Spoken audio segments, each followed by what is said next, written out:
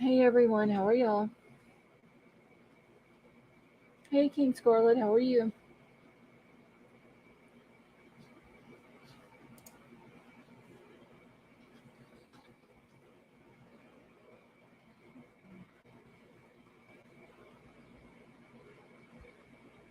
And Yorkie Mama, I just saw your other comment. Yes, ma'am, I am very cool now. I think I'm back to normal.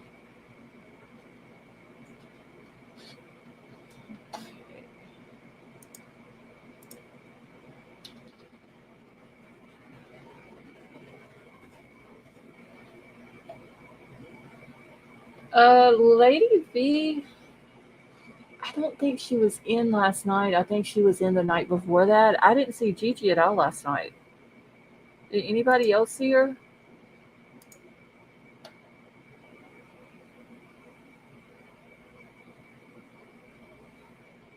Hey Heaven Stars, how are you?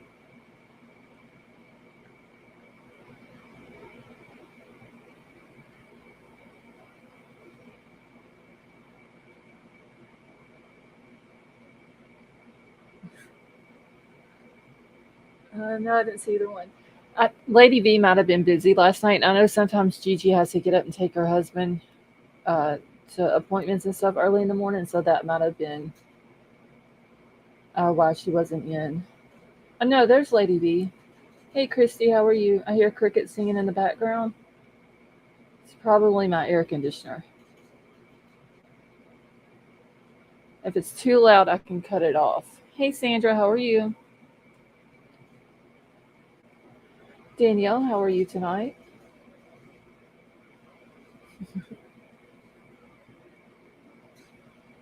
Hey, Brenna Gator, how are you? And Brenna Gator, you are very welcome. So, loaded hot, is it too loud?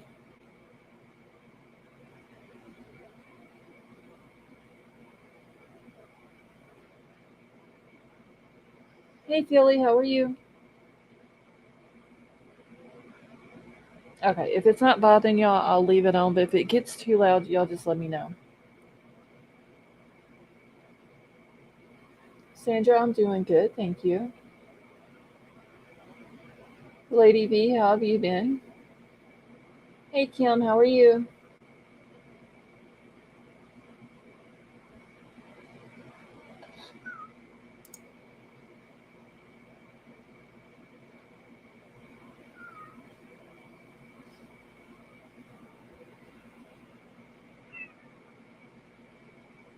Let me see if I can move my monitor a little bit and see if it'll block some of the sound from it. A mic can do that.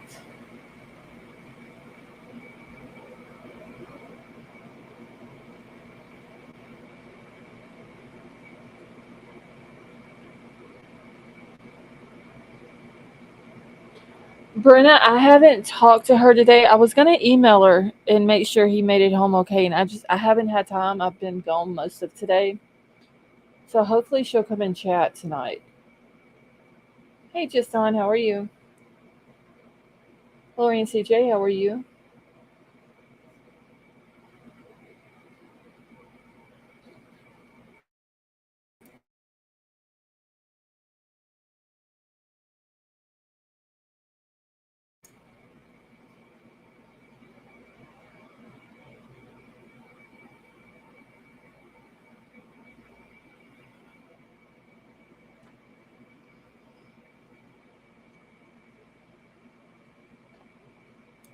Ted, I don't think she's seen it.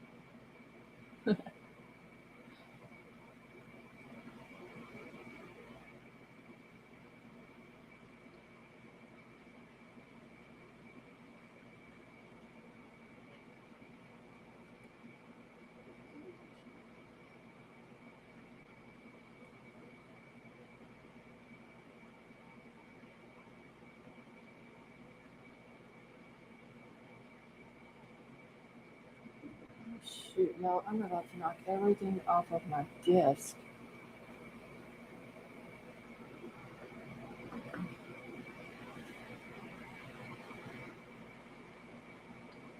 Thank you. Yes, Lori and CJ, I'm doing good, thank you. gosh, I have no room.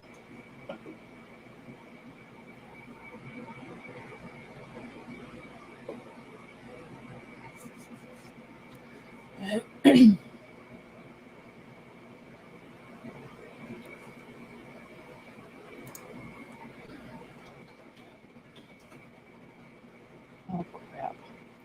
Hold on, y'all. I meant to put live. Hey Nina, how are you?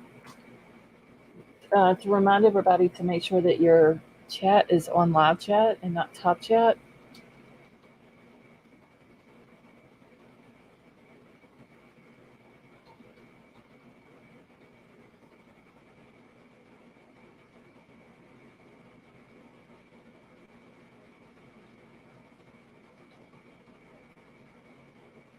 Nina, I'm doing good, thank you.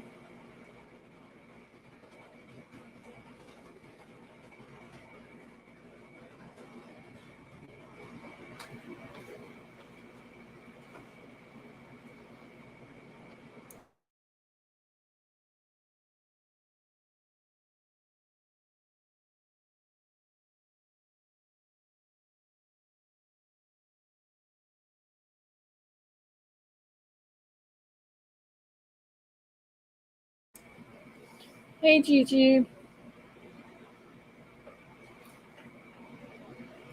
how are you tonight?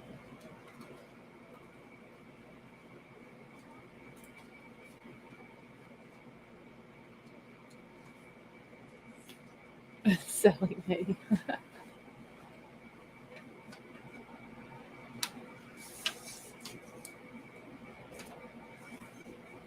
All right, so have y'all seen this? There was like, I think, 6 documents that dropped today.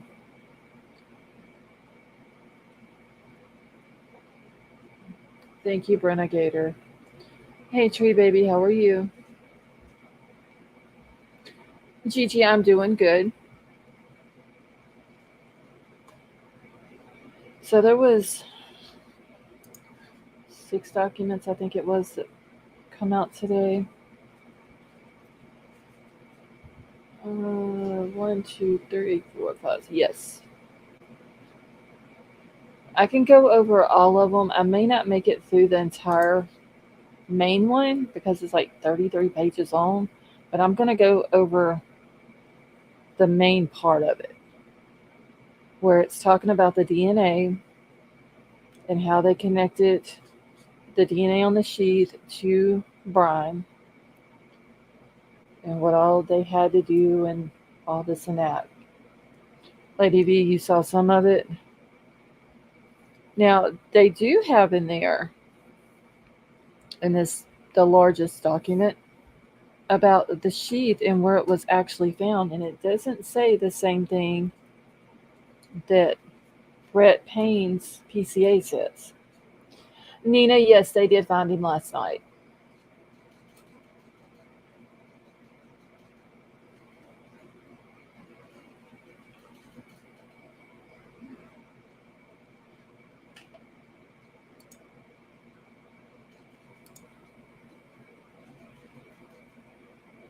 Give me just a second, y'all. Y'all can go ahead and boot Joseph Johnston.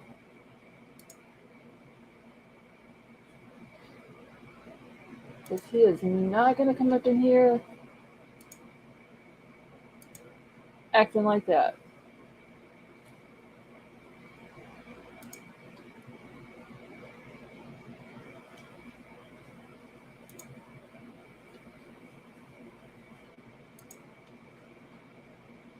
Okay. Good Lord, we ain't been live for 9 minutes. And the trolls, with nothing better to do, have to come in and act like they are 5 years old. Hey, Tonka, how are you?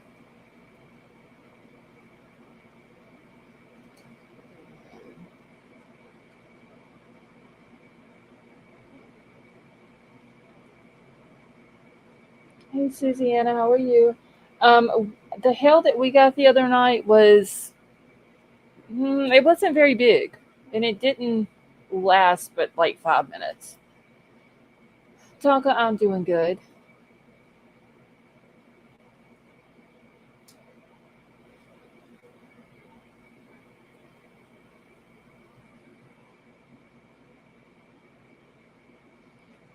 All right, so let me get this first one pulled up here. I'm gonna go over the smallest ones first. Hey, Dreamcatcher, how are you? Scott, how are you tonight?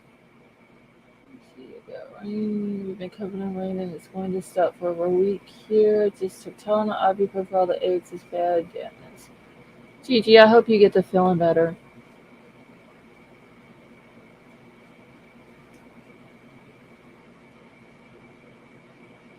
Tonight the radar has been wild on my end. It was supposed to storm last night here and it didn't. It all misses. It was supposed to storm this afternoon and it didn't. Which I'm kind of glad it didn't because the rain's fine, but I'm tired of the storms. Okay, exit off of this. Hey Freya, how are you? Dreamcatcher, yes ma'am, I'm doing good. All right, Freya, I'm about to go over them. There was 6 of them that was released. 5 of them are like super short, and I'm gonna go ahead and just get through them. And then the biggest one is like 33 pages. May not make it through the whole 33 pages because I am gonna open up the panel also. Anybody wants to come up and discuss all this, you're more than welcome to. And I'm gonna get through the main part. Hey Bonnie, how are you? Of this big document that was put out today. Gigi, I hope y'all are safe. Hopefully, it won't do too bad. Okay, so let's get this one started.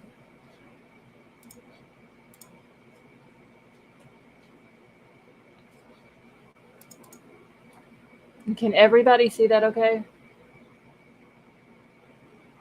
Mary, yes, I agree. It was. It has a lot of information in it. It explained a lot. Had some stuff in there that we didn't know about. Iris, how are you? What is the date for the large document? Hold on. Let's see. So it says it was done on the 16th, but let me go to the very bottom and see what day it was signed. Give me just 1 second.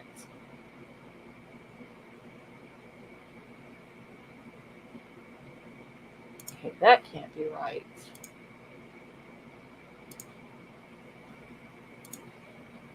I didn't even make it all the way through.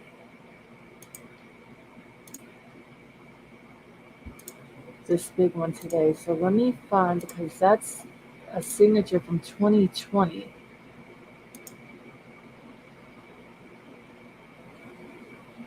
Okay, so it says June the 16th of 2023.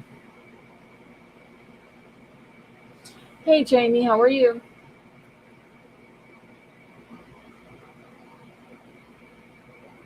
Hey Glowbug, how are you tonight?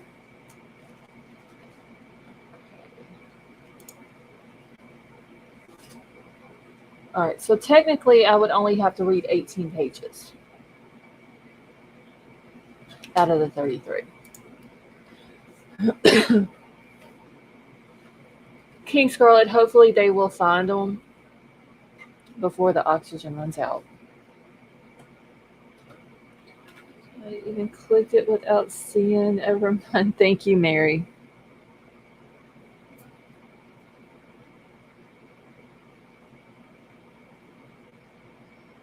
Is my air conditioner bothering anybody? Hey, Jessica, how are you?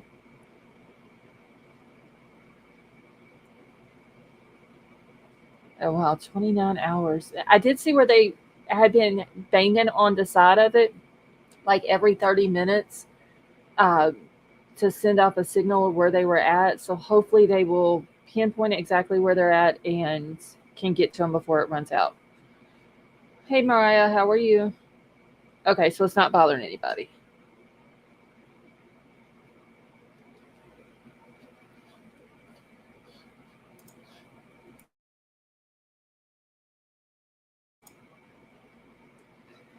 Okay. Yeah, I know, Jessica. I just want to make sure everybody can hear me okay. Okay, so this document here, it says it's the defendant's fourth supplemental request for discovery. And it says, please take notice that the undersigned pursuant to Rule 16 of the Idaho Criminal Rules of the 4th, 5th, 6th, 8th, and 14th Amendments to the Constitution of the United States and Article 1, 1, 2, 13, and 17 of the Constitution of the State of Idaho requests discovery and inspection of all material discoverable by the defendant per the ICR 16B 1 through 8 and the aforementioned constitutional provisions, including but not limited to the following information, evidence, and material outlined in the attached Exhibit C. And that was signed by Ann Taylor.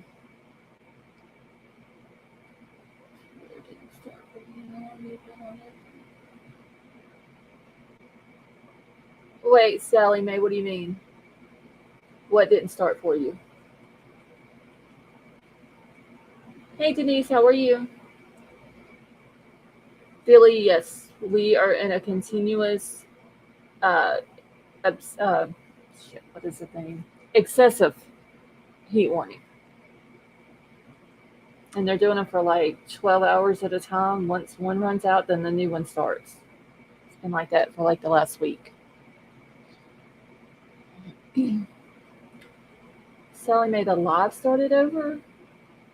It didn't start for me. How long? I've been live, Sally Mae, 17 minutes. It just now started for you?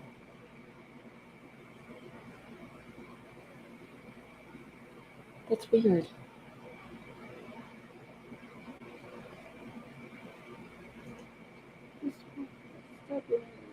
Say hey, you're such a sweet self. Thank you, Jessica. And I hope you've been doing good. It's been a while since I've seen you. Good Lord, y'all. I almost clicked off StreamYard again.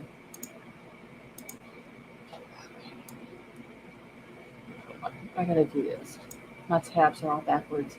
I had to click out and in. Are you caught up now, Sally Mae?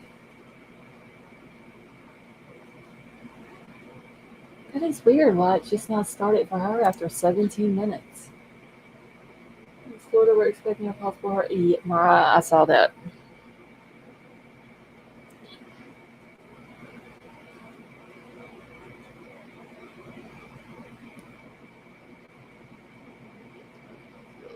Jessica, I understand that. I mean, there's been people that come in here that they've had to take breaks. Okay. Now there was another one. I'm just gonna go in order, but they have them listed here. That way I can keep up with them.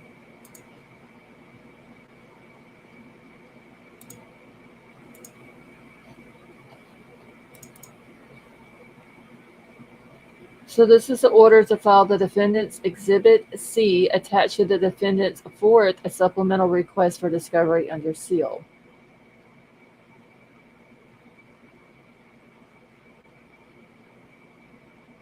So the court having before it the defendant's stipulated motion to file Exhibit C attached to the defendant's fourth supplemental request for discovery under seal, and good cause appearing, and now therefore it is hereby ordered that the defendant's Exhibit C attached to their fourth supplemental request for discovery shall be filed under seal pursuant to the ICAR 32I2 and D and E and IC 74-124 1B and C. That was also signed Friday on the 16th.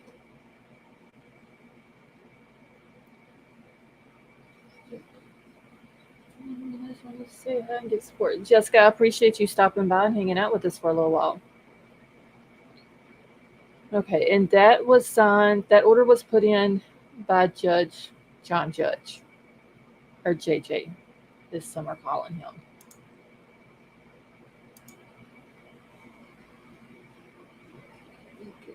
Okay, so the state's motion for a protective order, I'm going to do that one last. That's the big one.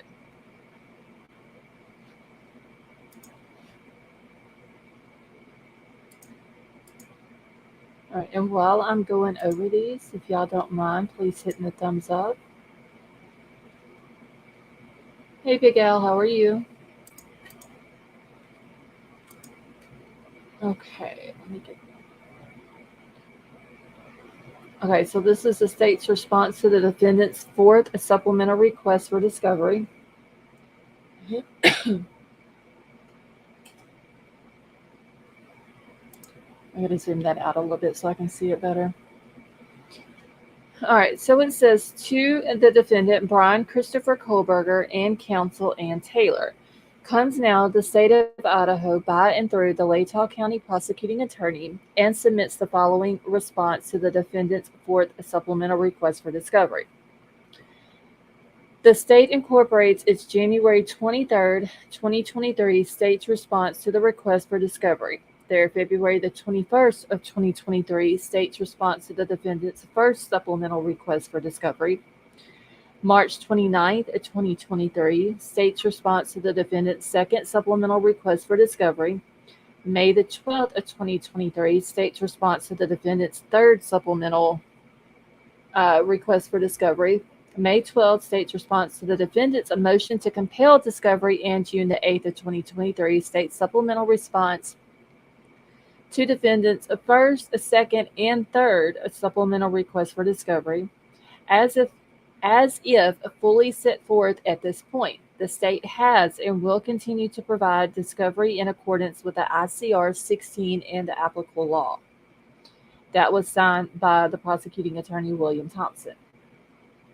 So he is letting them know that he has and will continue to provide the discovery.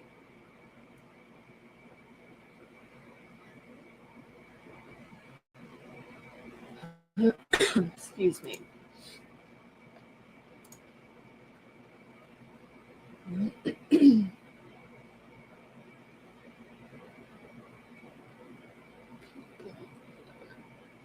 Kim, it seems just like a whole lot of games is what it seems like. Hey, Summer, how are you?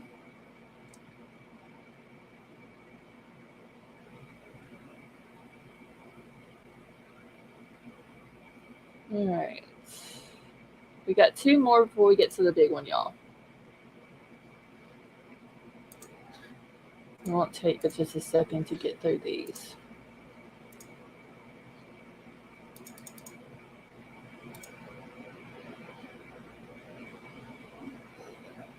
Summer, we're glad that you joined us tonight.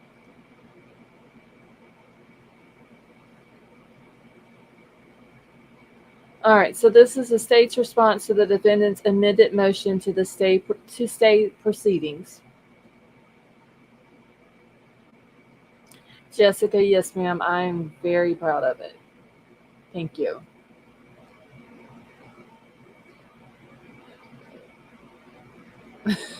Kim.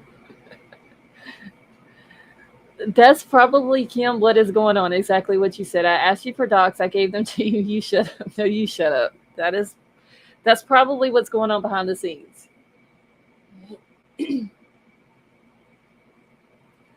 All right. So this is the state's response to the defendant's amended motion to stay proceedings. So comes now the state of Idaho by and through the Latah County prosecuting attorney in response to the defendant's amended motion to stay proceedings filed herein on June the 15th of 2023 by incorporating as if fully set forth at this point the state's initial objection to motion to stay proceedings, previously filed herein on June the 15th of 2023. Now, William Thompson signed this on June the 16th as well.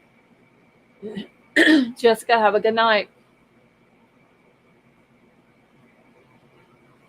And then expect the trial by October. Mariah, I don't understand how the trial is going to happen in October if Anne doesn't have all of the stuff that she's asking for. And the judge isn't making them give it to them. Hey, Linda, how are you? I just don't, she's not, as of right now, she's not prepared to go to trial in October. Hey, Treasure, how are you? Okay, and there's that's just saying who they were, who they had sent it to, and how it was sent and all that. And basically, it's that's like the last page of every document that they put out. Okay, let's see. We got one more small one, and then we're gonna move to the big one.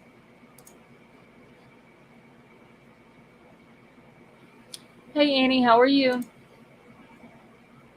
Isn't that the law? Makes no sense. Yeah, all right. It's the, I mean, anything that they have, they're supposed to send it over to her. Brian has a right to it. They know this. Why not just give it to them? And it's so everything they can build their case or whatever they're going to do with it, go through it and all that, and let's move forward.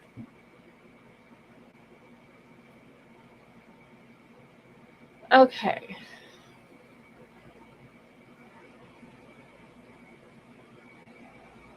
There's a hearing on 6/27 set on calendar on 6/5. Yeah, 6/27. I want to say there's like I don't remember exactly how many hearings is going on that day, but there's a lot of different stuff that they're supposed to be discussing on the 27th, which is just next a week from today, actually.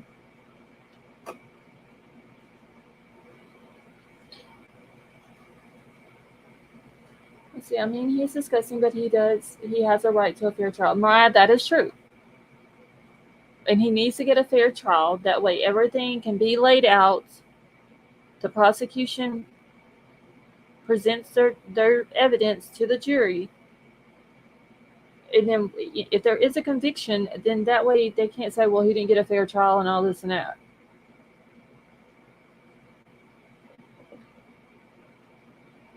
Gigi, pass some of those Cheetos over to me, please.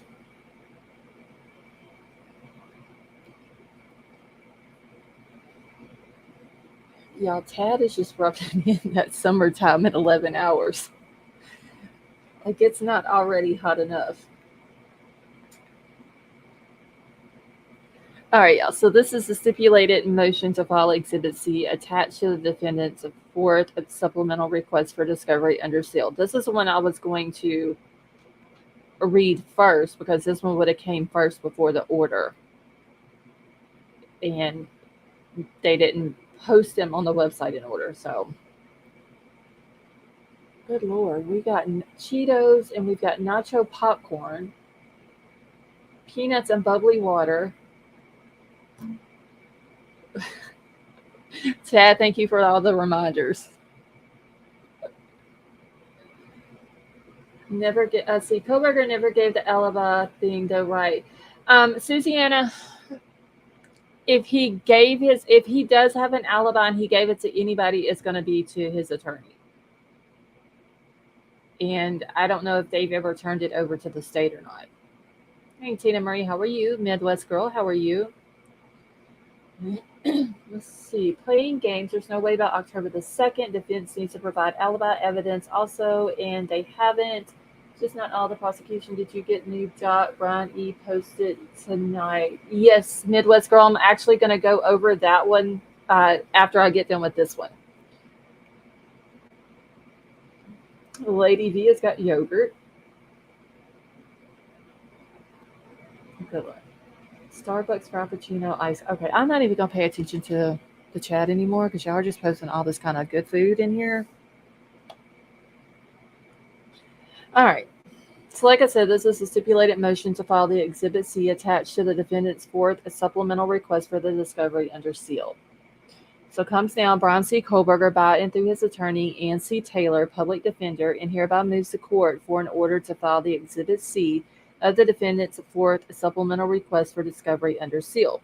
This motion is made pursuant to ICAR 32I2D and E and IC 74-124, 1B and C, because 1, the documents contain facts or statements that might threaten or endanger the life or safety of individuals, and 2, it is necessary to preserve the right to a fair trial, and 3, disclosure would constitute an unwarranted invasion of personal privacy.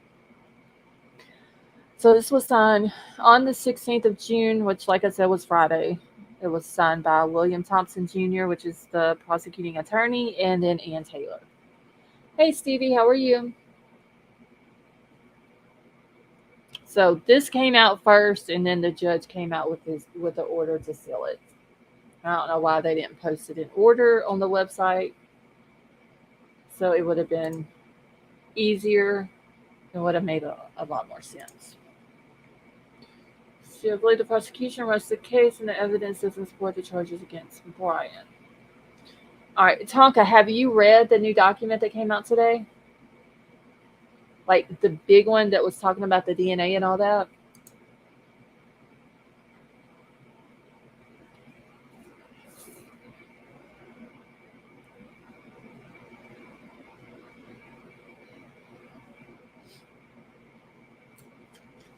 See, I've only heard about it. Okay. I wanted my name. It's my daughter that, but never had a girl. Okay, let me get this all pulled up. So this is the big one. I said it's 33 pages, but I only have to read like the first 18. Because the other pages are, it has to do with other cases that they used um, for examples when they were discussing the whole DNA stuff and all that. H Town, how are you?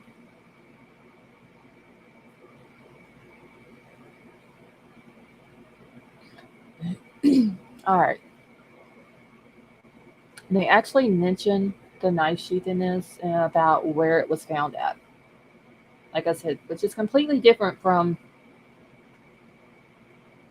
where Brett Payne said that it was at.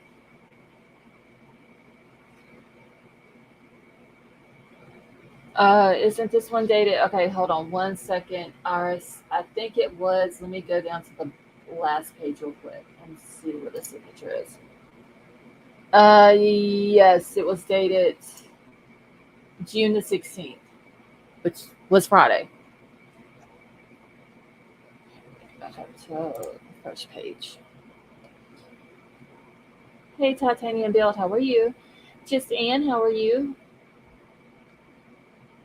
Or on another channel, the FBI arrested the police chief. Anyone else hear that, or is it bullshit? Mariah, you mean like police chief Fry? I haven't heard that.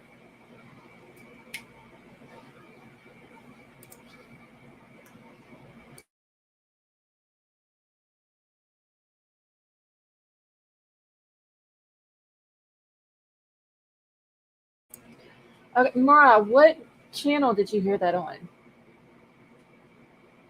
Yes, Denise, this is the big one that was released today, talking about the DNA and all that.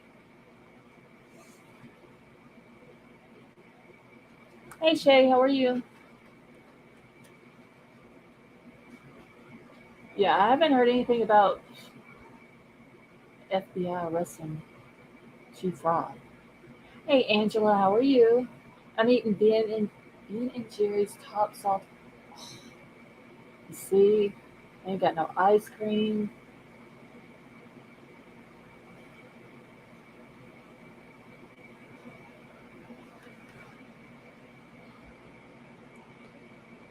New great granddaughter, oh, 3 pounds, 14 ounces was 31-week preemie. Just Ann, is she doing okay?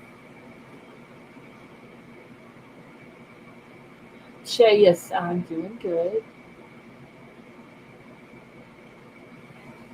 Yeah, Titanium Build, I'm only going through like the first 18 pages of this. Because I didn't even make it, I think I got to like page 13 today.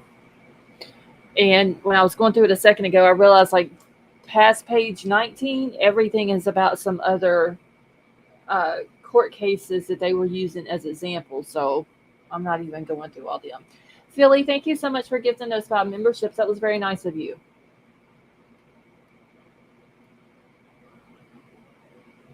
Hey, Alley Cats, how are you?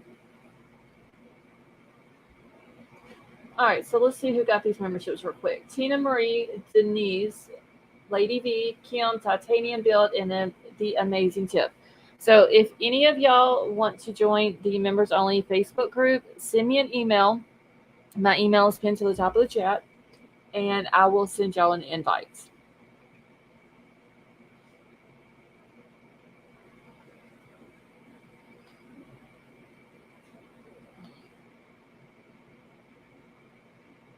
Okay, wait, let me find just Anne's thing. Did she say how the baby was doing? Oh, shoot. Hold on, y'all.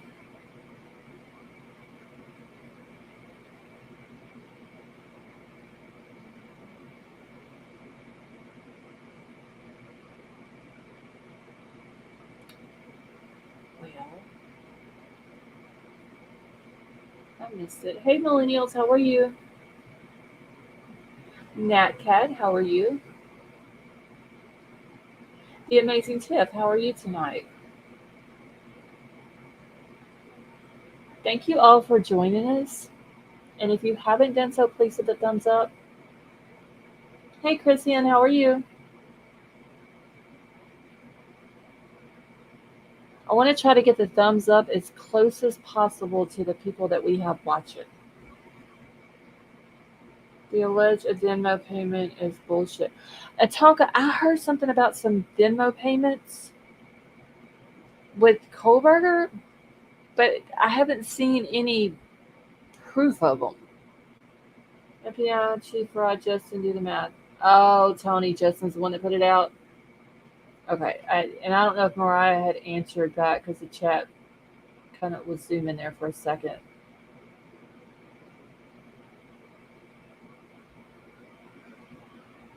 Well, did you see GLR say something about a secret Venmo payment between Bryan and Natty?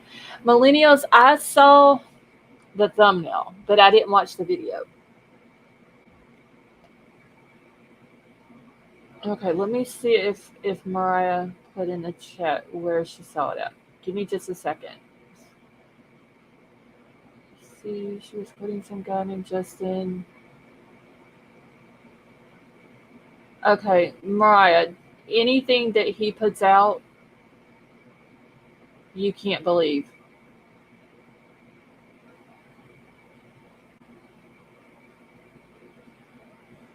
Whenever Justin's messages in the MJs and Mariah was with us. Okay, yeah, you can't. You have to take what he says with a grain of salt.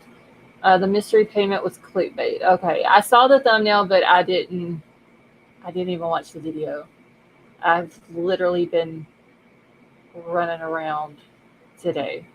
I haven't had time to do anything. Mariah, yes, he is. Um, he comes out with a lot of outlandish accusations. Millennials, do you remember Twitter Justin that we talked about like a long time ago? I don't remember if you were in here when we were talking about him, but he's someone that said a lot of disrespectful stuff about Dylan. Hey, Rich, how are you?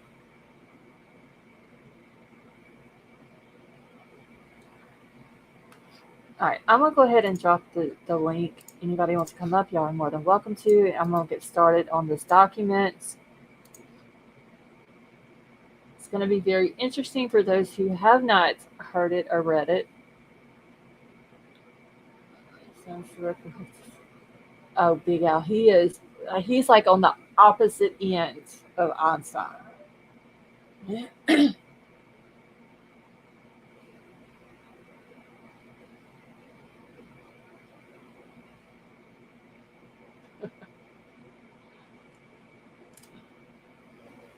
All right, Lady V, you gonna leave your camera on, Lady V? You see, I remember Justin, and he said a lot. Yes, Denise, he did a while back. He said a lot about Chief Rock. Okay, I don't know if Lady V wants to leave her camera on or not. I'm gonna give her a second to see. Just a comment. Huh? He actually claimed to be a blood relative of Einstein. The guy is so far. Well, that person. I don't know what to say without getting in trouble, but that person is batshit crazy. I couldn't listen anymore of them talking about the comments today. No offense against the creators that were talking about it, but that guy is nuts. Oh my god, you're gonna get me. You're gonna get me laughing. I'm gonna get to coughing. Well, I thought of a new theme song for Justin. Oh Lord. Oh, He's been living most his lives living in a hoarder's paradise. Oh no, they're always like that. That's Weird Al. Weird Al. Weird Al. Seriously, the guy is nuts. mhm. We got to stop giving him attention. We got to come up with like a code word for him. Weird Al. I'll come up with a nickname for it. Just give me a Something. second. Yeah, hey, he doesn't deserve being called. Hey, could I say something real quick? Yeah, go ahead. Number one, thank you, Philly, for the membership. I was so confused because I already am a member, and I'm like, how did I get a membership when I'm already a member? And then I remembered that I have you on 2 different of my YouTubes. Uh-huh. So I can give you double the time and double the thumbs up. So thank you for the membership. But yeah, I was just like, what? Well, I saw your name, and I didn't know if anybody would realize that it was you under that name. So whenever I got to it, I was like, "Oh, just Lady D." Yeah, well, you're gonna see me on one or the other, maybe both in one night. Who knows? But yeah, that, and then oh shoot, I'll have to think of the other thing. I forgot it. Okay, never mind. But thank you for having me up. Oh yeah, I was Oh, you're going to tell welcome. you. We've been having a lot of storms and things here too, Uh-huh. and with my health issue, I mean, I was like, I've been in a lot of pain. So like, I just went to bed and crashed for like 15 hours. Oh wow.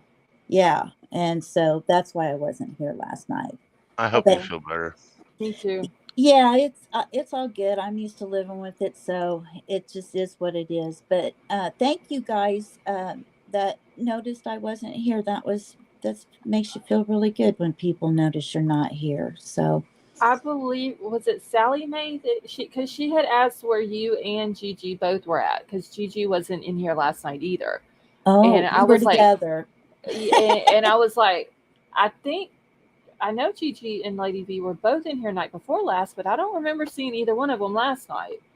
Yeah, no, I my body, it reaches a point I have no choice. It just shuts down. I can't Right. function. So Well, hopefully you'll get to feeling better. yeah, well, thank you. And I hate to say something like that because it sounds so like, whiny or whatever, but I wanted to explain why I wasn't here. That's no problem. I need to send But I this. missed you guys. And I feel like I haven't talked to you in like forever. I know it's have you haven't been up since I've been back No, since I my haven't. power and all that. Hey Ray, Yeah, how are because you? I was working on some nails the other night, or not last night, the night before last. I was working on some nails, so I couldn't get on panel. But yeah, but I haven't talked to you. In YouTube, like 4 or 5 days feels like a year. Right. So I mean, because I was only gone for 3 nights, and I came back, and it's like there's these new documents that's dropped, and people are coming out with all this different stuff, and it just seems like I missed like a whole month's worth of yeah, stuff. yeah, exactly. So anyway, that's where I was, guys. Okay, well, hopefully you get to feeling better soon. Thank you. Let's see if we should- Oh, Okay, Rich, we'll hey, keep you in your prayer. Keep you in our prayers. Charlotte, Uh huh. Gigi said she was the same way. Her stomach's really bad from stress, and Oh, you get to feeling better, sweetheart. Gigi, I hope you get to feeling better. And I thought maybe Gigi just had to take her husband, to like an early appointment or something, and that's why she wasn't in here. Yeah. Hey, I Mountain Mama, how are you? Oh wait, let's see. I'm hoping this is over that Kaylee's father sues Justin for defamation of character after the crap that he is spewing now. Yes. Now, I That had would be good. I haven't heard what he was saying, but was it Melissa Jade last night in chat was telling me some of the comments that she had read, and that is just It was so far off the wall. It was too much. I can hang with just about anything, but I actually had to close out. oh wow, I couldn't do it anymore. It was just too much. yeah, I understand why she's doing it because she's calling him out, but I mean, we're still when right. you give someone like that the attention that they're craving. I mean, I guarantee you he was in that chat. He was watching that live. He was getting the attention that he wanted Oh, for sure. Which chat on Melissa's can you today. say? Oh, I'm on gonna have to go Melissa. back and watch her live from today. Oh, Then she was fit to be tied. I'm gonna have to go back and watch it. Oh, it I was saw. F-bomb after F-bomb. It was actually, I mean, it was good except for the content part of it with Yeah. I him. was in there for a little bit today, but got preoccupied, so I missed a lot of it. The comments with him claiming that he's a direct relative of Einstein, I just like click Oh my X god. out Oh, by good Lord, what an nope, idiot! done. Not even entertaining that for a second.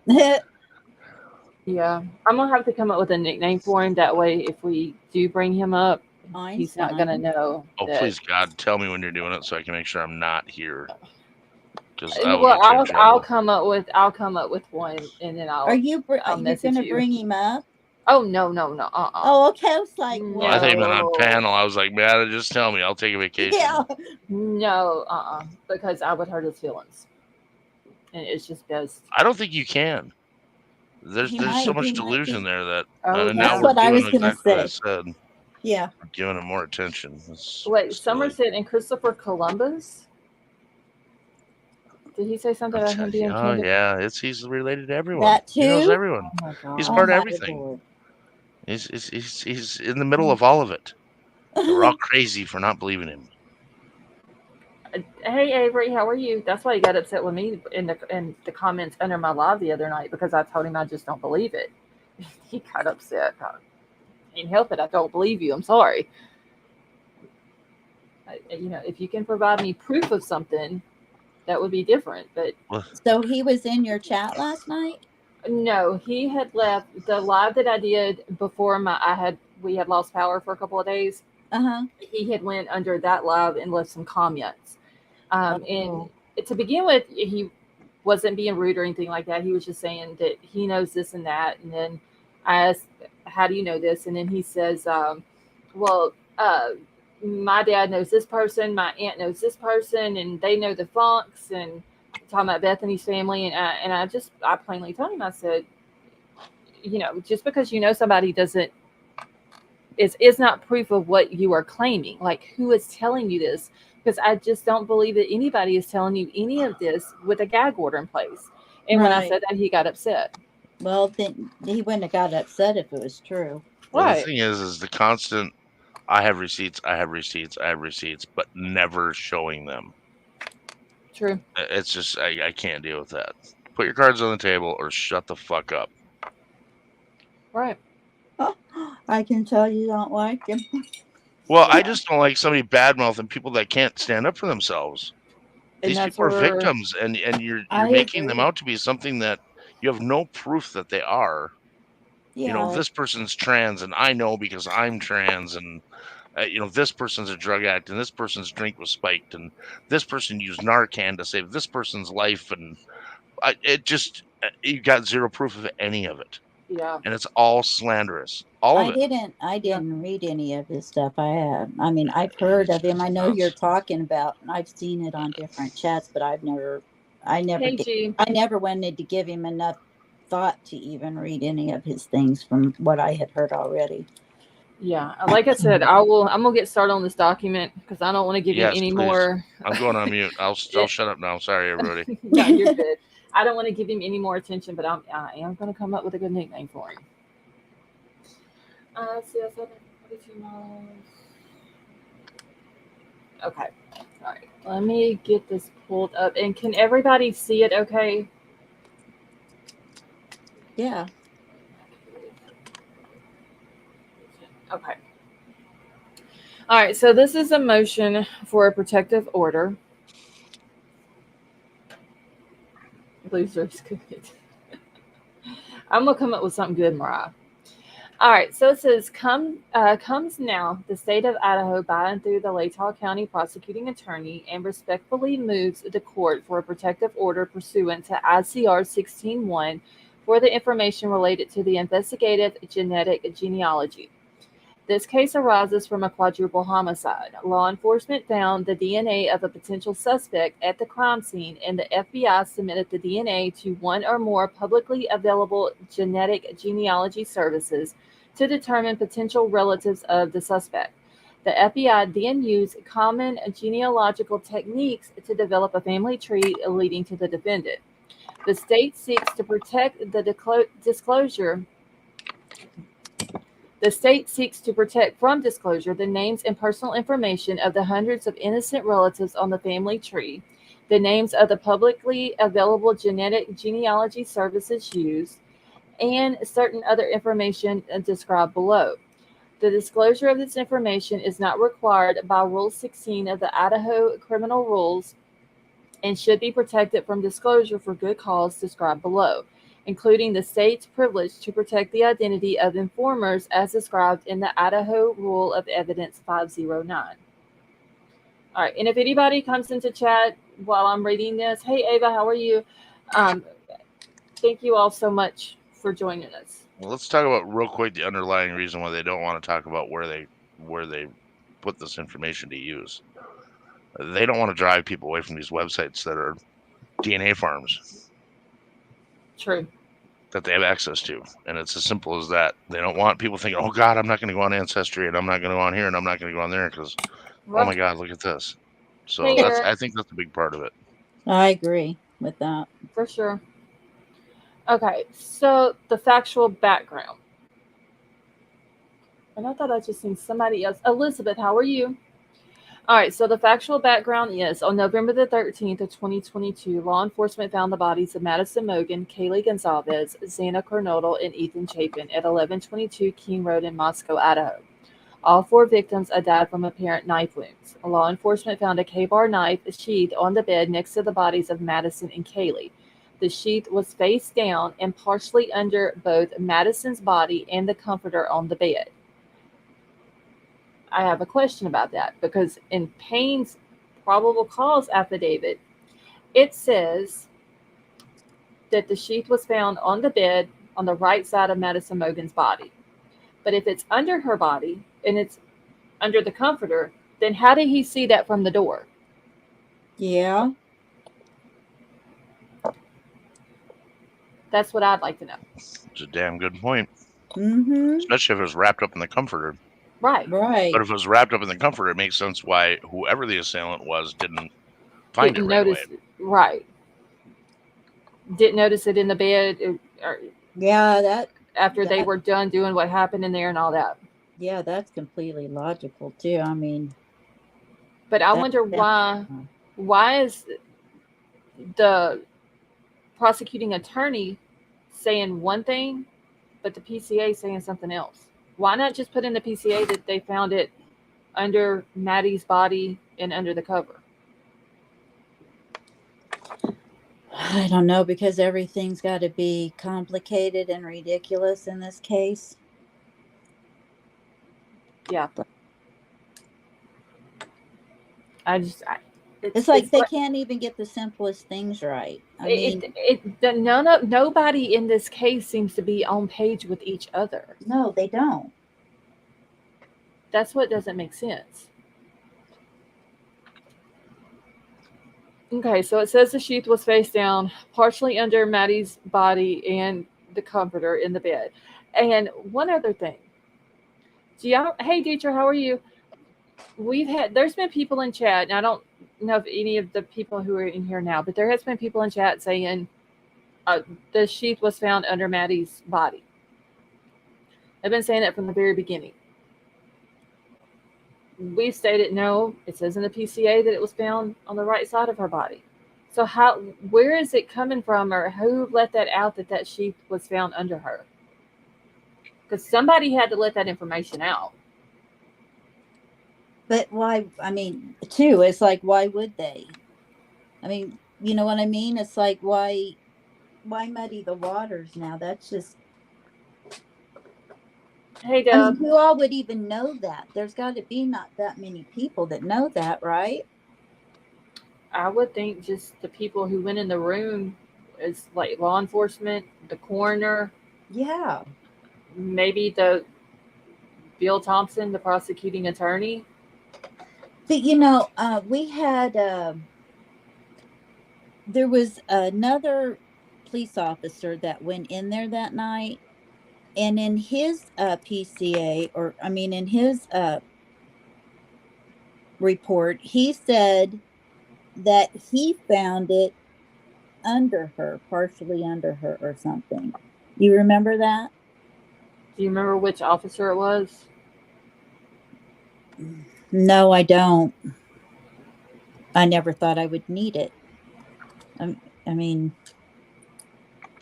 I'll have to go back tonight and see if I can yeah, I mean, find anything. I could be wrong. I could be wrong, but it seems to me like there was another one that reported that, he had found it, because we had a question at the time of, well, I thought Fry had already found it by then. I don't remember ever hearing about it being wrapped up in a blanket. Well, no, it wasn't I don't remember that either. I'm just saying that it was or like, under her body. yeah, I thought it said maybe partially like under her body somewhere, but God knows, I visit so many chat rooms too sometimes.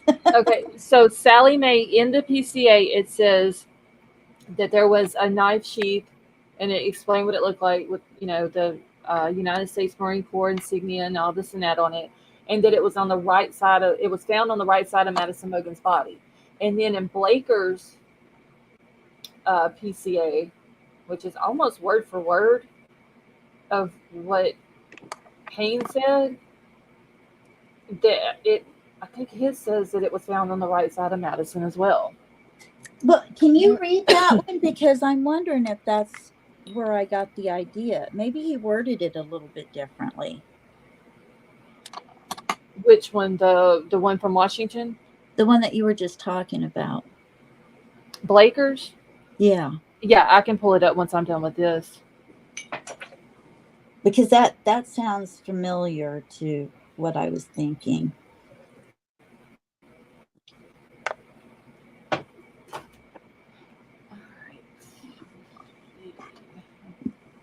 I gotta find where I left off now. Okay, I'm sorry. No, you're good. So it says law enforcement seized the K-bar knife sheath pursuant to a search warrant. The Idaho State Police Lab in Meridian, Idaho, located DNA on the K-bar knife sheath. The ISP laboratory determined that the DNA came from a single source and that source was male.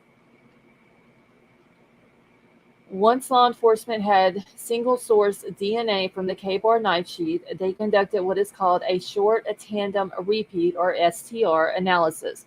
STR DNA analysis involves looking at 20 regions within human DNA and allows law enforcement to make a direct comparison between two STR DNA profiles. Law enforcement submitted the STR DNA profile obtained from the K-bar knife sheath to the Combined DNA Index System, or CODIS, a database of STR DNA profiles from convicted offenders, arrestees, and crime scene evidence to identify the source of the DNA, and no match was found. Unable to find a match using the STR DNA analysis, law enforcement decided to use investigative genetic genealogy to find a lead. So genetic genealogy allows individuals to trace their lineage or connect with unknown family members using DNA. Typically, it involves sending a DNA sample, such as a tube of saliva, to a genetic genealogy service like Ancestry.com or 23andMe. The genetic genealogy service then creates a single nucleotide polymorphism, or SNP, profile to use for genealogical purposes. An SPN profile is different than an STR DNA profile and is used more often in genealogical purposes. All right, and I hear something like background noise. I'm on mute. Let me see if I can mute myself here. Okay. Okay, so the genetic genealogy service then uses an algorithm to compare the user's SPN profile to SPN profiles submitted to the genetic genealogy service by other users to determine ancestry and potential relatives. The genetic genealogy services shares with the user a list of potential relatives and, depending on the specific genetic genealogy service, personally identifying information on those individuals like their name, email address, the amount of DNA that the user shares with the potential relatives. The user does not receive any genetic information pertaining to other database users. For example, users' DNA profiles are not shared with each other.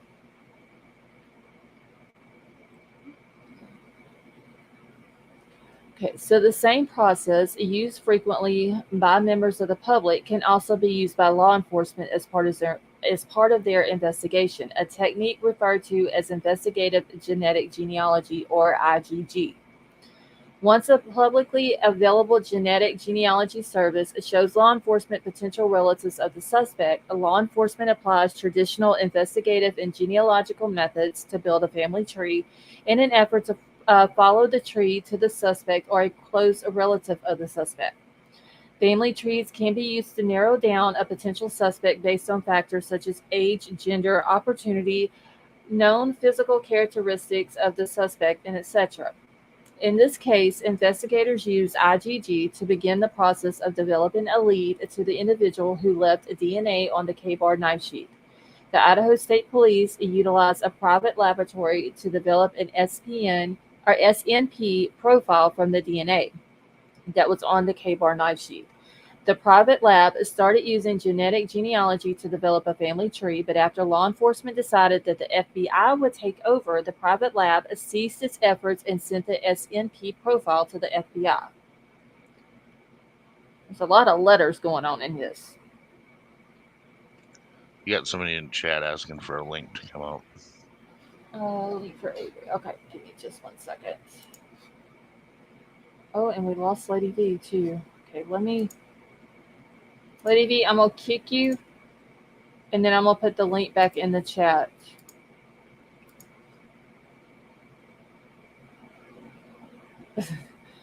Alley Cat, I saw that. All right, I'll let them come back up, and then I'll go back to reading it. I have real questions about this whole them having access to these private sites with piles of DNA. Yeah. Hey guys. Hey Avery, how are you? I'm Hi, good. Avery. How are you? Doing good. Hi, Big Al and Lady B. Hey, Avery. Hello. Welcome. I like your hair. Oh, thank you. But so I just came up just like for a brief minute. I can't stay up because I actually have some other stuff in my hair right now. Okay. But so I don't know if I can say another channel name on your panel. But as long as you're not bashing the channel, yeah, you can. Oh, okay.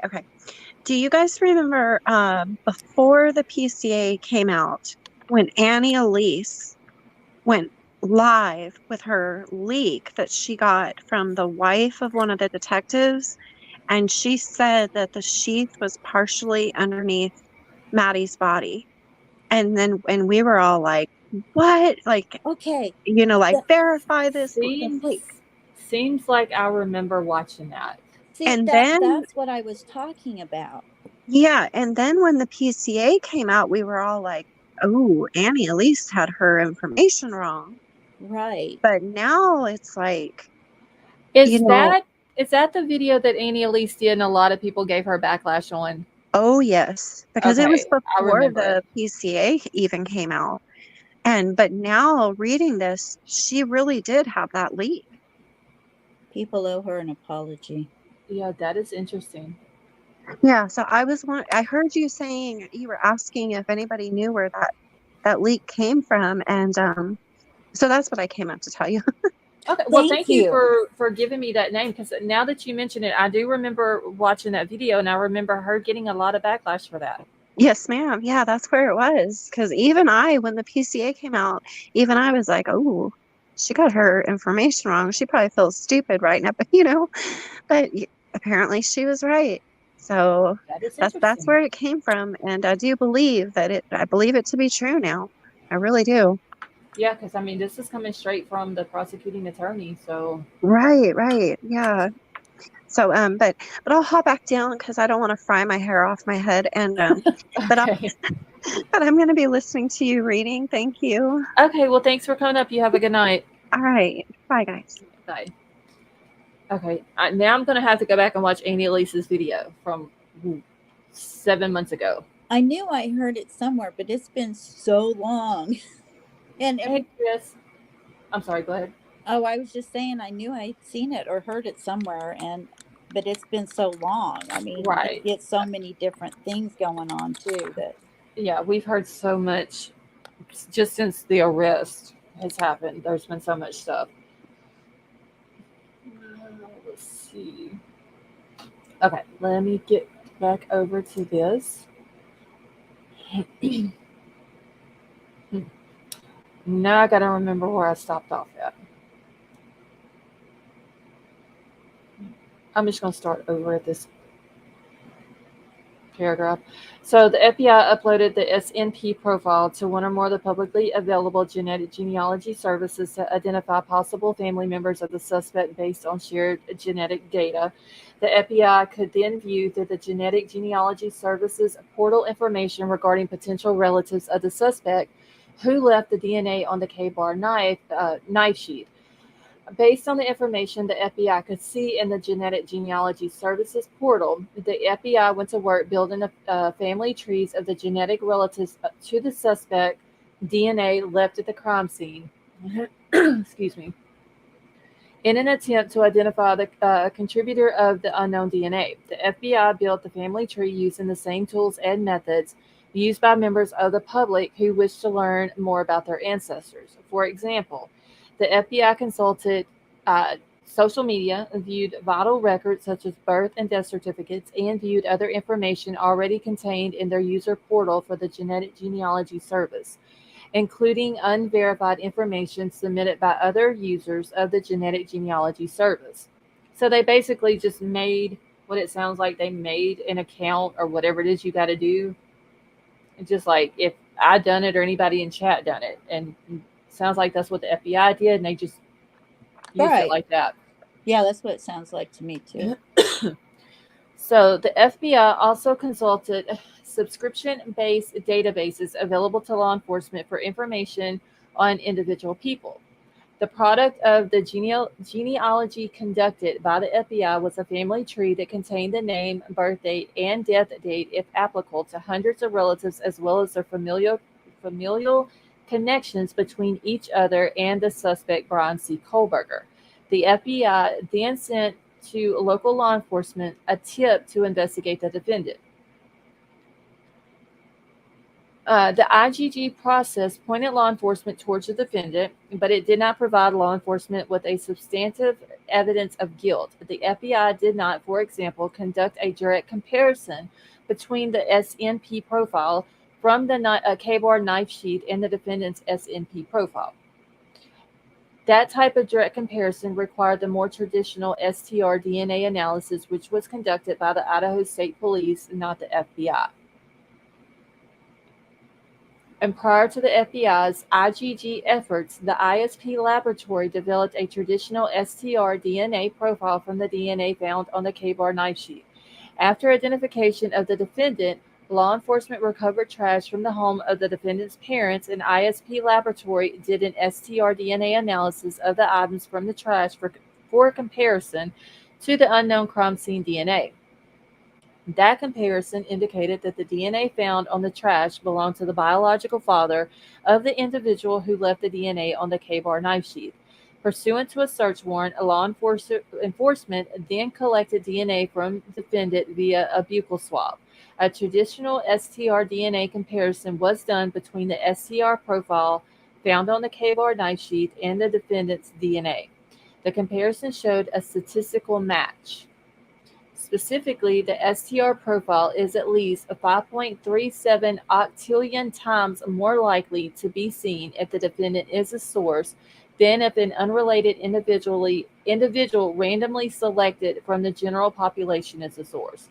The genealogy conducted by the FBI resulted in a lead that pointed law enforcement to the defendant, but it did not result in the creation of many documents or records.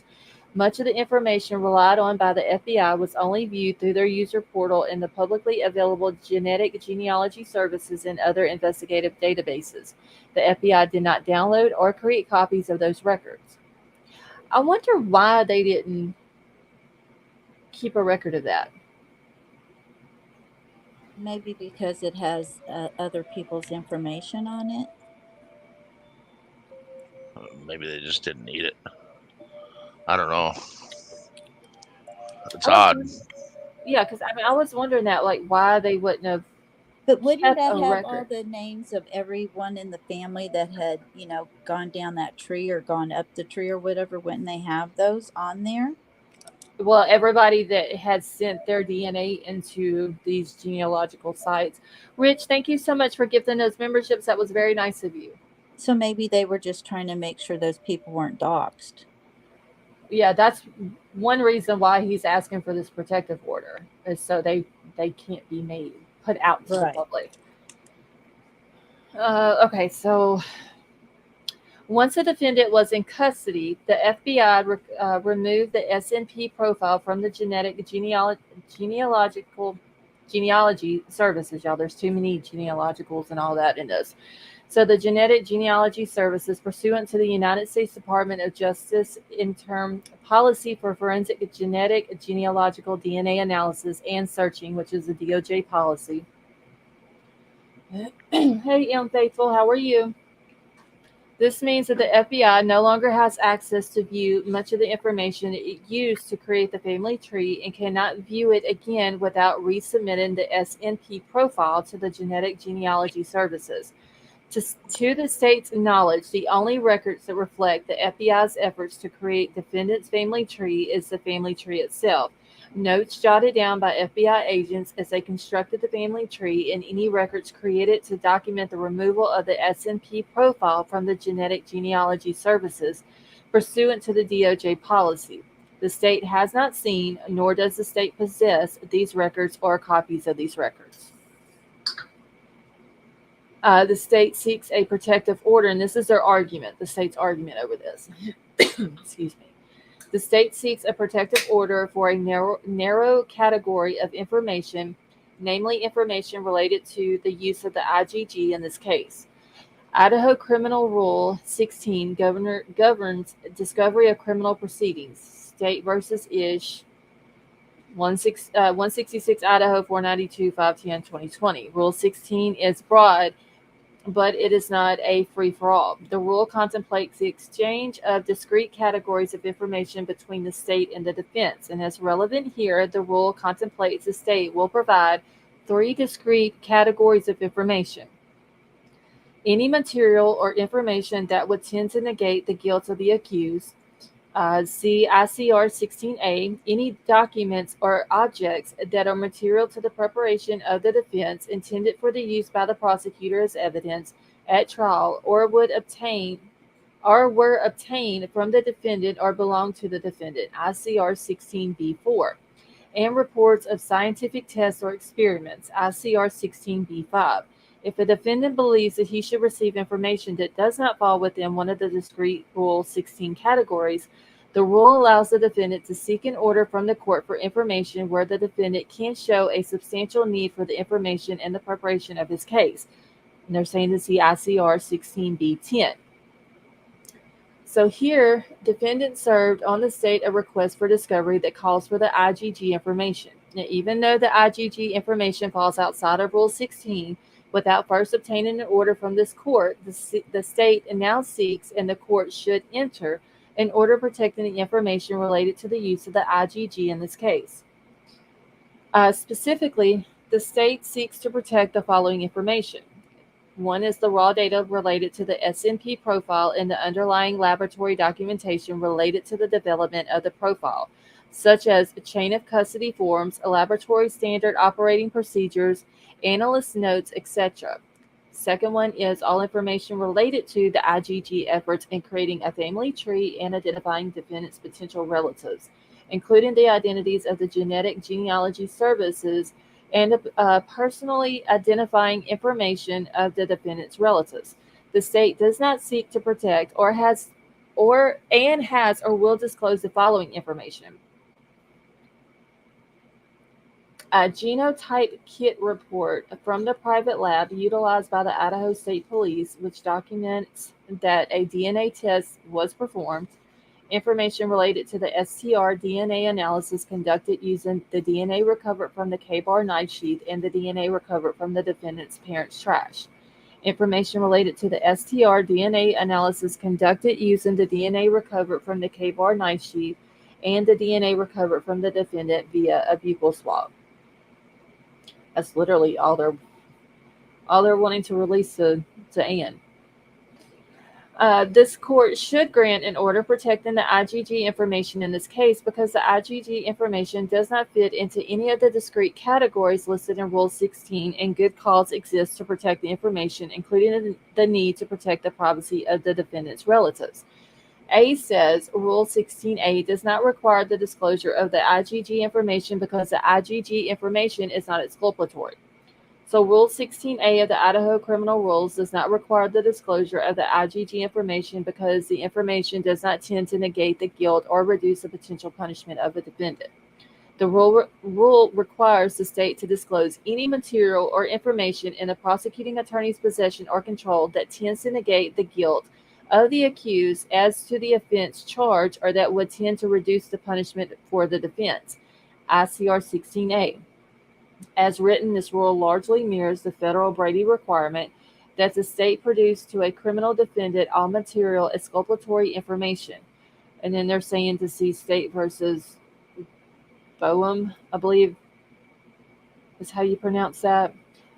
So it says, but Rule 16A and Brady are limited to exculpatory information. They do not require the prosecutor to make a complete and detailed accounting to the defense of all police investigatory work on a case. They're quoting another case that they're using as an example here. While the question of whether IGG information must be disclosed as exculpatory is one of the first impressions in Idaho, courts outside of Idaho have correctly decided that IGG information need not be disclosed as exculpatory. And they're saying that in that example they're using in the matter of the Michael Green case, and they've attached an exhibit to that. So in Green, a law enforcement used DNA recovered from the victim's nightgown to identify the defendant as a possible suspect. Then, hold on. All right, so then they surreptitiously recovered items from the defendant's garbage that contained DNA and found through STR DNA testing that the DNA in the defendant's garbage matched the DNA found on the victim's nightgown. So Idaho at 2-3, a saliva testing confirmed that the defendant's DNA matched the DNA on the victim's nightgown. The defendant moved to compel the disclosure of the IGG information. After an in-camera hearing, the court denied the motion, and the court explained that the evidence that is material to the defendant's guilt or innocence is the testing that followed the IGG investigation, which directly compared a fresh swab of the defendant's DNA with the defendant profile collected from the victim's nightgown. It is only this evidence that the people intend to present at trial. The people are not obligated to provide its preliminary search of the genealogy databases for possible matches, which is investigatory in nature and is not exculpatory or material to the defendant's defense. Hey, Wondra, how are you?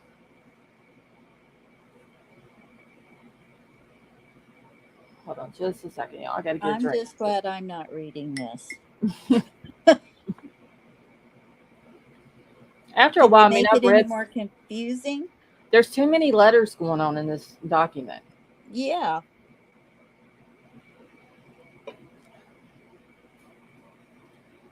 Okay, so Tonka says, according to the law, everything collected due to an error is considered non-viable evidence. It nullifies everything collected after the fact. But what's the actual error? I don't know.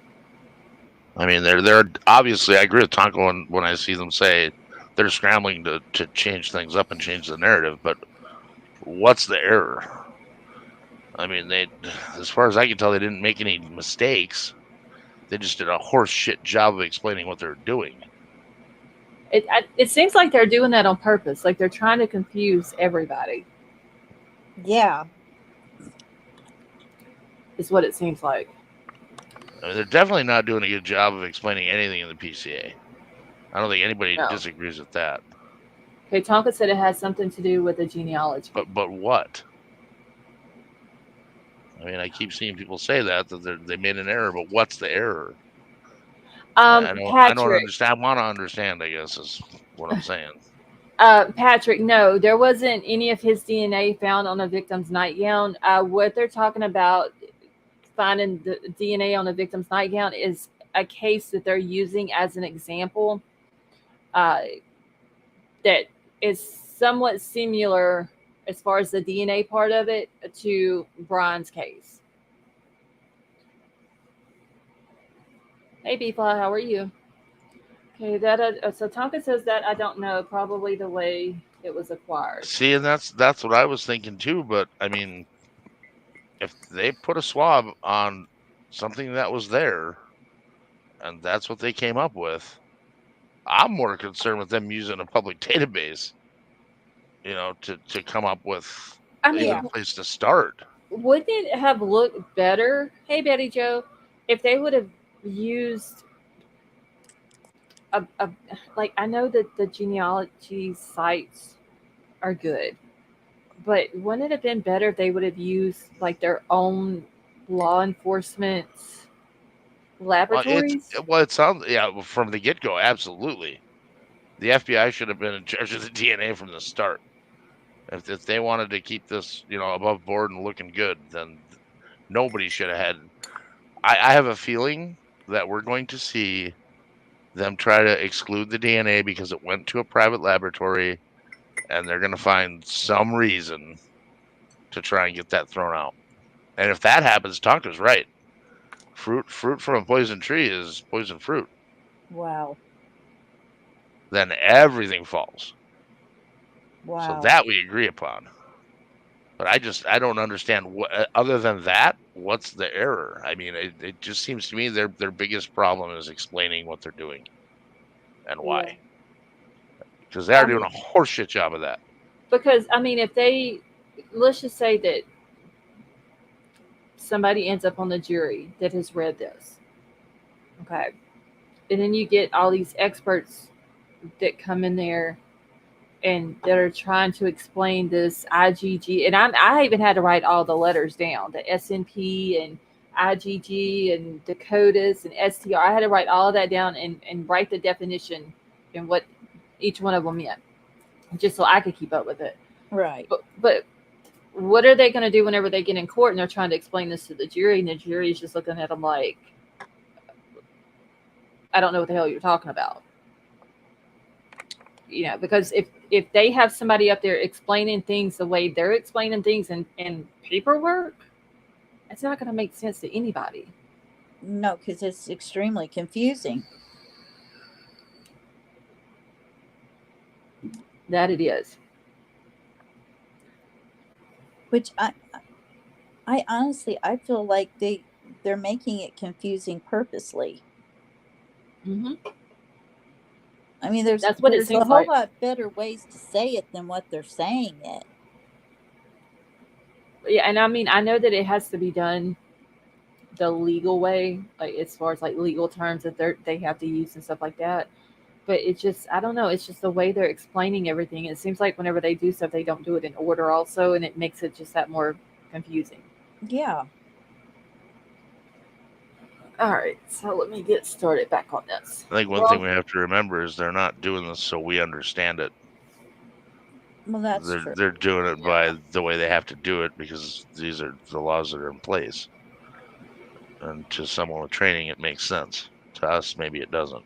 Right. Just I a agree. thought. Yeah, I agree with that. Okay. All right. Give me just 1 second. Oh, shit. Hold on.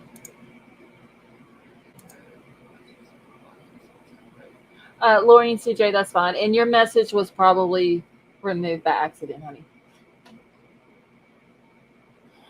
Okay. King Scarlet says it's not confusing to me. King Scarlet, me and you need to have a conversation on Twitter. That's what we need to do. Okay. So, as this case illustrates, the state is not required to disclose the IGG information under Rule 16A because the IGG information that the state seeks to protect is not favorable to the defendant on the issues of guilt or punishment. The information provided to local law enforcement by the FBI was nothing more than a tip, a lead for local law enforcement to follow up on. So they chose to. The genealogical tip did not prove or substantiate the defendant's guilt. Rather, the tip allowed local law enforcement to focus their investigation on the defendant and obtain independent material evidence of his guilt, all of which the state has disclosed or will disclose. Specifically, with respect to the DNA, an STR DNA analysis found the defendant's DNA matched the DNA collected from the K-bar knife sheath. To the extent that the IGG information has any relevance, the fact that it led law enforcement to the defendant means that it is inculpatory rather than exculpatory in nature. Thus, Rule 16A does not require the disclosure of the IGG information because it is not relevant to and certainly not favorable to the defendant on the issues of guilt or punishment. So B says Rule 16B-4 does not require the disclosure of the IGG information because the IGG information does not satisfy any of the required criteria. So the nature of the IGG information is such that its disclosure is not required under Rule 16B-4. That rule requires the disclosure of books, papers, documents, photographs, tangible objects, and buildings or places only when they, 1, are material to the preparation of the defense, 2, are intended for use by the prosecutor as evidence at trial, or number 3, were obtained from the defendant or belong to the defendant. ICR 16B4. The IGG information does not satisfy any of these criteria. First, the IGG information is not material to the preparation of the defense. Defendant is charged with killing 4 people, not with being related to a particular person. The mere fact that uploading the completed SNP profile into a publicly available genetic genealogy service led law enforcement to the relatives of the defendant does not affect the strength of the evidence against him. The strength of the evidence against the defendant in terms of DNA evidence depends upon the confirmatory results from the STR DNA analysis between the defendant's DNA profile and the DNA recovered from the K-bar knife sheath. As explained further below, the state intends to introduce the STR DNA analysis at trial and does not intend to enter any evidence pertaining to the development of the SNP profile or the tree building process for inculpatory purposes. The state has disclosed or will disclose the information it has related to the STR DNA analysis conducted in connection with the case. The immorality of the IGG information to the preparation of the defense is perhaps best understood by the way of analogy. The tip that came from the IGG process is no different than any other types of technology or hits that put law enforcement on the trail of the suspect. And they are adding another example case, United States versus Johnson. For example, in Johnson, law enforcement recovered a suspect's DNA from a ball cap left at the scene of a bank robbery. One law enforcement ran the DNA profile through CODIS, which resulted in multiple hits, including the defendant. A scientist narrowed down the hits to the defendant, and law enforcement confirmed that it was the defendant's DNA after acquiring a buccal swab from the defendant. The defendant moved to compel the other CODIS hits from the government, but the court denied his motion. The court explained that the DNA evidence material to the defense was a direct comparison between the DNA on the hat and the DNA taken directly from the defendant. The fact that the defendant was first identified as a possible suspect based on the database search simply does not matter. So here, the IgG information, like the initial CODIS hits in Johnson, is not material to the preparation of the defense because it only shows how the defendant was first identified as a possible suspect. Hey, So Riddler, there's how our are you? answer. What There's was our that? answer to that whole. There's our answer to that whole thing. They just said it right in there. Hold on, let me scroll back The up. way they got to him doesn't matter. They got to him. Right, because it's hold on, it's investigatory. What is the name of it? Hold on, I wrote it down. What it's called? Yeah, I've got like 6 pages of notes just from this document today. Hey, Callie Dom, how are you? Inculpatory, not exculpatory. Huh? Inculpatory evidence, not exculpatory. Oh no, I'm talking about the preliminary investigatory evidence. I believe is how it was said. Okay. It was like the preliminary part of being before they come to the conclusion of who the suspect was. I think that's what it's called. I've got it wrote down somewhere, but like I said, I've got like 6 pages front and back of notes. Jesus. Because it was like a huge document, and I was trying Yeah. to write down like all these letters and what they meant. And I would have been doing the same thing. I'm a copious note taker. I mean, need to be. that's the only way I can keep up with stuff. If I Yeah. write it down, I know that I wrote it down somewhere. It just may take me a few minutes to find it. Right. But it's Yeah, I'm the same way. I overload myself with notes. that's why I have like notebooks. I'm playing notebooks. Yeah. Stuff. But it's preliminary investigatory evidence, meaning it just is the investigation of it, what led up to that person.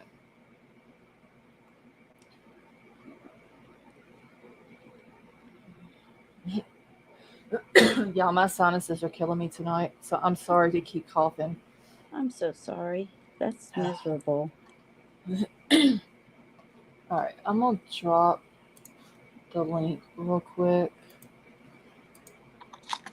If anybody else wants to grab it and come up, and if y'all see somebody come backstage, just let me know because I'm not looking at my StreamYard right now. Riddler just came in. He might come up. Okay. All right. So it says, moreover, the IgG information could not support an argument from the defendant that law enforcement violated his Fourth Amendment rights by entering the DNA collection from the K-bar knife sheath into the genetic genealogy service. Excuse me. A defendant cannot prove a violation of the Fourth Amendment without first showing he or she had a reasonable expectation of privacy in the place searched. And there's another one, State versus Mann. The K-bar knife sheath was abandoned at the scene, as well as the DNA inside of it. The defendant cannot show that he had a reasonable expectation of privacy in DNA left at the scene of a quadruple homicide, or in the genetic information of his relatives who voluntarily provided their own DNA to a genetic genealogy service. And then the next example case is the Pyro versus State. Okay, and that one is about they were holding a defendant, did not have a reasonable expectation of privacy in a water bottle from which officers recovered DNA, and observing that this court has found no case holding that a reasonable expectation of privacy should be determined by a suspect's desire to keep his or his genetic identity private. Okay, hold on, King Scarlet. And thank you, King Scarlet, for that super chat. Let me find her last comment. Y'all give me just a second. Riddler, give me just a second. I'm going to bring you up.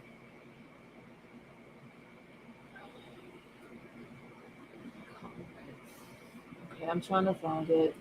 Okay, wait. I gotta find the previous comment. Okay, so they collected his DNA at the time of his arrest with the buccal swabs pursuant to the warrant. It then made a direct match at that time. This is why the prior genealogy testing isn't needed and will not be entered into evidence. Yes, that is true. Okay. Let me bring Riddler up and let me get caught back up in my. Hey, Crime Solver, how are you? In my chat, real quick.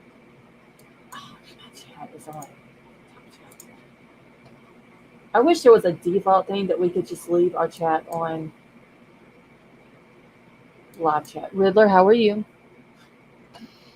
I'm doing fine. How about y'all? Sorry I'm late. Hey, Riddler. Hey, Big Al. You know, Scarlett, my chat hasn't switched a single time I just for realized mine was through on this top whole chat. thing. Nope, mine's still on live chat. I put it on it when I came in. Hi, Lady V. Hey, I was wondering where you were. I'm late. Okay, so Elliot says, when and if you guys submit your DNA to one of these publicly accessible ancestral websites, don't you expect that the binary portion of your DNA code wouldn't then be made available to law enforcement officials? Well, you know what I think? I think like so if it was ran correctly, the genealogy stuff. Uh, So if I sent my DNA in, it belongs to me. It doesn't belong to anybody else. And they're like testing it, but it's still mine. I should have the proprietary. If you didn't opt out when you submitted it, you go into the database. yeah, It's I just heard like when you somebody. click yes, yes, yes, yes to these terms of service when you buy new electronics. Oh, so, yeah. Do you have? Can You you have do to that? opt out. You're automatically in unless you opt out. Right. Okay. So you can opt out. Well, you can, yes, Hey, Okay, but Liza. I it's didn't not know like that. they put it in your face that because they don't want you to. But if And I that, think well, sure. But I does think the that reason mean? they don't want this hitting the court is because they're going to have to bring up all these companies that provided all these DNA profiles, and they're going to get to grill every one of them on the stand. Right. Yeah, no, I get all of that. It's just you would think, I mean, a lot of people just consider it that, it's mine. You That's shouldn't private. give Yeah, it out. It's mine, absolutely. without having to do that. The first time I saw a commercial for Ancestry.com, I looked at my dad and said, "This is trouble." Yeah, Yeah, I would that's never totally. send The my first DNA time I to saw something it, like that. Yeah, I said, me "That too. right there is trouble." And Yeah, I don't care how you slice it. For some people, it might be a great thing, but for a lot of people, it's going to be a really bad thing. yeah. I mean, it has helped a lot in like finding, the people that have been missing for a really long time and, they didn't have DNA to match and things like that. I mean, it has some really good things, but it's like people just automatically assume because it's their blood, they don't read that crap. I guess is what I'm trying to say. Okay, Chris says that Ancestry does not allow Ellie access. And I want to say that there was something that was brought up about that. And I want to say after the arrest, and we found out about the knife sheath with the DNA on it, that there was something about, or maybe I've seen it somewhere else, but there was something about Ancestry, like even the FBI had problems getting stuff from them. But I don't remember where I seen that at. It's said on there that they do not give out to third parties Uh, Okay. unless it's for law enforcement. their Now, own terms and of once service say they have to follow the valid legal process. That's what it says. and nobody can go against a warrant. Right. Okay. They won't Maybe just hand that's it over, but you have to follow the legal process, and then they will. okay. Must have got lost. Be safe. Maybe that's what it was. I remember something getting brought up. It could have been in a totally different case that I heard this on. But I remember something getting brought up about Ancestry and FBI trying to get stuff from them, and they had a hard time getting it from them or something. I don't remember. I hate whenever I hear something and I don't never remember. where I hear it from. But yeah, I would not. Oh no, I know what it was, and y'all probably know the case. I believe it was in Texas. The where the young girls got killed at the was it an ice cream shop or ice cream parlor or something like that? Y'all know what I'm talking about? I forgot the town in Texas, but they were wanting to get DNA from ancestry, and it was like a whole big, huge. Is that what it is, Mandy? The yogurt shop murder? Is that maybe it? I vaguely remember that. Yeah. Um, the girls. I want to say there was three Where was girls that? that was murdered. Did Yeah, you I get think to you're the right. statistical? Yeah, don't dive. I done past where it said that it was a statistical match in Austin in 1991. Okay, Mandy Joe, that would be it. Thank you. There was like a huge issue with them trying to get stuff from ancestry.com and all that, and I don't remember if they ever finally got it or not. I'm gonna have to go back and find that case too. I just, like I said, it's one of those things. I remember seeing it or hearing it somewhere. I just don't exactly remember where I seen it or heard it from. Oh, it's four girls. Okay.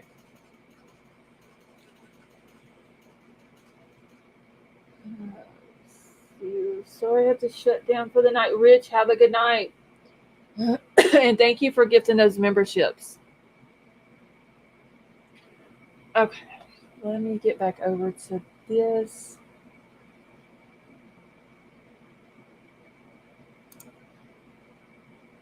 Hmm. I gotta try to remember again. Okay, so I talked about the power versus state thing, right? Okay. All right, I think it's right here. So, additionally, the sheet and the defendant's DNA left on the sheet were seized pursuant to a valid search warrant issued by a magistrate judge, which means that the law presumes that the search was reasonable. State versus Hutton, that's another one that they're putting in there. When a search is conducted pursuant to a warrant, the burden of proof is on the defendant to show that the warrant was invalid.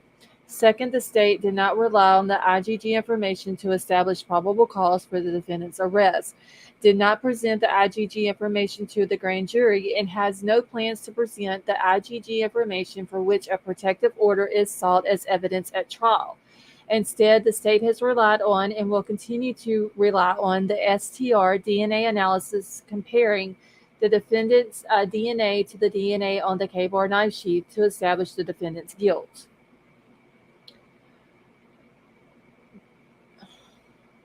Okay, I had a question. Didn't they use the genetic genealogy to get the arrest warrant? Yes. It was one of three things they used. Okay. All right. So again, the state has disclosed or will disclose information related to the STR DNA analysis conducted in connection with this case. Third, the documents and tangible objects encompassed in the IGG information were not obtained from the defendant, and the defendant has no property interest in them. To the extent that the DNA on the K-bar knife sheath once belonged to the defendant, he abandoned that DNA when he left it at the crime scene of a quadruple homicide.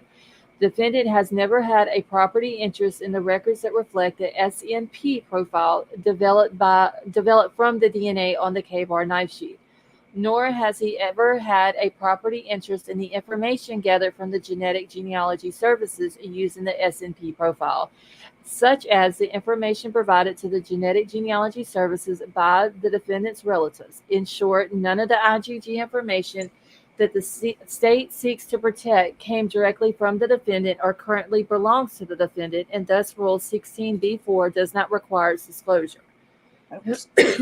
Scarlett, Uh-huh. This completely debunks that neighbor that said that he had told him he had sent in his DNA. Oh, you're talking about Bryan's neighbor? Yeah. The one that said Bryan told him that he sent his DNA in. I remember that. That was. He might have told him that, but I highly doubt he did it. I'm trying to think of when that guy came out and said that. It wasn't long after Bryan was arrested either when he came out with that, was it?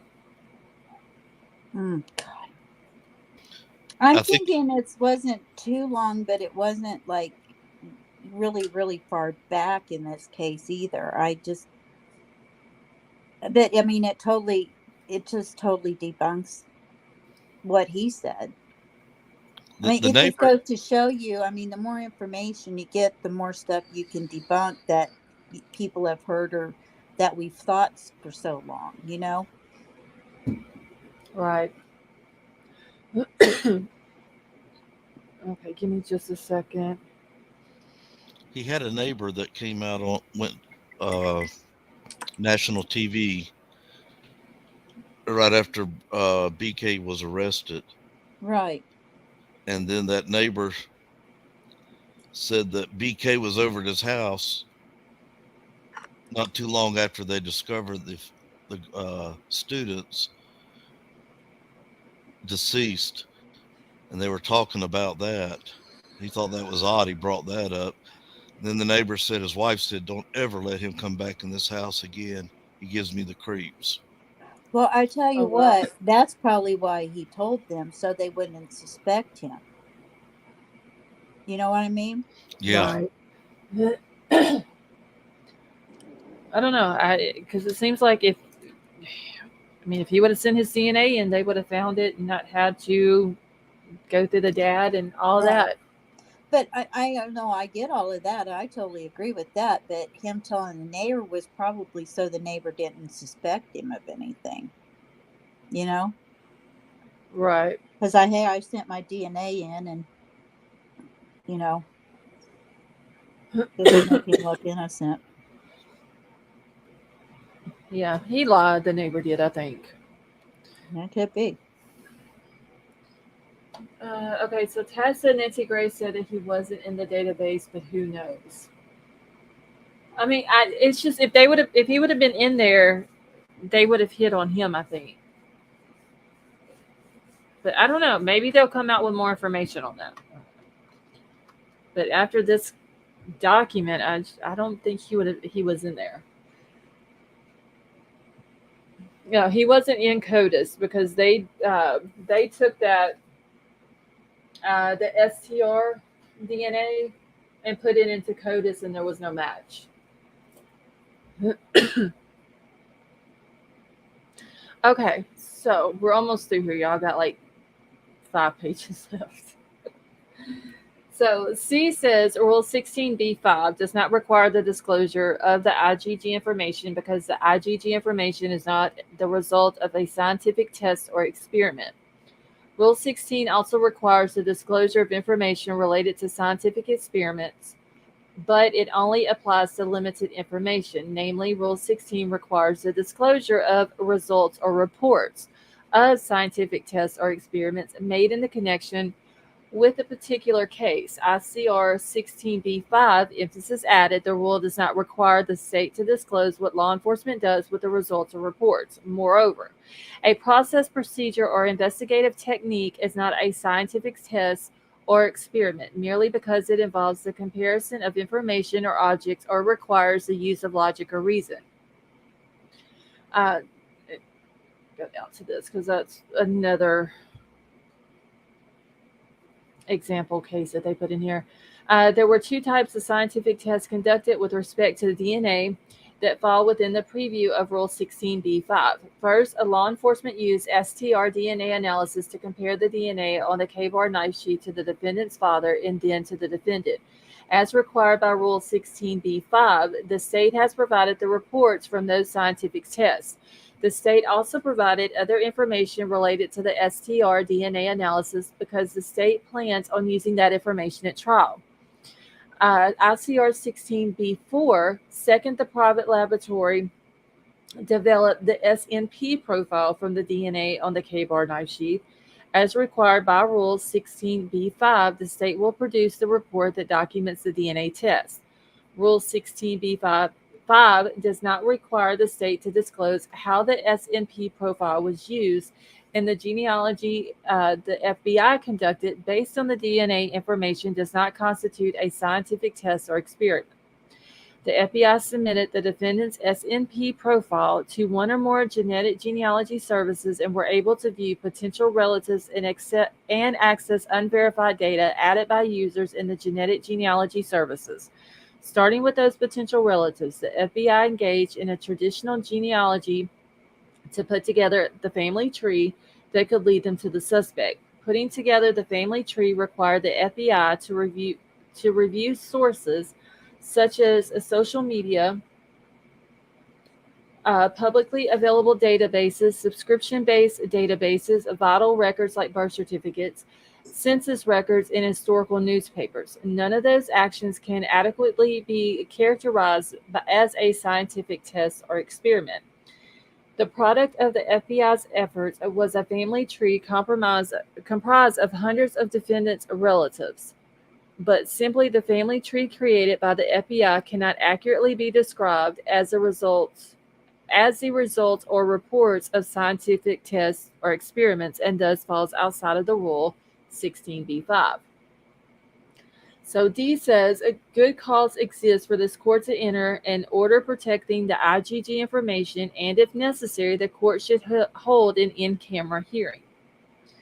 So the mere fact that the IgG information does not fall within Rule 16 is reason enough for this court to enter an order protecting the IgG information. But the state is not seeking the protection of the IgG information as an exercise of absences. Instead, the state seeks to protect hundreds of innocent civilians from having their personal information, including their names, birth dates, and familiar connections to the defendant in a high-profile quadruple homicide, from being disclosed. The disclosure of the IgG information risks harm not only to these indirect informants, but also to the genetic genealogy services used by the FBI and the IgG investigative technique. The court should follow the procedure laid out by Idaho's appellate courts to determine whether the IgG information must be disclosed. And one says, providing the IgG information would require the disclosure of the identity of informants and prejudice the state.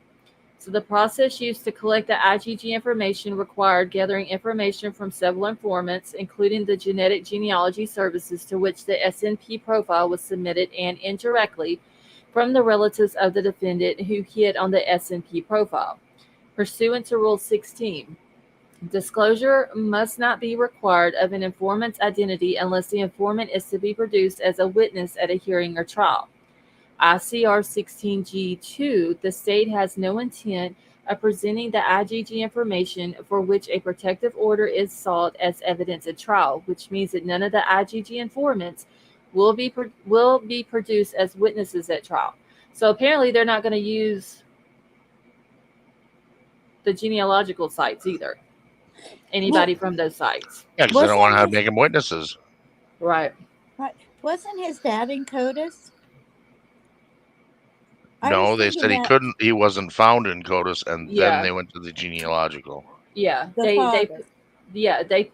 they did is they took Bryan's STR DNA and they put it into CODIS, and there was no hit on it. Right. So that's when they moved to the genetic genealogical sites. I don't know where I got that. Because it's so damn confusing. That's where you got it from. It's all these STR DNAs and SNPs and IgG and all that. Like I said, there's too many letters in this document. Okay, now I got to figure out, where did I leave off this time? And if you think we're confused, how do you think the jury's going to be when they see this? No kidding. Yeah, they're going to be super confused. And like I said, even if they get a DNA witness up there to try to explain all this, they're still going to look at this person like, I have no idea what you're saying. See, the thing of it is, I get all the DNA stuff. It's how they're wording it on why they are or not going to use it. That's what's confusing. This whole damn thing is just everything about this case is confusing. It is. I don't think I've seen one thing in this case that made any sense.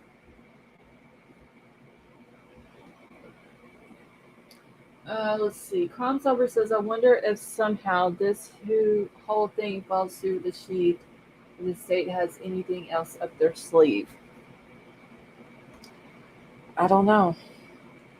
51 terabytes. Well, yeah, there is that.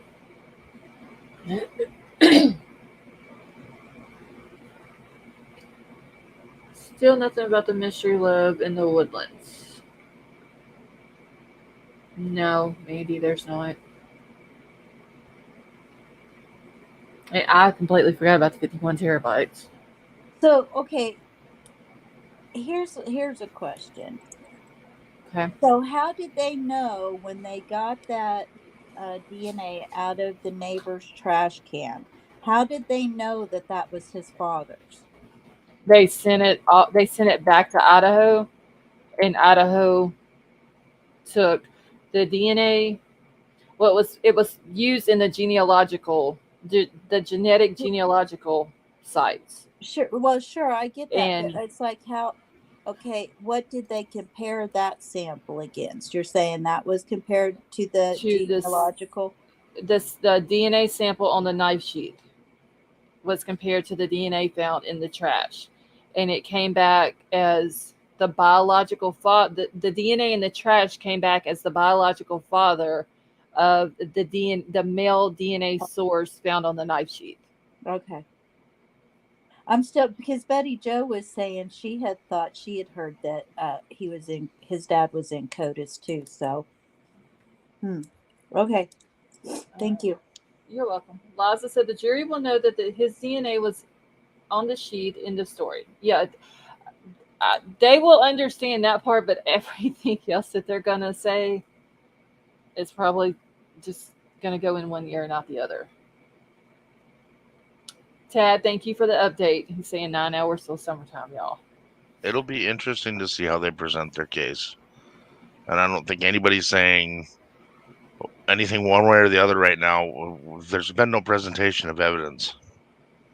So how can anyone say either way? We're just going off what's in the PCA and what's in these documents, and none of it has been presented as evidence at trial. It's going to be interesting because I'm just wondering if, like, the way they lay it out, is it going to make sense to the jury? I think so. I think they're going to be real careful on how they lay it out, just so it does make sense. So you think everything will be I think in this order I think this might be discombobulated on purpose. Possibly. It doesn't have to make sense. That's what I'm saying. I'm saying. It doesn't have to make sense. Right now, they don't have to make sense. And they don't have to appease the YouTube community. Oh, yeah. They don't have to appease the media. All they have to do is have enough to get them in the courtroom. And then they got to make sense. Hopefully, when this is all laid out for the jury, it all is in order and it makes complete sense. And if there's something in there that don't make sense, like this DNA stuff or the cell phone data, that they have people that can come in and explain it to the jury to where it will make sense. Avery wants the link. Yeah, I'm posting it now. All right, Avery, I just dropped it. Shay said you are going to make my brain freeze. Shay, put on a baseball hat. That's what I did when it started to feel like it was going to explode. Exactly. I just grabbed my hat and put it back on. Welcome back, Avery. Hey, I got out of the shower, but I've been listening to you guys the whole time. And so there was just a couple of things that I wanted to say. So wait, you're listening to us in the shower. Oh, yeah. I had you might have a problem. Well, because I didn't want to miss anything, but I didn't want to pry. I'm teasing you. Oh, okay. Yeah, I didn't want to fry my hair. And I had bleach in it. But anyhow, you just threw me off guard with that. Um, so okay, so like in Idaho, they generally don't dispute a PCA because they tried it with the PCA. They try to be as vague as possible, but just enough to get the warrant. So they generally don't dispute that. And like his defense has been trying to get the grand jury indictment to dispute that because they could dispute that. But the way I think that it's going to go in court is now that they have the buccal swab directly from Bryan's mouth and it matches the DNA, I don't even think any of this is going to be mentioned. I think just for legal reasons and for the factual background, like all of this has to be put in there, but I don't think any of this is going to be presented. Like all of this little, like all these wordings and stuff that we're reading, I don't think any of that's going to be presented. I think they're going to jump straight to the buccal swab they took from him once they arrested him being a match. That's just my opinion. I could be wrong. basically just leave it at that. Like we got his DNA, we matched it to the DNA on the sheath, and it was a match. Right. Now let's move on to something else. And I have to tell you, I did hear that you guys are going to laugh, and I don't know if somebody was even playing around, but I did hear that the sheath was the button was unbuttoned, and I did hear that it was mucus is what was on it. It was a booger, but I don't know if that's 100% true because I didn't see it in this factual background. It's pretty brave picking your nose with a K-bar. No kidding. Well, if he was, I don't know, because, like if he's, like I hate to even like describe this, but I guess if you're stabbing somebody and your adrenaline is rushing, you might shoot a snot rocket. You know what I mean? I don't know. I've never stabbed people, but I'm assuming, like you might. Why do I have Alec Murdoch popping up in my head right now? Right? Yeah. Oh, and see, I see Booger from Revenge of the Nerds, so I don't know. We're on two different pages. Yeah, so I read that somewhere, and I can't remember where, or I seen somebody, and I don't know if it's true, if that's exactly what the DNA was, but I mean, I thought about it, and like if it was a drip of sweat, or he, did shoot something out of his nose, but if he had a mask on, I don't know. I just don't know. But that's just my opinion. I think when they present this I honestly think he's going to plea. He's going to try to plea. They're going to deny it now that they have so much against him. And then, but I don't think when they go to trial, I don't think they're going to be going over all of this stuff like what we're reading now.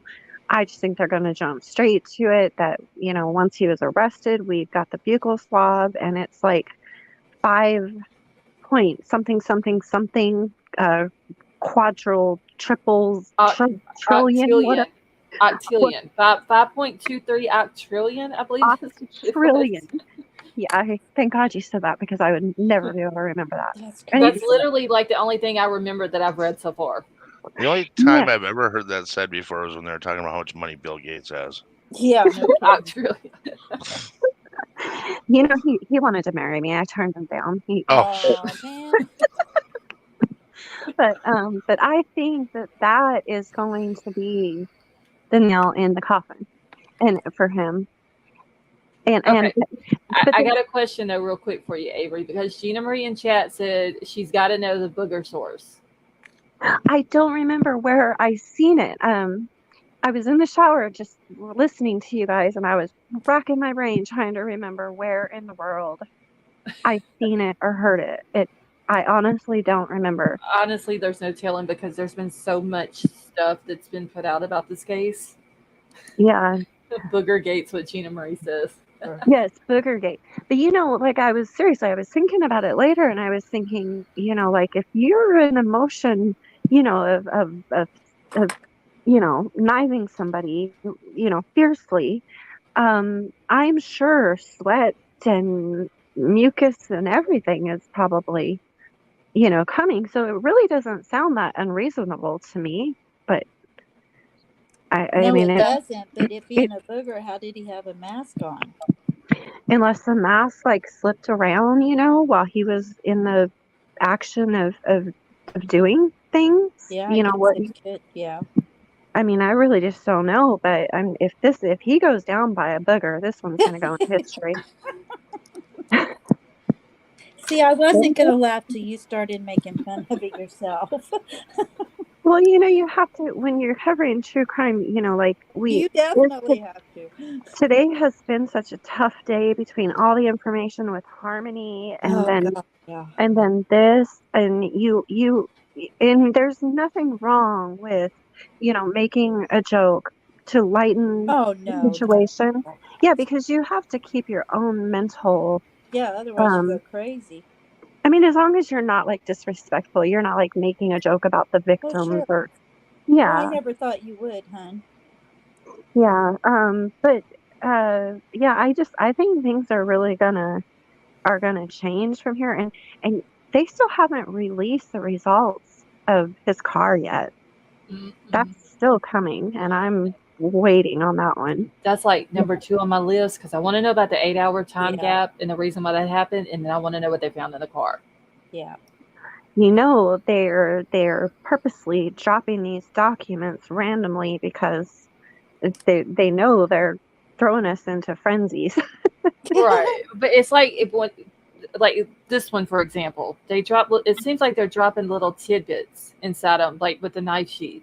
Right, yeah. It was put in the PCA. It was found beside the body, and then this comes out and it's under the body and under the cover. Yeah, and I remember so like back when I used to talk to Jason Jensen all the time and we'd talk about cases and he told me that like once they arrest him and then they either get an indictment or a preliminary hearing, that PCA is no it's basically going to get pushed to the side.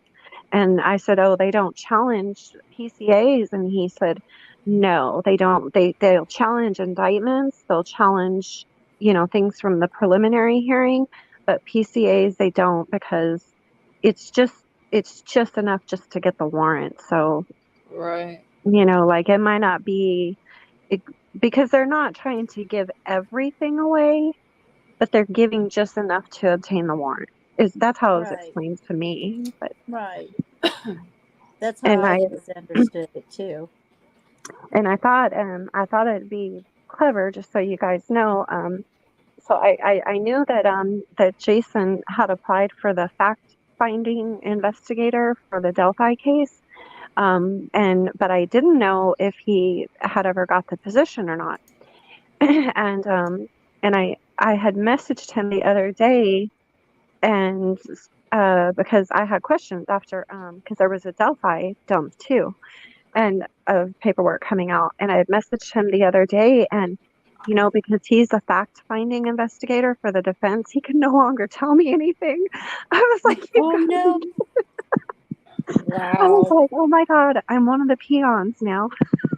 I can't. You used to tell me everything. But he really seriously can't now because now he's actually working for the defense. So very interesting. He's working for the defense in Delphi? Yes, he got hired. So, he's out of Utah. He went ahead and put in for his license in Indiana, and they were hiring for a fact-finding investigator. The state allotted a certain amount of money for the defense. They were granted Right. to hire a fact-finding investigator. He applied, interviewed, and he got the position. Who was this? Wow. Jason Jensen. Oh, okay. The PI, the one who goes on court TV and he worked the Moab murders and I was just hoping it wasn't the one that was hovering around the Rodney case. Oh, no. That Yeah, is no. whatever. I'm sorry. I was doing something else and I just caught that and I was like, God, please don't let it be him. Yeah, That no, guy's a joker. Mm-mm. his name was Steve something or other. Yeah. Yeah. the Jensen guy is the one that was helping with Crystal and Colin. They were Uh-huh. murdered right around the time that Gabby Petito went missing. Yeah, and And he also was out searching for Gabby. He's right. Yeah, you can pull up the news articles of of him out there searching for her. He was with the search crews. He also is the one who led the searches for Susan Powell. The one who her husband took her and the kids out in the desert to go camping and came back with just the kids. Wow. So he's a very reputable investigator. He's not like he's not a BS or like a JT or you know. But yeah, so he's a fact finding investigator, so I can't get information anymore. Hi, Avery. It's Riddler. Hey, Riddler. How you doing? I was going to ask. I was going to ask a Riddler's question my about. my YouTube husband. Oh. Yeah. I was going to ask a question about the DNA. He could have sneezed on that knife sheath way before this crime, and they could still get that DNA off of it, right? Yeah, definitely. Yeah, Right, definitely. because I mean, they can go way back with DNA now. Oh yeah. So I'm thinking probably he sneezed on that knife sheath after he first got it and playing around with it. Most guys like to play with knives like me when they first come in the mail to them. And then because he was wearing a mask that night, unless one of them females pulled that mask off of him during a defense or a struggle. Yeah. Yeah, I And had wondered about that. There was some people earlier who were questioning. They were saying, well, they've never proved that it was actually a K-bar, but the coroner had said that it was more like a machete type knife. But in fact, they actually kind of did prove it was a K-bar because the K-bar's hilt left hilt marks on the victims' bodies. So they do know, the type of knife that it was. Like, they have ruled out it being a machete. But Well, the FBI went around asking all the different stores, not all of them, most of the stores, have you sold a K-bar lately? Yeah, right. And machetes don't have a hilt. They don't have a hilt for, That's true. to keep your hand from sliding down onto the knife. And the victims definitely had hilt marks. And I just know that from just knowing that, can't tell you how I know that. I just know that. You know, the big Crocodile Dundee knife is about the biggest knife with a hilt. Yeah. I actually put my dad's K-bar knife up to me because he was in the Marine Corps, and I put it up to me, and I stood sideways in the mirror, and so I put the hilt at basically where the front of my stomach is, and looked from the side, and if I were to be stabbed with a K-bar knife, it would basically go all the way through to my back. And those girls are smaller than me. So I'm 5'5", 140 pounds. Those girls were thinner than I am. And that's the question I had when this first came out. I said, as petite as some of them girls are, that there's going to be stab wounds in the bed mattress. That knife's going to penetrate all the way through. Oh, yeah. Yeah, I believe that would be, yeah, definitely. I would agree. Yeah. I mean, I know there's different versions of the K-bar. Sorry, I keep muting because there's a train going by. It's far off, and I don't know if you guys can hear it or not. I don't. No, I don't hear it either. Yeah, I really think that they got Bryan.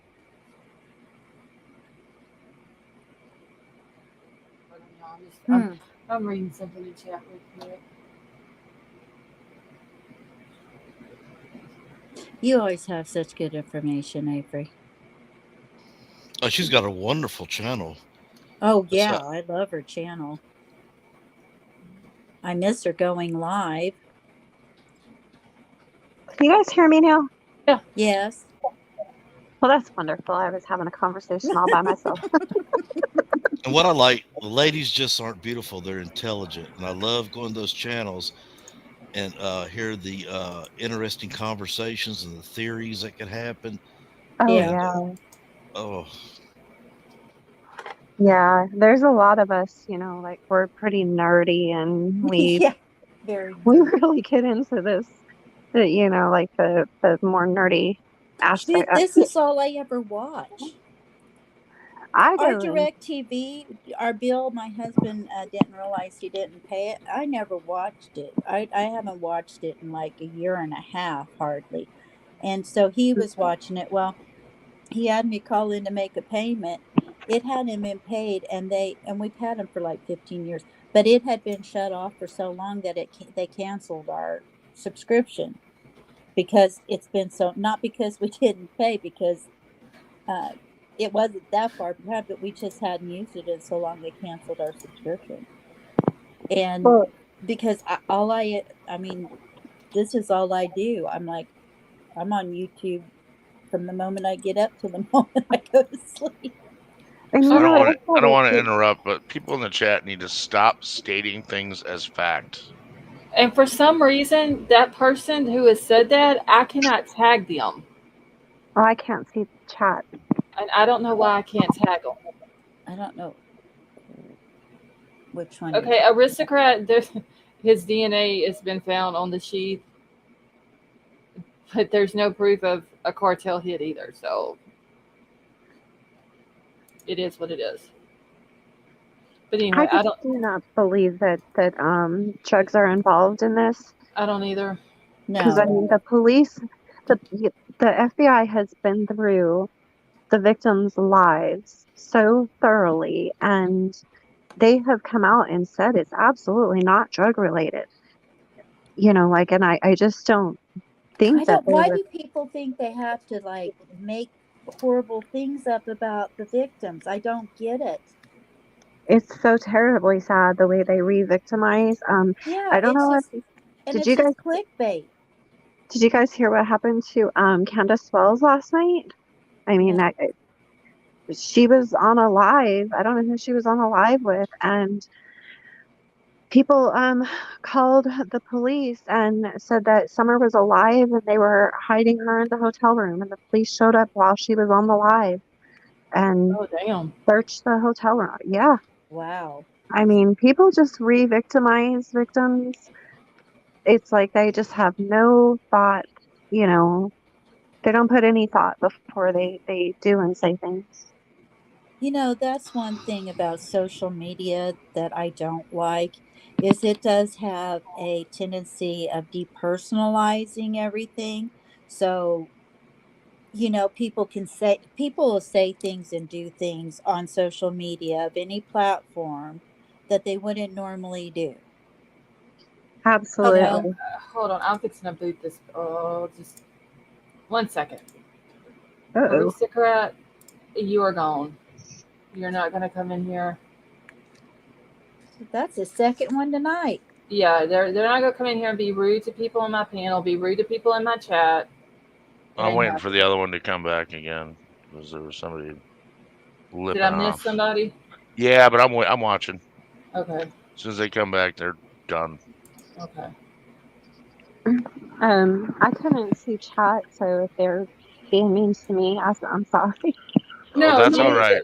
don't apologize because I've done said it that nobody is to be rude to anybody on my panel.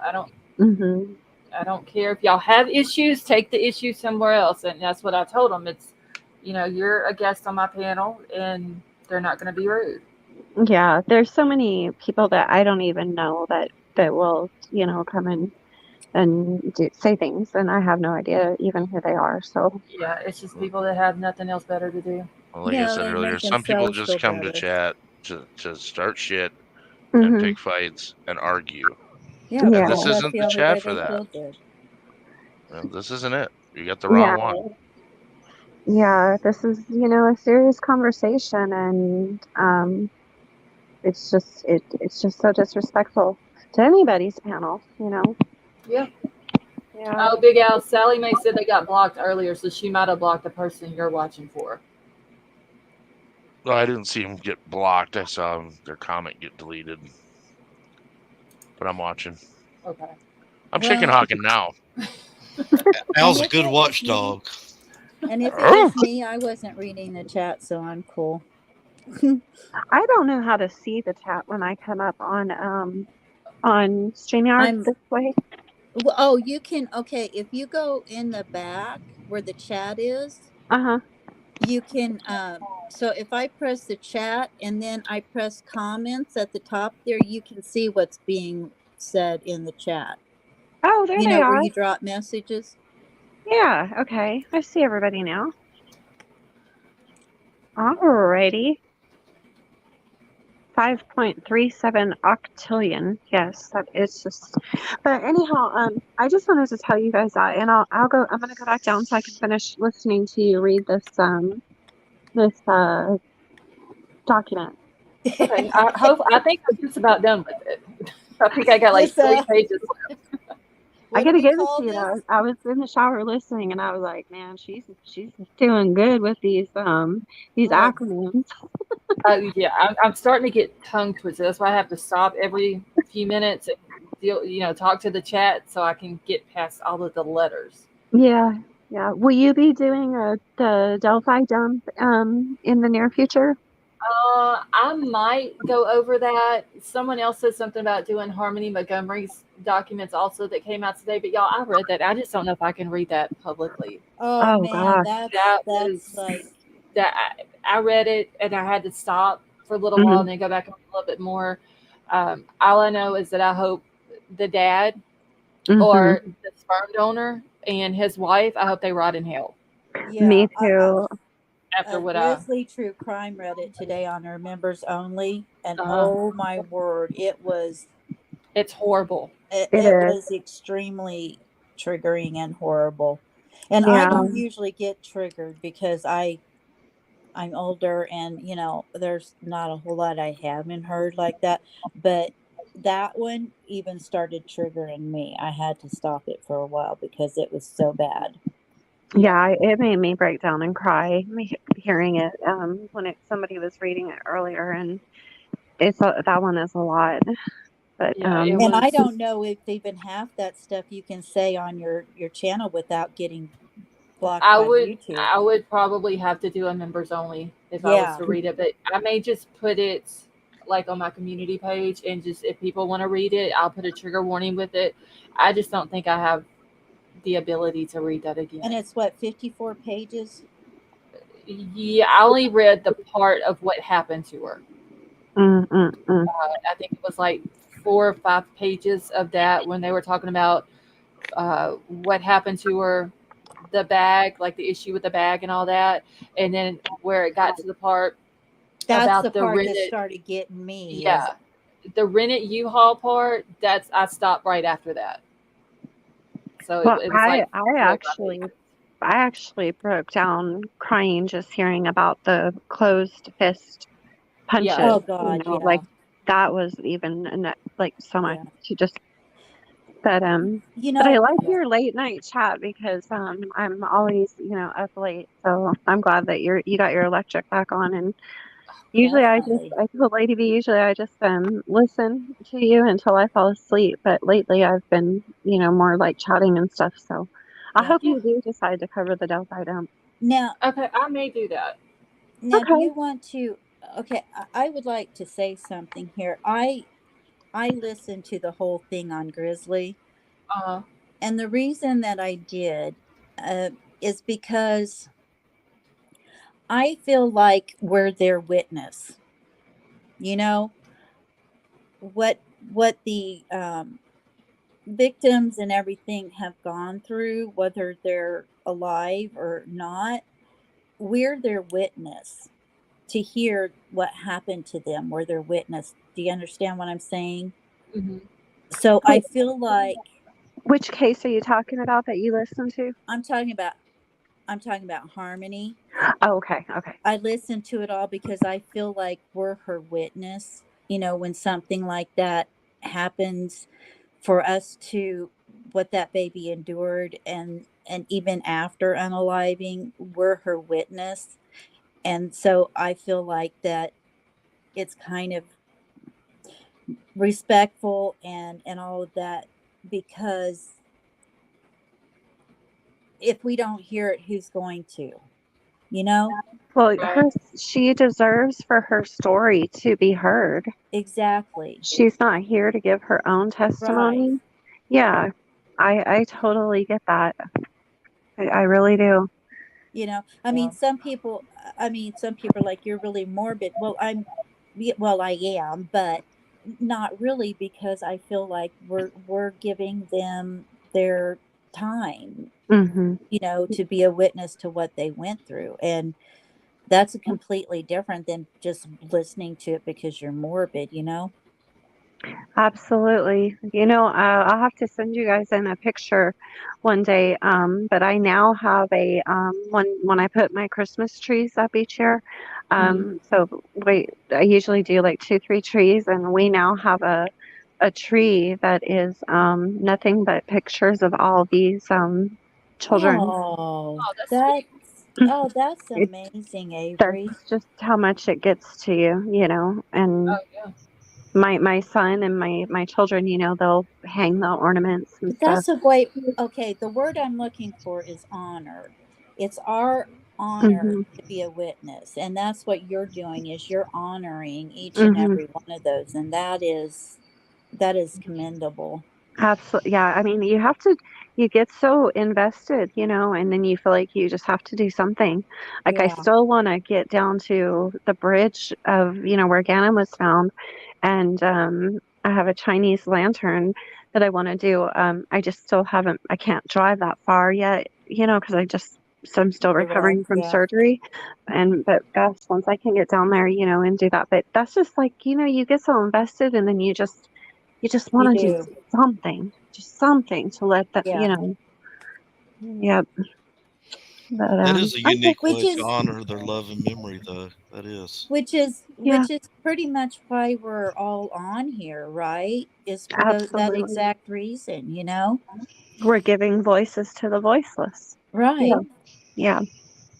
And then we watch, you know, to see their justice. Yeah.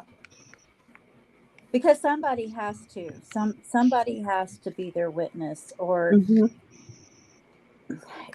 I just think, what kills me is there's so many more out there that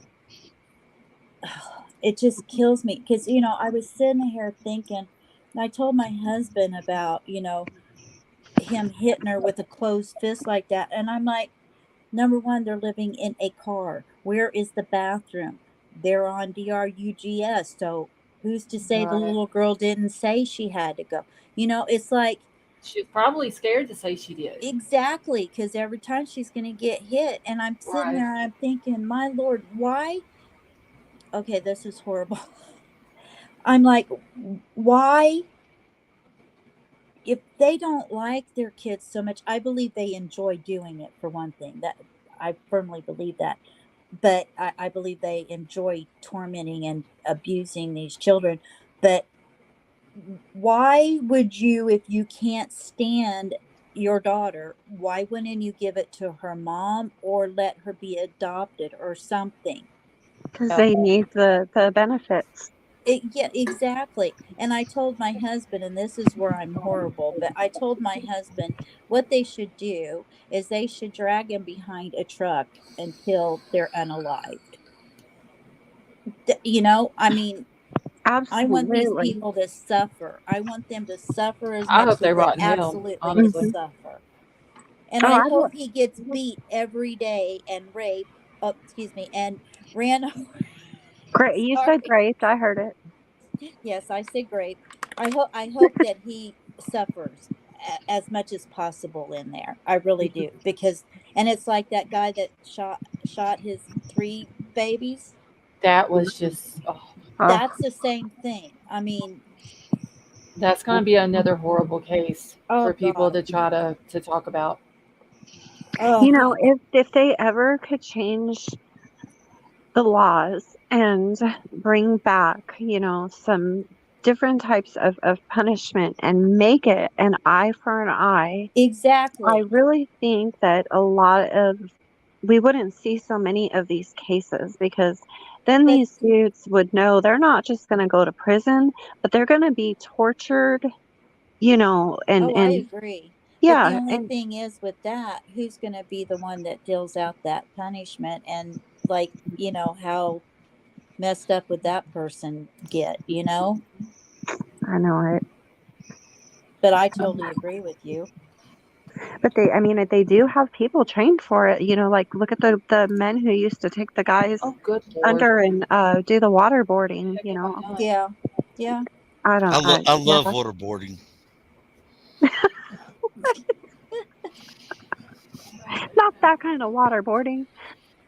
No, I was in the Oh, military. There's certain Oh. people in the military before they go overseas. There's certain groups that they were waterboarded so they could show them this is part of the torture you're going to go through if you get captured. exactly. Yeah, they have to have it done to Mm-hmm. them.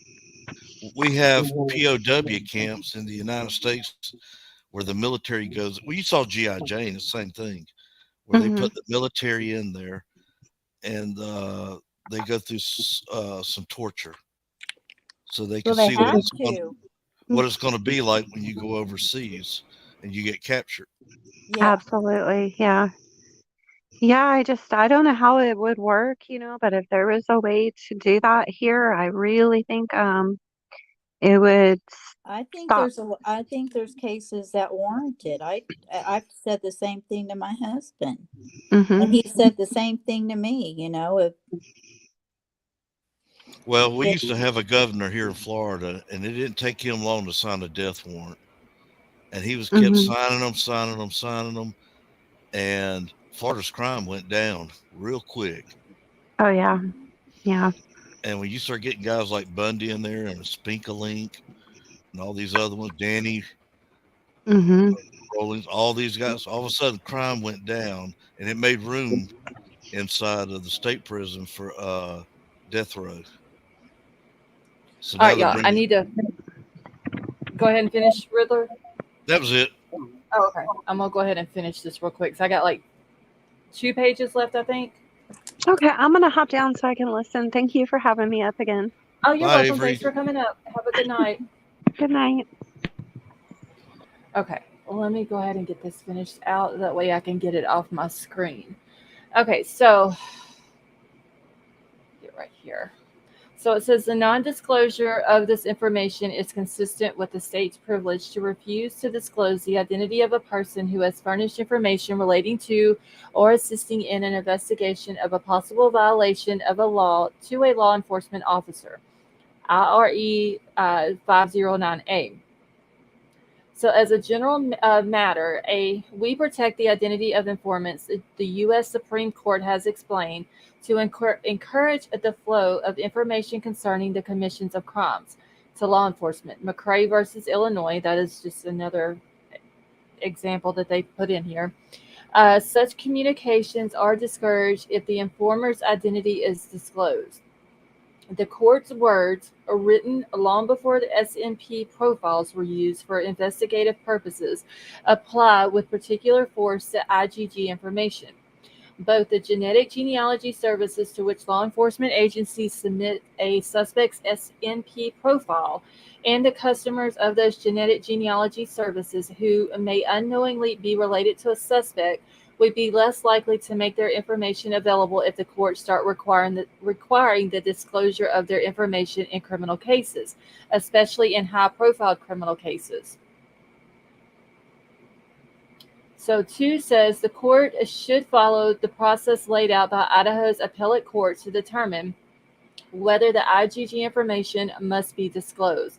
So Rule 16 allows this court to enter a protective order for good cause, ICR 16.1, and if the court finds it necessary to review evidence in camera to decide whether disclosure is required, the rule itself allows the court to do so. The rule expressly contemplates that in deciding whether to enter a protective order, the court may permit a party to show good cause by a written statement that the court will inspect at ex parte ICR 16.1. If relief is granted, the court must preserve and seal the entire text of the party's statement, ICR 16.1. Thus, Rule 16, standing alone, provides this court with the tools it needs to review evidence in camera, and if the court decides it cannot enter a protective order based on this brief alone. Idaho's appellate's courts have further explained the process a district court should use when faced with precisely this issue: the need to protect both the state's interests and non-disclosure of the identity of its informers. Let me pass by. So in Wilson, for example, the court explained that the situation calls for a two-step process. First, the defendant must make a threshold showing that the information may be able to give relevant testimony. Wilson 142 Idaho at 435.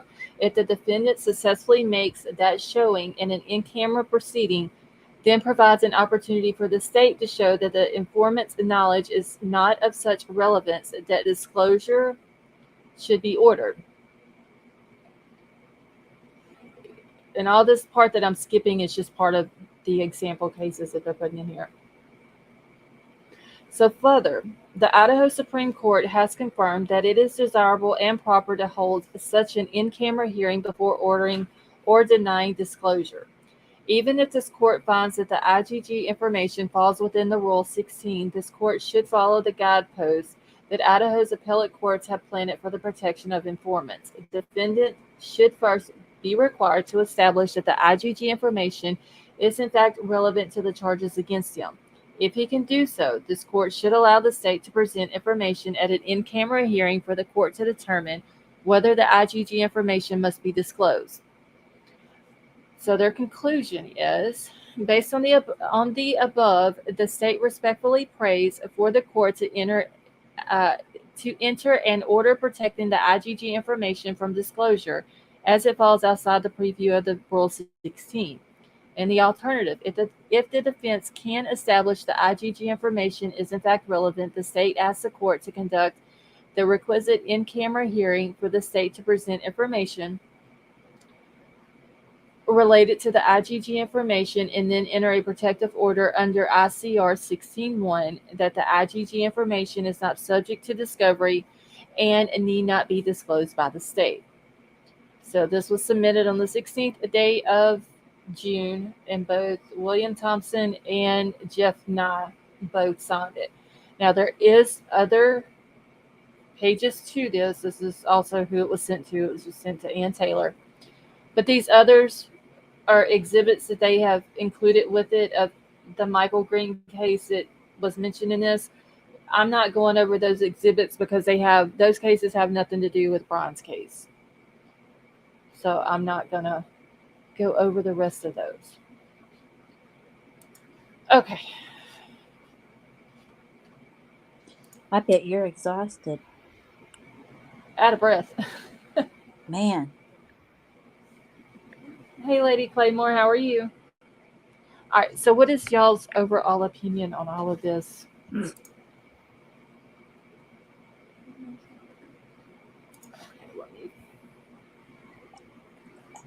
I don't even know what to say, to be honest with you. I feel once like again, if his DNA is inside that house, he's got big problems. And if any of the victim's DNA is in his car or back at his apartment, those are all problems for him. His goose is cooked. Yeah. Sure. I think that's probably why they're fighting so hard to get it out. But I feel like Big Al does. I think they made this document as confusing as possible. I don't think that the jury will ever see this. And if they do, they won't understand it any more than most of us. No, but what's the point of them? What's the point of them giving it to the jury if they're not going to use it? I think that's their point, right? Yeah, I think. Well, they'll bring the DNA up in the trial, but they'll simplify it. Right. That they're Hopefully. not saying this is how they got it. They're just saying, we tested it against that, him, and it was him, so we no longer need this. It's going to be, the whole trial is going to be interesting. I think every aspect of this trial, the way they present the evidence, the witnesses, the cross examinations of the witness, like I don't think it's going to be a dull moment throughout this whole trial. Honestly, I don't either. And I still think he went up there to get one victim. And the other 3 were witnesses.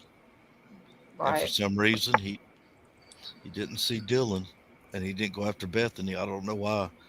He didn't scout the property too good, because he should have known they would be in there. Right. Yeah. Or maybe because they hadn't, maybe Bethany, because she hadn't actually seen him or witnessed anything, you know? I just think that he just possibly didn't even see Dylan Yeah, at all. See, we have to remember too, he has visual snow.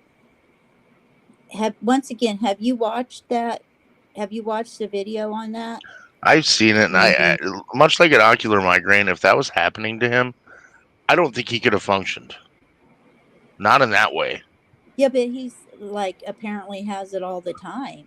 I mean, so he's learned to function. Well, I know. I And mean, it might not be, I mean, it looks like an old TV when it's on static. And, you know, then you get the older TV that like is a little bit staticky, but you can still see the picture enough to watch it.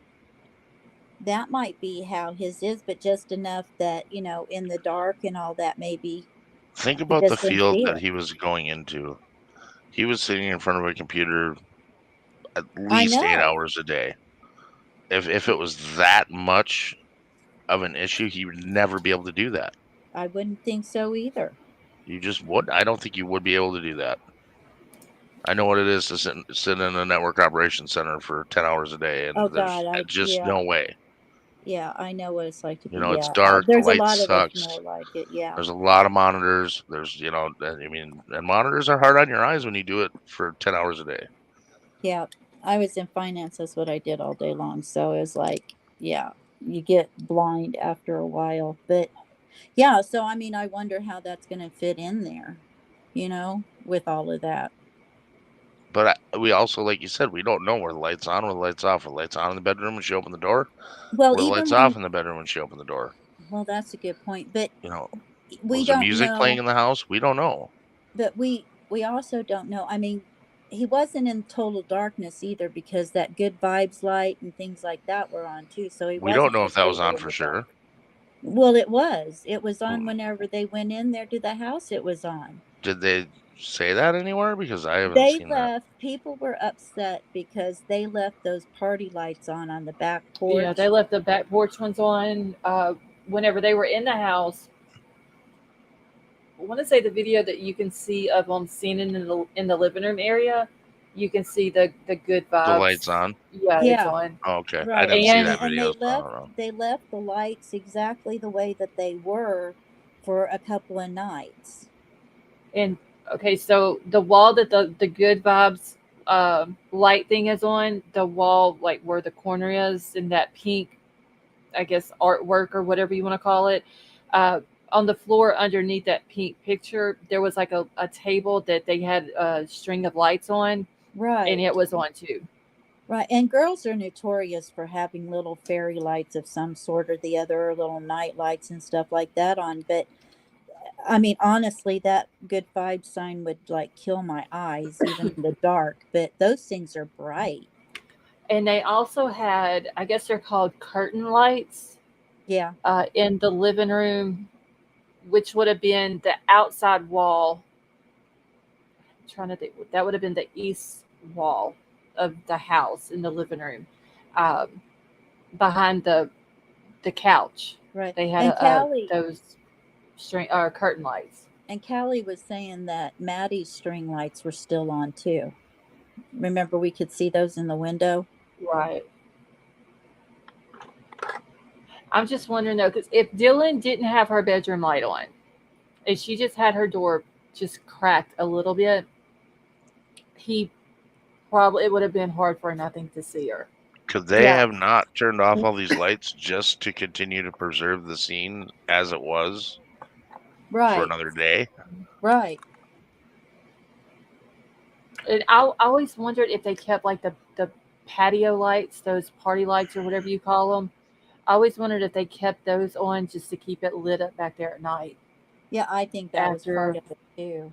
after the murders happened, because the security officer was in the front in his car, and I always wondered if they kept them on to keep it lit up back there.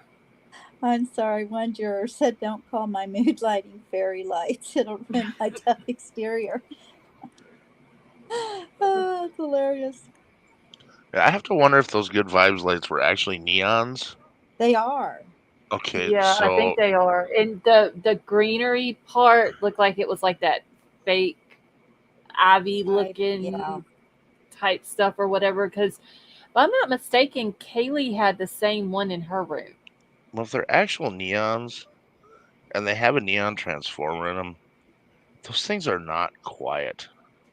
No, they're not. Right, They're they make I like a have very little lights in my buzzing noise. bar. I have lights in my bar that I cannot run unless there's music playing because the noise Oh, annoys I the believe shit out that. of people. I believe that. I have a Mick Golden neon that's like 8 feet tall. That I mean, when you turn that thing on, it sounds like a freaking canary in a bug zapper. I mean, Wow. it's just constant noise, and not good noise, not like white noise, like annoying noise. It's like like you have like a dull pain that you know that it's there and it's very Yeah, annoying. That's sort of like what the neon lights are. yep. It's Right. like that just irritating buzzing That's why I asked if it was clicking. actually on. We used to leave that on all night. I mean, that I noise, I think they left you it would on hear all it. the time. I know that every picture that I've seen from inside the house, that neon light was on. Yeah.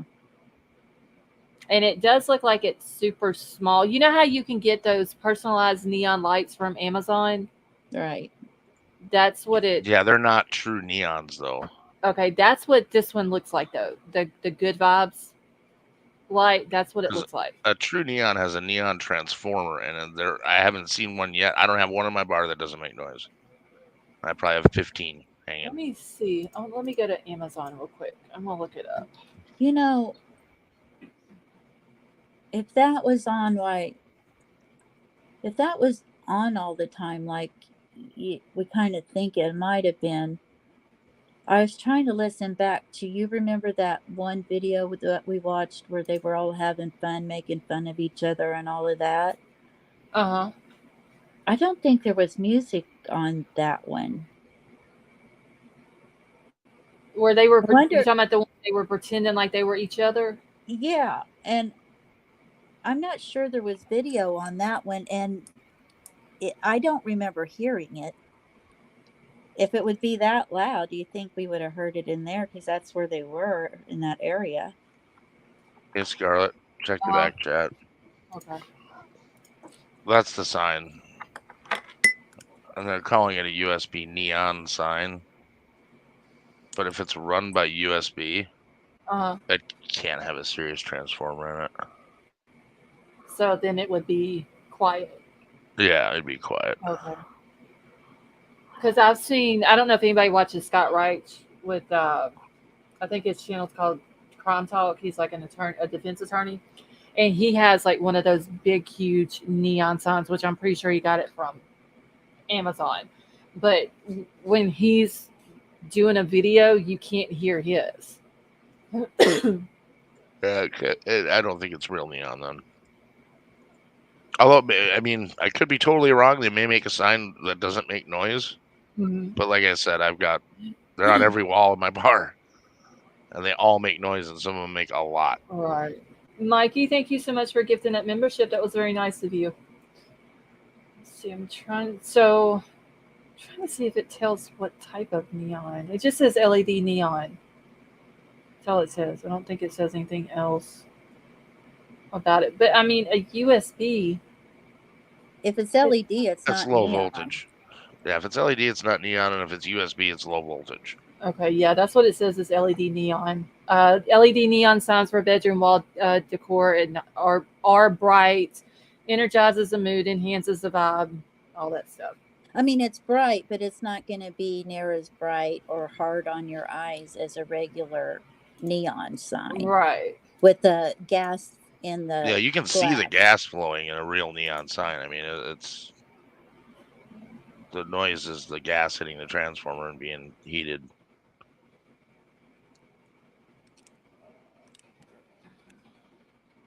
Excuse me. Oh, But I do remember seeing a couple pictures of that sign, and it looked like it was bright as shit. yeah, it's really bright. Yeah. And like I said, I want to say that Kaylee has one, that same one in her room also. I I don't mean, know how they're she's left the fucking in they're there. $24 on Amazon. I mean, Yeah, they're not. Yeah. it's Okay, Gina Marie, did you get yours from Amazon? She says hers is super bright.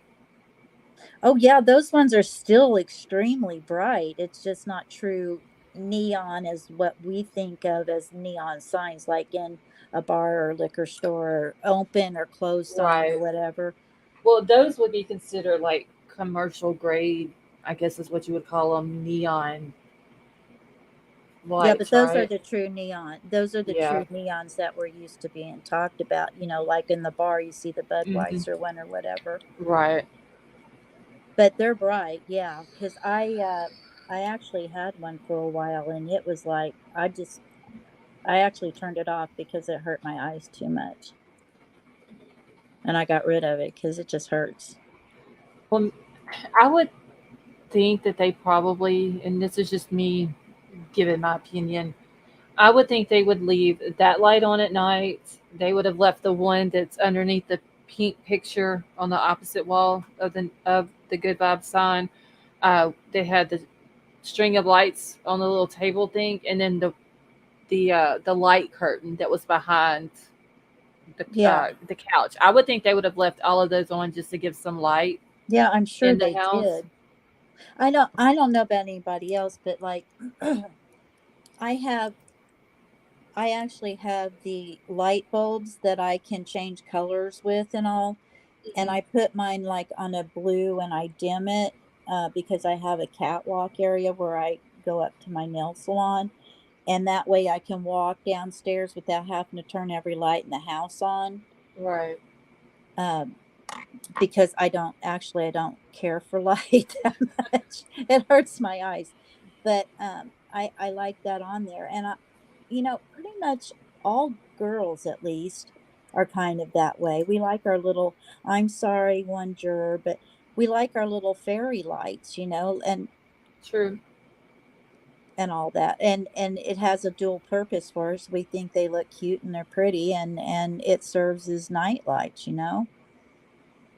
Yeah, because I was actually thinking about getting my son one, because, like, as you know, I've said it before, he likes all different types of lights, and I was looking to get him one of the neon, like a customized one, I would for his suggest if room. you do get a blue one, Okay. a blue is relaxing, and blues are also not nearly as hard on your eyes as like the pink ones or red ones. Those pink one and red ones are, especially the pink ones, are super, super, super bright. Okay, so wait, one juror matter says mine is purple, pink, and seafoam, and it says add LSTC light. Does it really say that now? Oh, My dad always tell me be thankful for stupid people. Without them, you could not be smart.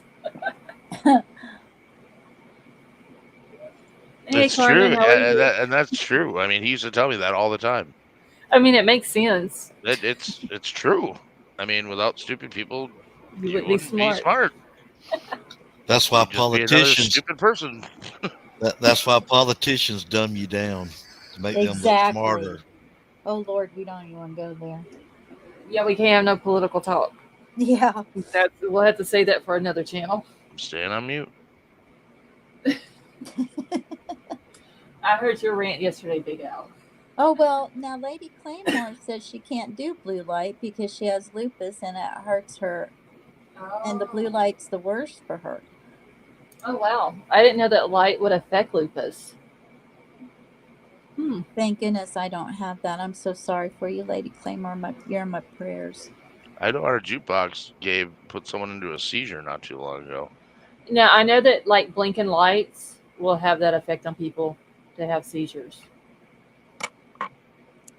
Yep, I had someone have a seizure right at the table next to the jukebox. Oh wow. I have one of Oh, those my goodness. touch tune juice boxes that, I mean, it flashes a lot. Wow. Yeah, I've Yeah, I seen know that's why a lot of times in movies and things like that, they have that certain warning effects for they it. say. Yeah. Yeah. Okay, thank you, Gina Marie. Let me see what Gina Marie has emailed to me.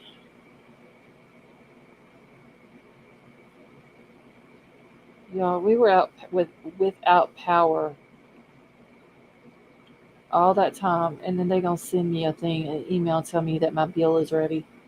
Oh, man. That makes you It's mad. brutal. Oh damn, that is bright. Yeah. So wait, Gina Marie, that's two of them, right? Oh no, that's a mirror.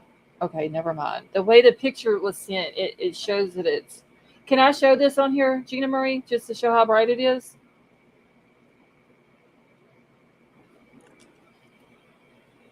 Understand that green is a soothing color. Look at prisoners in psychiatric hospitals.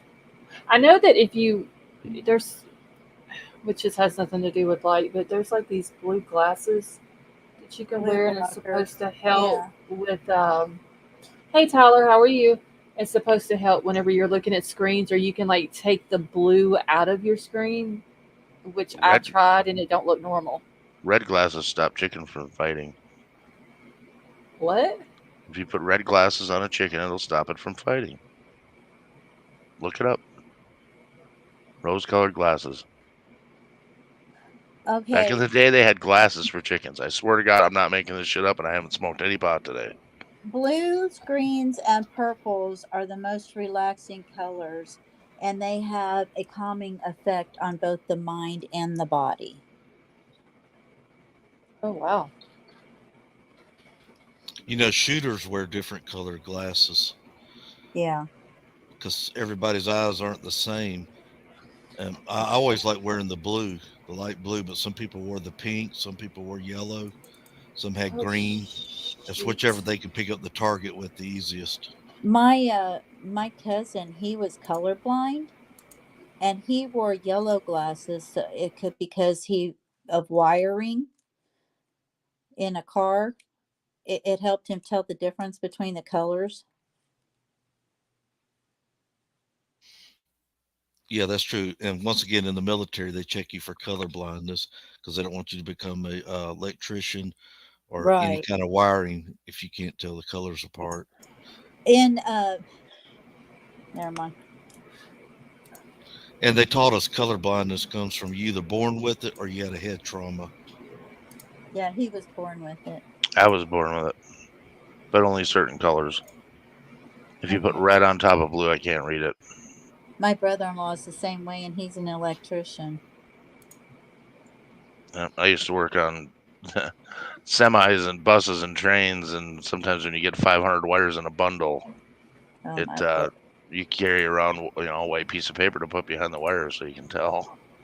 Wow. Okay, I'm about to pull this picture up. I'm trying to get it, download it. This is hers is pink, but it's super bright.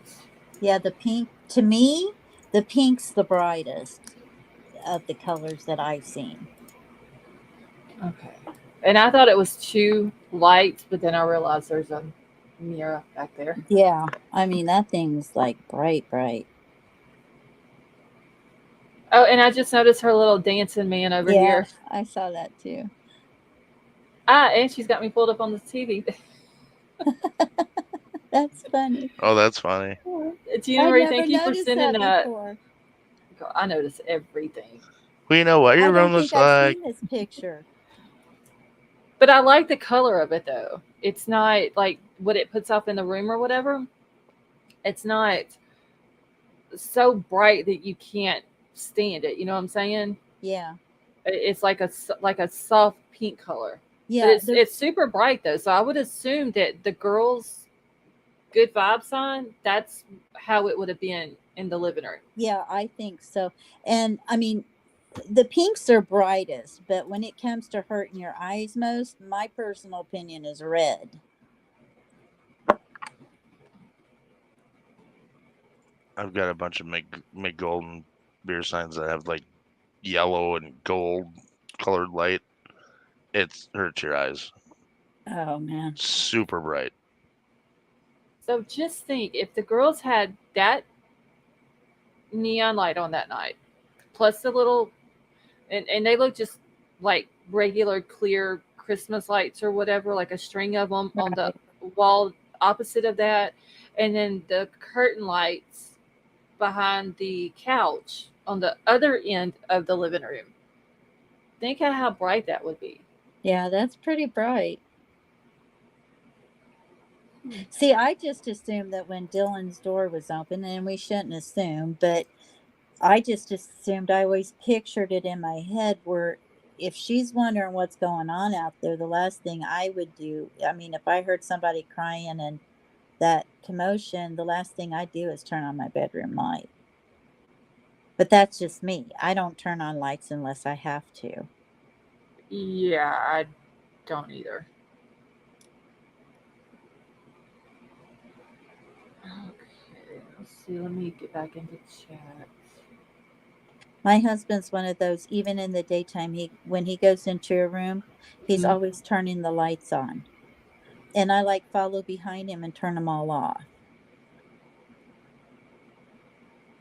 Because it just hurts my eyes.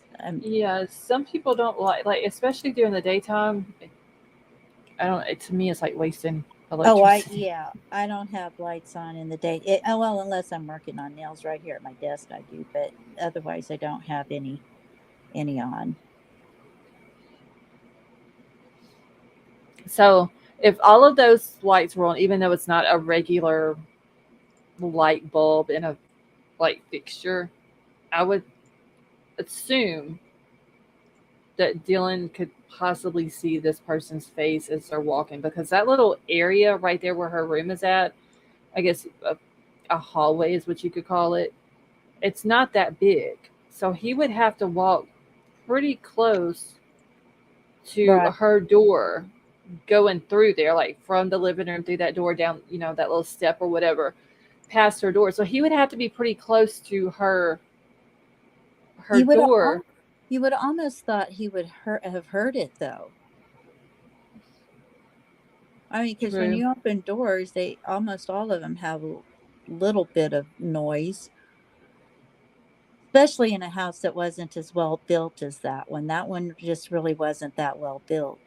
But I wonder, with it being like those type of floors, if he's walking and she says he walked past her, it wasn't running or anything like that, but just the walking on the floor, I wonder if it creaked enough that if she opened her door, that he wouldn't have heard it. Right. Tyler, thank you so much for that super sticker. That was very nice of you. Thank you. So I'm wondering if that could have been what it was. But also, did she have her door cracked open before he came out of the hallway, like coming from Xana's room into the living room? Yeah. She could have already had her door cracked open, and he might not, because if she didn't move the door and it was already cracked open, he probably wouldn't have even noticed it. Oh, that's very true. Because we don't know. Just thank the good Lord that he didn't hurt her or Bethany. Because, there are some people that will go to a house and do this, and they will go through every room making sure that there's nobody. Yeah. Right. And so he didn't do that. So, well, that's a blessing. Yeah, Paula, I don't think he did either. And she's saying I don't think he saw her. And if he has this visual snow stuff, that, and I don't know how bad, and I do remember we were talking about this before, that there was people in here that said that they had it. I don't know how bad the vision is, or if it gets worse, if there's something that could possibly trigger it to make it get worse. Yeah, because on that video they had from like very mild to like the really bad, where I mean you couldn't hardly see the picture, more shapes than anything else. Yeah, it's going to be, I'm wondering if Ann Taylor if she's going to try to bring up the visual snow somehow. Well, that's why I keep bringing it up, because I'm wondering the same thing. I'm wondering if she's going to say, okay, well, like he has visual snow, so he can't drive when it's dark. Right. You know what I'm saying? But then Which, that's going to lead it into the state saying, okay, well, he can't drive in the dark, but boom, here we've got proof he was exactly. driving in the dark. Right. Because that one day, is it August the 21st, that he got pulled over in Moscow? He had actually, yeah, that was like 11 something at night. He had just left the girl's house. And like 2 minutes later, he got pulled over and it was Well, dark. So that would throw her whole yeah, and that's defense a on that blessing. out the window. Yeah, that's a blessing that he got stopped too. I mean, because that just proves he can't, you know. Right. And he gave his phone number to the cops. I still can't get past that. Why would you get what was? I mean, I'm glad he did. I just wonder what the reason is that he felt the need to give the phone number to the cops. Yeah, who knows? I don't know. There's a lot of this. I'm like, this just doesn't make sense for somebody who has studied this stuff. And I don't know. It's almost like he wants to disprove everything that he was ever taught. I don't know. Or he can beat everything he was ever taught. I it's weird. Hey, Julie, how are you? I don't know. I can't wait for October to get here. Honestly. Why? So you can find out that they're going to put the case off? Yeah. See, are you trying to jinx it? No, I just think they're going to. I mean, I do too. Like you said earlier, she's not ready. She's really not. Like, she comes out and says, okay, well, let's go ahead. And I think she said sometime in November, if I'm not mistaken, and then somehow it got scheduled for October the 2nd, and she agreed to it, but she wasn't ready. And I don't know if maybe she thought, okay, well, we can go ahead and do it for October because, you know, I've asked for this discovery and I should have it by then and I should have enough time to go through everything. And then, boom, they throw out 51 terabytes and that's going to be her excuse. They gave her the excuse. That is true. 51 terabytes of data that has to be sifted through every bit of it. Candy, was that what it was she wanted? No, because I do remember hearing something about November the 22nd, which would have made it the 6-month mark, right? Yeah, November the 22nd. Yeah, because it had to be done by that day. Yeah, I wish my allergy medicine would start working. Oh, and Lady Claymore, yes, I remember somebody bringing that up, 1122, which is the address of the house. Yeah, that's just weird.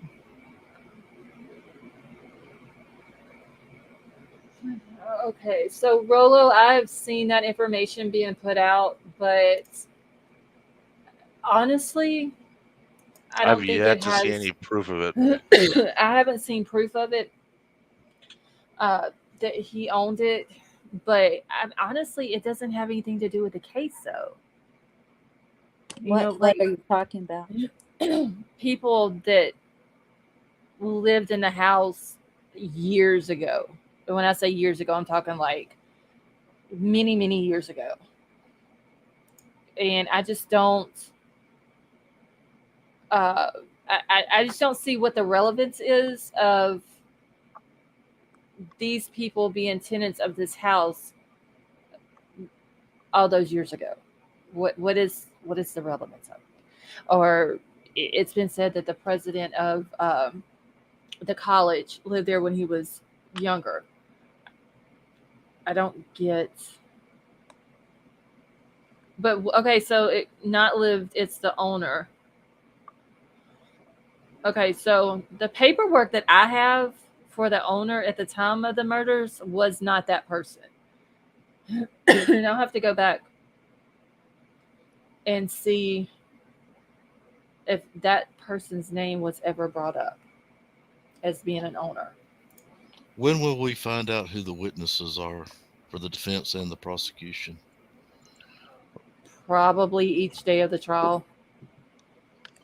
Rollo, if so you're they won't. saying that Rollo's saying that it's the current owner of the house, The you're gonna need to current provide a owner, source for that, the or current owner is the University of Idaho, and the owner before that gave the house to the University of Idaho or donated it was not that guy. Thank you, Kim. It was another guy. But I still don't understand what the relevance, if even past owners. Well, what about past owners? Because I don't have my chat up right now. What was he saying about it? It's been said that one of the past owners of the house is a. I'm trying to think of the word that I can say on here. Has been arrested for SAing kids. Oh, yeah. And that guy that has been accused of that is not the name that I have on documents, which I'm going to have to get my other computer out. And Wasn't it like the partner of the person? well, whenever I got the owner, the owner who gave the house to the college, that guy's name was not Right. on there as an owner. It was another guy. Okay. All right. So if he owned it, it would have been way back before the last dude got it. But even, I mean, still, what is the relevance? It doesn't have anything to do with it, even if who was on it. I mean, it's what has that got to do with it? I think you cite a source for the information, or you stop putting it in the chat. Period. Enough. You're stating things as fact. That's we haven't It's seen not any what we proof do of here. it.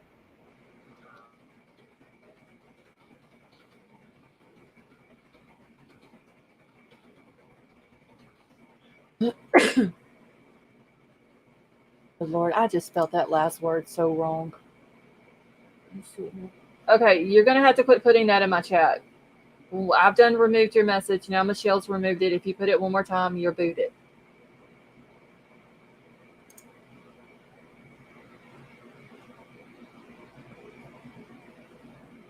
This is getting ridiculous. I don't know why people can't come into someone's chat and be respectful. No, it's going to be every day. I know, a bump in the road. The longer this drags out, you're going to have these speed bumps, and it is what it is. I keep thinking a bump in the road. Well, you got people watching out for you, and there's the mods are on top of it. That are really paying attention to the chat, and they're all over deleting the comments. But I mean, at some point, you got to just say, "Hey, put up your evidence, or you're done." Right. That's it. Did you see what did y'all see what I put in the back chat? I did. Okay. Candy, that is true. There's always got to be a bad apple.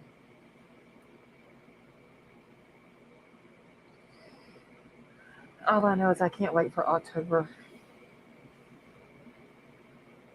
Sally Mae said my finger was on the button. Sally Mae was waiting and ready. Oh, Lady V, are you... Wait, she must have got booted. Okay, hold on, Lady V. I'm fixing to kick your other one. I'm seeing double. Okay. Are you back? Lady V, can you hear us? Oh. Nope. I was going to say that, but she did say they were getting bad storms. So that may be the problem, because I know usually around a few minutes after 3, she starts having internet problems. Let's see, Gina Marie said it's been Trollapalooza all day on all channels. I saw it in a couple other channels too. I mean, why can't people just come in? I don't understand that, why they can't come in and be respectful and hold a conversation with people in the chat and with people on the panel and be done with it. Okay, let's see if are you back? Yeah, I'm sorry. My sound just stopped working all of a sudden. Okay, I seen 2 of you up here, and then I kicked one of you and brought the new one up. Yeah, can you hear us? Oh, she Scarlett? must have. She Now we can't hear hear you. us. I hear you. Somebody? I hear you, Lady V. I don't know if she can see the chat. She's hearing the sound of silence. This reminds me of Apollo 13. Right? Okay. Poor Well, thing. okay, let me drop the link for it again. Scarlett, yesterday was Audie Murphy's birthday, June 20th, and he made that movie To Hell and Back, which was a big movie back then, and it got overtaken by the movie Jaws, which premiered on June the 20th. Isn't that ironic? Oh wow. Wait, did she come? I still watch Jaws. I watched it the last time. It popped up on Pluto, I think, and I watched it. Just reminded me Usually- of how far CGI's come. It usually comes on during Shark Week. Is she? Oh no, that's Lady Claymore. Okay. Hey, sweet Melissa, how are you? I was trying to watch for her in the chat too. Oh wait, here she goes. Okay, can you hear us now? Yeah, I'm sorry. My Okay. sound just totally went. I couldn't hear a thing you guys were saying. We could hear you fine. Oh, well, Yeah, you sounded great. yeah, I couldn't hear anything twice. I'm like, oh, Lord. Let's see. So I don't even know what y'all were talking about for probably 5 minutes. I done forgot. Well, it doesn't matter. I mean, not a big deal. I I'll catch was up sooner or saying, later. I did say that I can't wait for October for the trial, and Big Al was like, well, so they can push it back. Yeah. I think he's trying to jinx it, honestly. I'm not trying to jinx it. Yeah, I want to show you this neon here real quick that I was talking about. Okay. This one that what's going on here? There we go. Right above the TV, you'll see that it looks like an S in the window. Uh-huh. That's like 5.5 feet tall. Okay, And so that that's gonna neon be light is super pointing. bright. It's pointing outside. Okay. Uh-huh. It's not even pointing inside the room. And when that light is on, pointing outside, it lights up that whole room. That one light. Okay, so obviously with yours, if It's you true have no neon. lights in there, the people Yeah. would still be able to see, even though you don't have like the regular lights on. Yeah.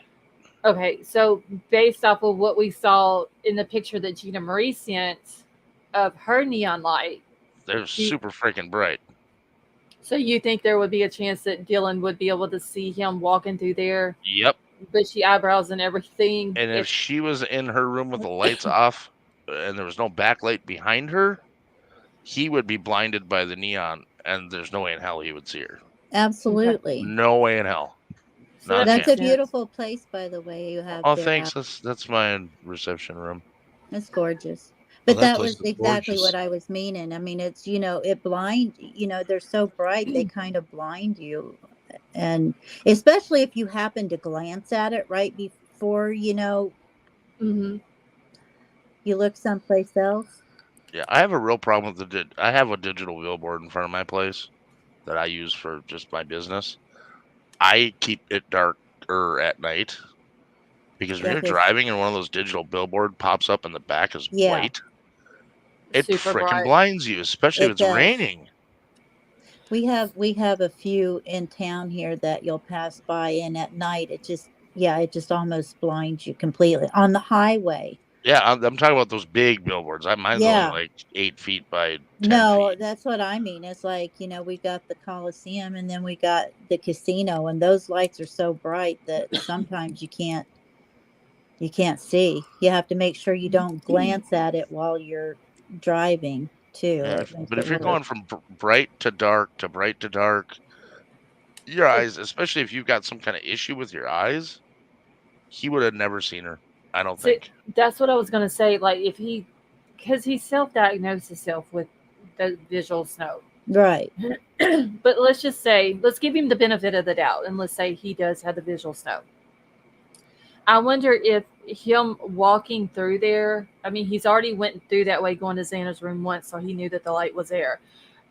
And maybe he knows that those type of lights with the visual snow affects his vision worse. So could he have been walking from Xana's room back through to where Dylan's room is, leaving, and just kept his head down so the light wouldn't affect him? And that's why he didn't see her? Or could it just I don't be know his... if you could avoid it. I mean, really, that light in that small of space? Yeah, because it's right there in that corner, and you basically, and I want to say that their walls were white, wasn't they? Light Or colored for sure. so that light is going to bounce off of those light colored walls. And he was Hey, just Don. never. I mean, unless, that's why I asked about the sign, because I was curious about the transformer noise covering up the sound of her opening the door, Yeah. which is another reason why they shouldn't tear the house down. Because as I a know. juror, I want to know: can you hear that door open, I Yeah, know. even when you're trying to be quiet? I Because would I don't want to have a know. single door that I can open quietly. I would Not want to one. know. I mean, even in my house, you like just walking in my house because it's built up off the ground. You can hear people walking all through it, and it was built in 2009. You know, I want my doors to creak. Hey, Tracy. Mine's even newer than that, and I still have doors. I mean, you can't hear. I mean, now if you don't close it, or or you're not opening it, then it can be pretty quiet. But the sound of opening and closing a door, unless you like turn the knob and then pull the door open, you're going to hear that click from the little tongue thingy. Mm-hmm. Yeah. Creaking is good. Yes, It Tyler. That is is. true. I mean, because if somebody's Exactly. in your house. And same thing that I said about the stairs. If my son is walking in my house, I can tell that it's him. But if my husband is walking, you get used to the different sounds of each person. Yep. So Right. if Dylan's room is right there by those stairs, and if those stairs creak as people are walking up them, I'm wondering if she could, if she wasn't asleep, if she noticed a different uh, sound of someone else other than Kaylee and Maddie going up and down those steps.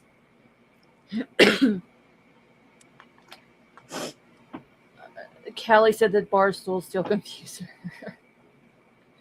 I think a lot of people have issues with those bar stools too. Honestly. The bar stools, I thought they used them to block that door so it wouldn't open. That's what I'm thinking. And that's only based off because I saw the cop standing in the back door, and he had the slider like halfway open, and the bar stools were at the table behind him, looked like they were pushed under the table. Right. Which is where they would be, if somebody gets up from the table. So I'm wondering if they put them there. I've also heard that the cops put them there because they took the locking mechanism. But Yeah, I heard would that. they put bar stools there, or would they cut like a broom They'd cut a handle or board. They'd cut a something? board. Yeah, I would think so. I mean, because you don't know how sturdy those bar stool legs are, too. If somebody had enough power, maybe they could bend them if they were like halfway flimsy or. Now, did they have on that slider, were there blinds or curtains or anything? I don't No. think Or so. could you just walk up to that house and like look in their kitchen? From the back, you could just walk up to it and see and look at it. Yeah, there weren't any curtains that I saw. See, if my daughter was living in that house, there'd be blinds or something on that door. Yeah, King Scarlet said that she didn't think the lock worked, so that might have been the reason for the bar stools also. But yeah, I mean, I don't. Does anybody remember if any pictures that they seen of Kaylee in her room or any videos that showed the slider? Did it have curtains or anything like that over her slider? Yeah, I don't remember there being curtains there either, because I remember making the remark of, the girls are changing clothes and things like that, and there's like, they left everything, all the curtains and all that business. They left it the way it was so they could go ahead and take pictures of the crime scene and everything. And Right. I don't remember seeing curtains on there either. And I remember saying, either. I mean, he could have sat out there and watched them and known every bit of that house just by those windows and glass doors not having anything on them. Because I don't remember even the two windows, like the smaller window in the kitchen and then the other window on the opposite side of the sliding door. Now, I don't remember those having curtains either.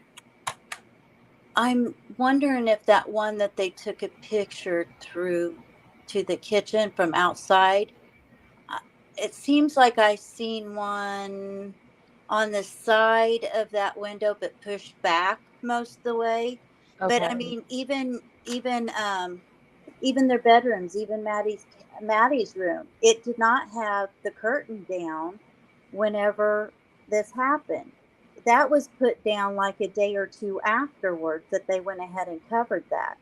Now, I do remember Maddie had, I don't know if she had curtains. I do remember there was a picture taken. I don't know who took it. I guess one of the friends or whatever. She had blinds in that But I window. think that was after. I don't think those were closed the night of. Yeah, that I don't know. But that's just what I was saying about the person that came on the internet saying that they had a camera in the backyard the night that the murders happened, and at like 2:00 they caught a blonde female running from the house. And like I said, why? If it's true, they came back out and said it wasn't true, and I think they came back again and said, "Oh yeah, it was true." I've never heard that. Yeah, allegedly there was a camera that recorded at night from 8 p.m. to 8 a.m. And I was wondering, like, okay, I get that there's video clubs and this and that in colleges and stuff like that, but why are you pointing a camera towards the back of the house that has windows and doors with no curtains or blinds on them? And this house has only females that live there. Like, why would you be doing that? It's a little bit creepy. Well, you hit it on the head. Creepy. Exactly. I mean, honestly, I wouldn't have put him, so he's been there like 12 times and he touched their Wi-Fi, which we don't know how long or anything like that. But let's say that he was sitting out in that back parking lot back there by the apartments, and he could just sit there and watch them, because I very distinctly remember saying that he could have sat out there and watched them because there was no curtains on anything, and even when there was, they didn't have them shut. Yeah.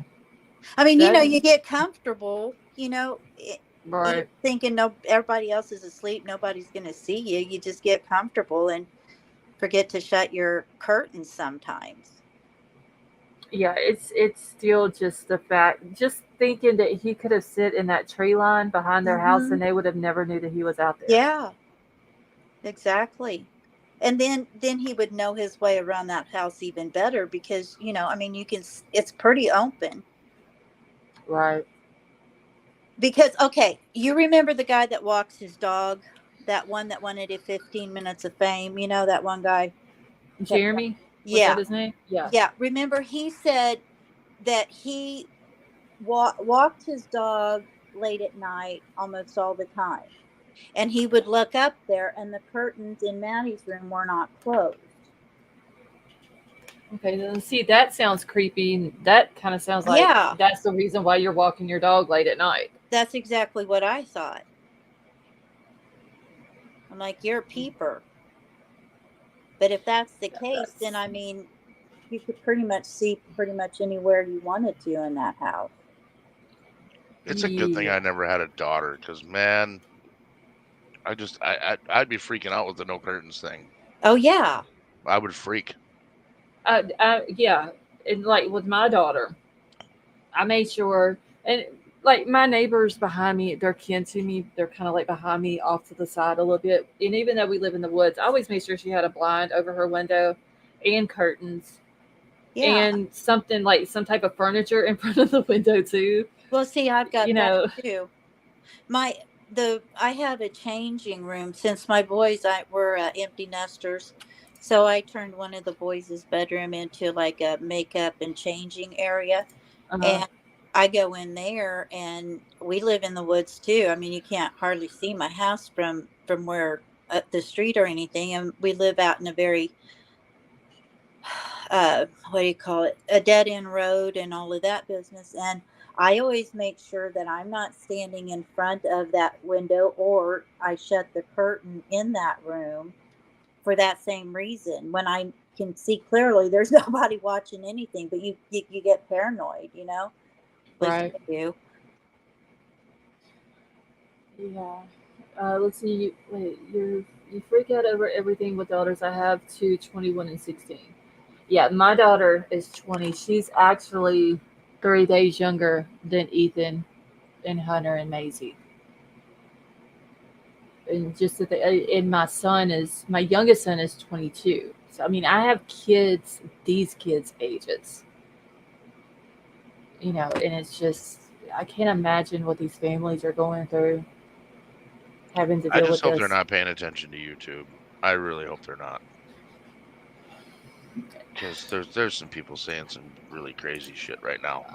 And yeah, I I just caught a few today that I was just like, whoa.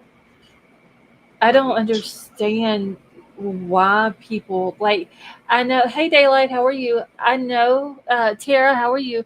I know that there are just miserable people in this world, and they don't like to see other people happy, and so they want to bring them down with them. But these families lost a child. Well, and like with Maddie's family, their only child. Yeah, Maddie's dad doesn't have any kids by any other women, like the woman he's with now. Her mama doesn't have any kids with the man that she's married to now. that's just so sad. You know, the only child. And then you got the Gonzalez family who thought of Maddie like their child. Yeah, And it's just there's people, and my it's not mom, just my on YouTube. It's on Facebook and it's on Twitter. It's all over social media. Yeah, I'm sorry. My mom is an only child. I know it would have absolutely killed my grandparents if something had happened to Right. her. I mean, I'm an only child. Other than I've got two stepbrothers and two stepsisters that I don't have anything to do with, biologically, I'm an only child. And I can't imagine having a sibling and then losing that sibling. No, And Callie Dime, that is true. Exactly. They deserve support. And anybody that's, I can't tolerate disrespectful people. People coming in and talking bad about the victims or their families. They've been through enough. I just, I can't tolerate that. Or people going into other people's chat doing it. And the only reason it's they do allowed. that is because that's the only way they feel fulfilled is by making somebody else sound or feel terrible. True. I just don't understand it. But we yeah, never will because we don't think that way. and If that's the problem. You BK, try to put yourself in their shoes, and it's just impossible to do it sometimes. Yeah. if BK is the guy, I wonder why he chose whoever he did at the 1122 home, because that can't be the only girl that's ever rejected him.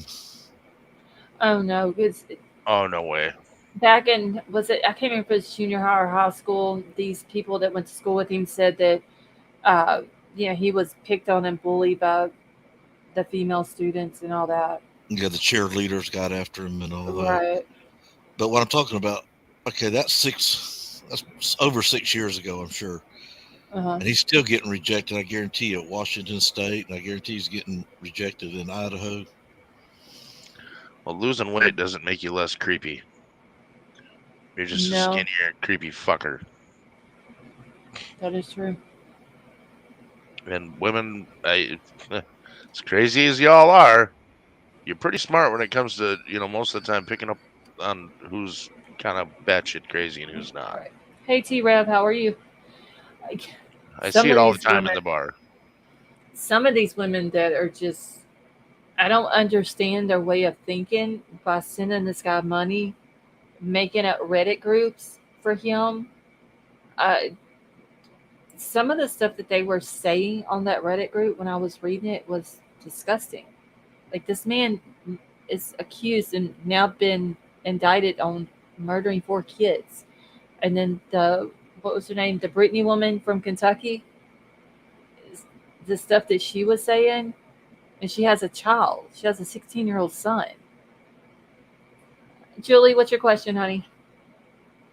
It's just I don't understand it. It makes absolutely no sense to me, honestly. And then they go sending him money and putting it on his books, and they got to screenshot the receipt and brag about it. Well, look at Bundy and Danny Rowland. Women were lined up to marry him.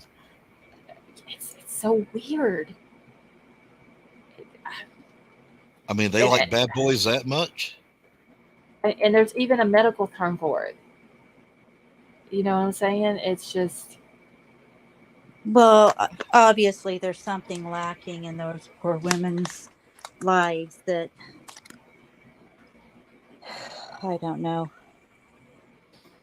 They don't... Something.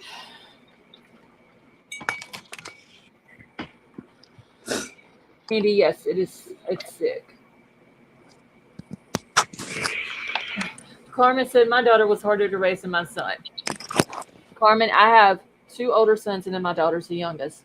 Completely different between boys and girls. Completely.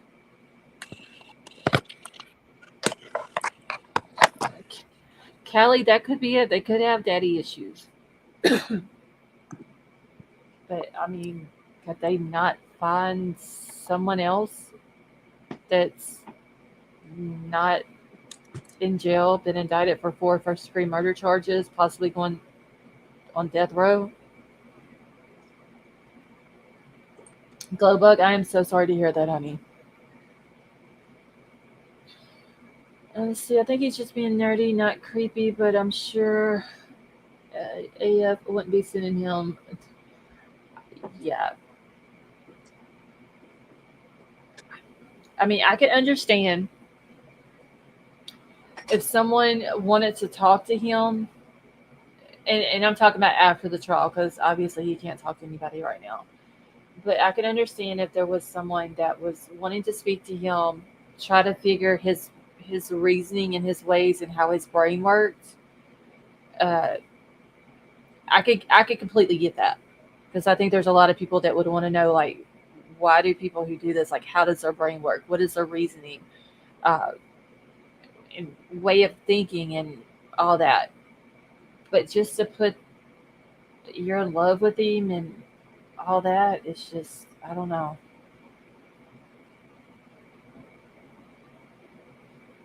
King Scarlet, you think... Wait, was King Scarlet the one that said that? Hold on, I lost the comment. Hold on. Yes, King Scarlet, you think that maybe on that night that the murders happened, that he could have been on something? I'm sorry, Riddler, go ahead. I was going to say I hit my 3 yawn rule. It's time for me to hit it. Oh, yeah, it's like you passed the 2 o'clock in the morning rule. I know. I was into the conversation, so I let it go, but I hit the 3rd yawn, and that's it for me, guys. Thanks for having me in. Oh, you're welcome. Thanks for everybody that was behaving themselves in the chat. And click that thumbs up if you haven't on your way out. There's 245 people, and only 178 have taken the time to help the channel.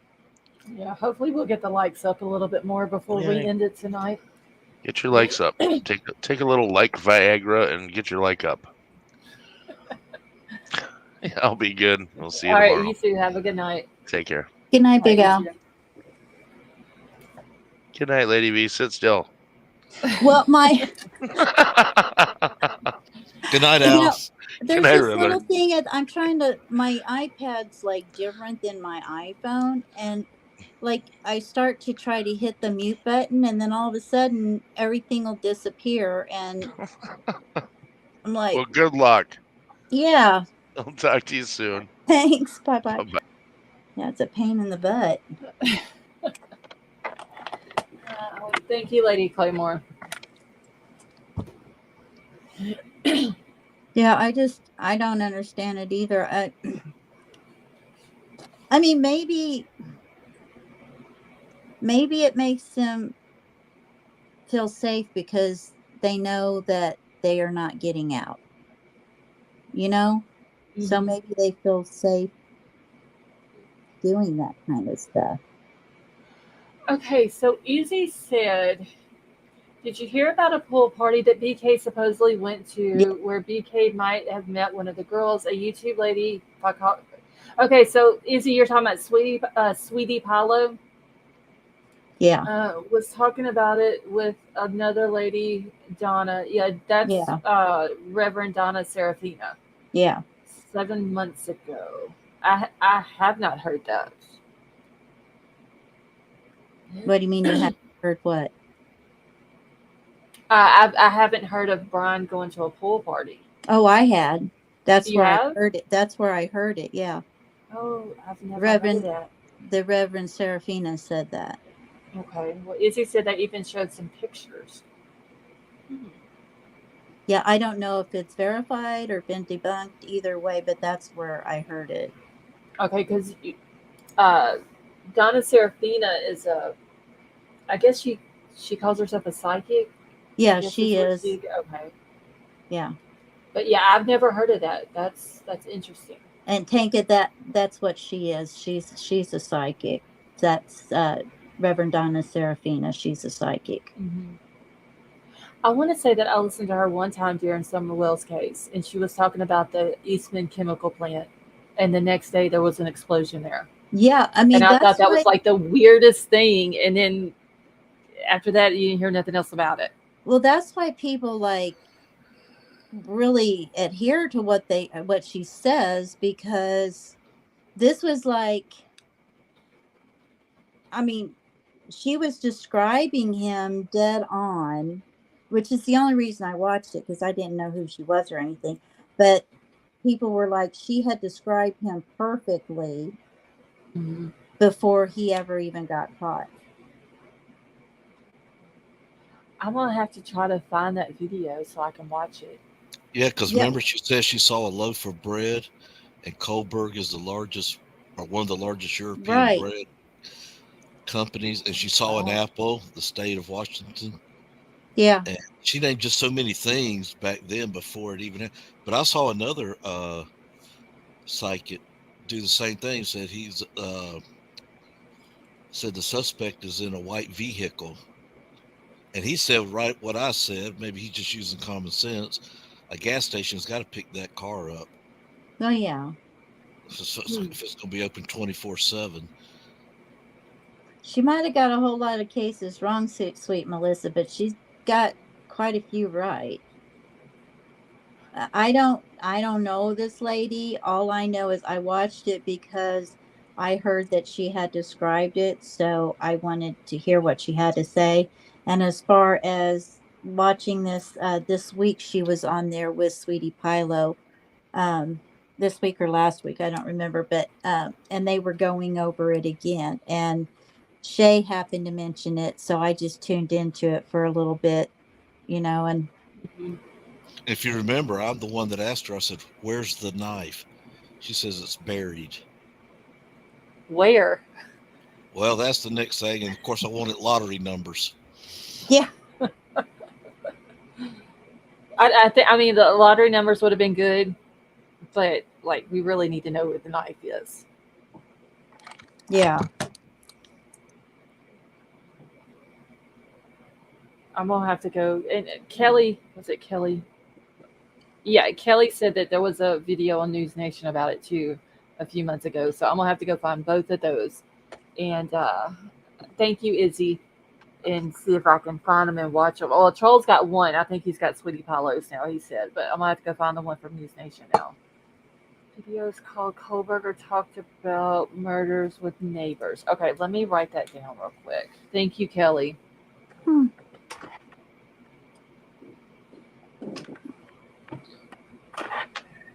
Let me write I this mean, because down. I don't normally watch. I mean, I've caught Sweetie Pilo several times, but I don't watch Reverend Donna Serafina. I don't. But I mean, there's some YouTubers that have put a lot of stock in the things she says. Right. Yeah, like I said, I watched her the one time during Summer Wells' case. She mentioned the Eastman chemical plant. The next day there was an explosion. And then after that, like we might have been a day or so after that, we heard about the chemical plant and then didn't really hear anything after that. It was like the weirdest thing the day after she talked about it. Yeah. Okay, so Tonka said that I've heard that the knife is buried at the Arboretum. I'm probably not saying that word right, at WSU. Whether true, your guess is as good as mine.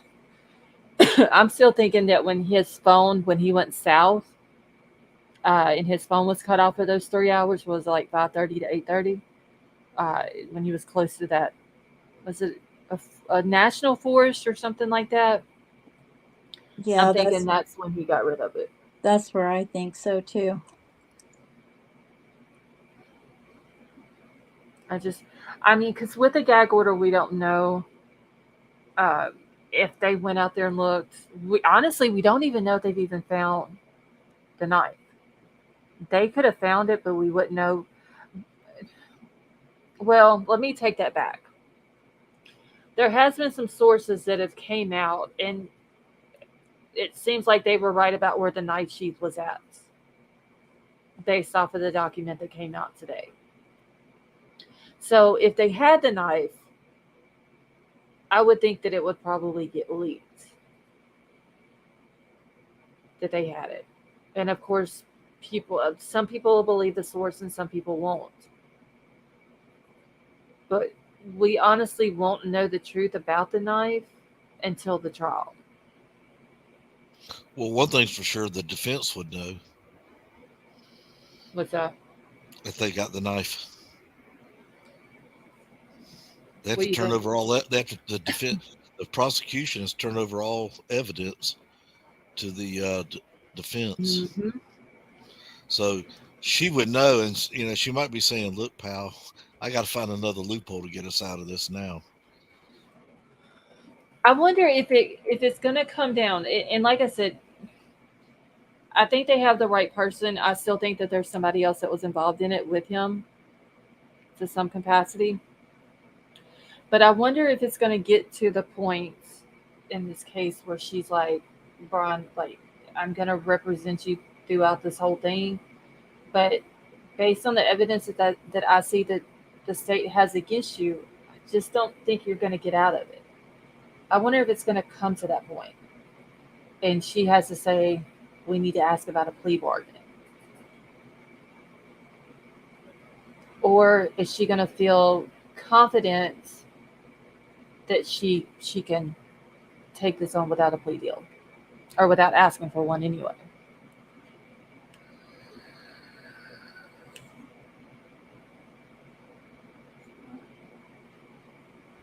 Yeah, I don't know. I was waiting for Riddler to say something. Yeah, I'm I don't sorry. know. Oh, no, that's okay. Well, no, that's exactly what she's going to do. Look, I've exhausted everything I can go through to get you off this case. It's not looking good. Do you want a plea? I think that's our best bet right now, is to ask them if we can offer a plea deal. And of course, they're going to wait for that when they find out what the state wants, if they want that DP or not. Mm-hmm. And the state's smart. They're going to say, yeah, we want the DP. It ups the ante. They got a bigger poker chip now. So now, if you do plea, okay, life. Otherwise, if you're just going to go for life, you'll say, okay, 25 years. Izzy, are those messages in the video? I'm just wondering though, if she tells Bryan that, I'm curious of how he's going to take it. Because I just, if there's a plea deal, he's going to have to tell everything. He's going to have to give the knife up in order for the plea deal to work. I just don't. I have just this gut feeling that he's not going to confess to anything, even if the DP is on the table. I don't think he will either. Well, let me ask you this. If you think, let's say he does found guilty and he's sitting in prison, Do you think he'll do like some of the other SKs and just come out and admit what he did and how he did it and help law enforcement out? Like BTK did. Right. Bundy, he told him how to catch the Green River. Yeah, he did. I mean, And he's also the one that got them set up on a national network. He said, I could unalive a girl in state A, take her body to state B, and then take her clothes to state C, and none of you three states would talk to each other. Right. You're all three confused. You don't have any, you don't know who belongs to what belongs to who. And he taught them how to, he taught them all their weaknesses. He also was the one that came up with the incel. He called himself that. that's. I mean, he's studied SKs obviously when he was studying under Catherine Ramsland. So I think that's safe to say that he has interest in SKs and has probably looked into more than one than just BTK and studied up on them and their ways and things that they did and all this and that. So if that's what he's trying to portray is an SK, and like we were talking the other night, uh, maybe he's trying to incorporate all these SKs into one, but throw his twist on it as well. Well, see, that's what I have been thinking all this way through too. Well, see, I'd like to know who his hero is. Just tell me who's. Some people might say John Wayne. Everybody's got a hero, so I want to know who his hero is. Is it going to be BK? Is it going to be Ted Bundy? I mean, it honestly, if somebody asked him that and he said BTK or Bundy, it wouldn't surprise me. Oh no, not at all. It really would. But I mean, if he comes out and he confesses everything like BTK did and like y'all were saying Bundy did, then I think that would be a telltale sign that he was trying to copy what they were doing, yeah, or what they did. Bundy he didn't come out with it till he was already convicted of it. Okay, so he waited. Right. BTK, he came out with it when he got caught and they were doing all that and he stood up in court and said all of that. So Bundy was did Bundy get the death penalty in his case? Okay, so he was just to the point where all I basically have was, appeals left. There's nothing else I can do. I might as well go ahead and confess to it then. No, well, yeah, I mean, it was later on that he did that. The thing of it is when he and BTK, whether they, BTK said it before at the hearing and all, when he plead out. So we didn't have a trial for him.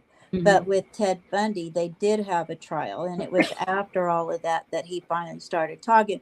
But both of them, when they talk to law enforcement and all this, they both, and this is what reminds me of BK, is they think that they're smarter than everybody else, and they're talking to law enforcement and things like they're teaching them all about it. I mean, BTK and Ted Bundy were more alike in that area than most of them, because they're trying to say, okay, this is what I did. This is how we work as SKs. And so, because when BTK stood up and he was saying all that, you would have thought you were at a lecture. Oh, wow. Yeah, it was cold-blooded, sterile fact. And he just talked like he was giving a lecture. I'm going to have to see if I can find... Is that on YouTube? Oh, I'm sure it is. I'm going to have to see if I can find that. I'll see if I can find it, and if I do, I can send it to you. Okay, yeah, email it to me. Danny Rowland, the Gainesville Ripper, that's another one that confessed in court. I mean, the state attorney's jaw dropped.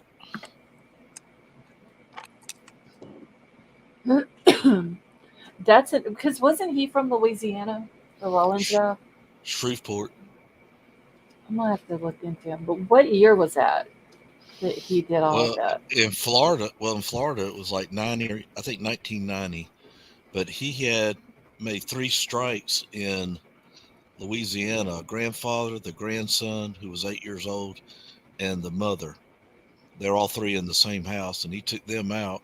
And then he came to Florida. Once again, nobody's talking across state lines until this one lady said, "Y'all might want to look into this guy named Danny Rawling."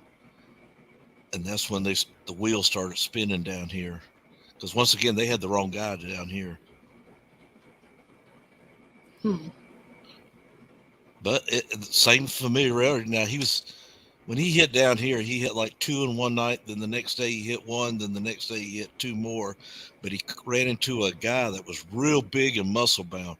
I mean, big, like 6'2" or 3, 200 and something pounds. And I mean, you saw the pictures. This guy's nothing but muscles. And he was already in the house on one of them, waiting for him to show up. He thought they were already in the house when he got there. He said, "Oh, nobody's here. I'll just wait on them." Hmm. I'm gonna have to look into him too. Well, he's got a good. I'll send you a documentary on him. Okay. Yeah, I would like to watch it. Hmm. And they all I got think. terrible childhoods. That's where it's coming from. Yeah, wasn't it said that Ted Bundy had a bad childhood as Oh well, yeah, growing up? it was bad. Well, and when he was 7 years old, his aunt caught him standing over her with a knife. Oh well. Yeah. And I mean, and I will say this: just because you've had a bad childhood, does not give you a reason to go out and murder people. Oh, absolutely not. But it's just kind of, it's kind of weird because a lot of these guys actually had head injuries as well. And Okay. yeah, so I sent that to you in your email. Okay. Now Bundy wasn't it that the lady he called his sister? He finds out later is his mother, Yeah, yeah. And and It's BTK and did they not think have now a that bad the childhood. guy he thought was the granddaddy is his daddy. it Right. seems like I remember reading that somewhere about him thinking that his bio mom was his sister, and come to find out it was actually his mom. Well, that's how they raised him, and I think he didn't find that out till he was like in college. Oh wow. That happened to a popular singer too. But BTK, as far as I know, he did not have a bad childhood either.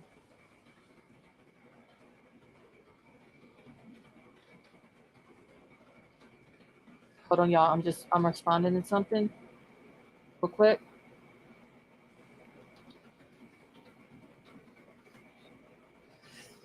Okay, I I'm see which sorry. one you're But responding to.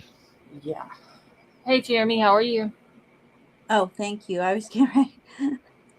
Yeah, there has been absolutely no proof of any drugs being involved in this case, and until somebody brings me actual proof from law enforcement, I don't believe it. It's No. nothing but hearsay. That's all it is. Somebody come up with that rumor. People are running wild with it, trying to push that narrative on people who don't believe it. Jeremy, I'm doing good, thank you. And it's not. There's no a bump in the road, y'all. Man, I don't. There's people that has came on other YouTube channels and said that this is a known house to buy drugs at, who are using voice changers. Hey, Deline, how are you? That are using their fake name. Good Lord. Why would I believe that person? The only thing they've ever said was that was a party house. Well, you're in college. Almost every house is going to be a party Right. house. No, I believe the party house, but Yeah, just because it's a party house, don't mean it's a drug house. And I'm exactly. literally sick of people always pushing the drug narrative. There's Yeah. absolutely no proof of this. Oh, I totally agree with you. It's malicious.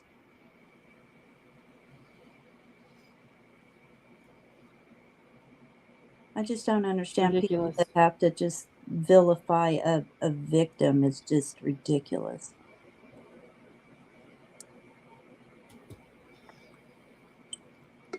Let's see. You said it happened more than a year before. Let's see how recent. Okay, I don't know what that's about. Students have come out and said this. I've heard a student who uses a voice changer and a fake name with absolutely no proof that it's a student. So I'm not going to have the drug talk in my chat saying that these kids were on drugs or drug dealers or anything like that. That's disrespectful to the victims. It's disrespectful to the families. These families have been through enough. I'm not going to put up with it. The next drug thing mentioned in my chat about these kids being drug dealers or this is a drug house, I want it removed.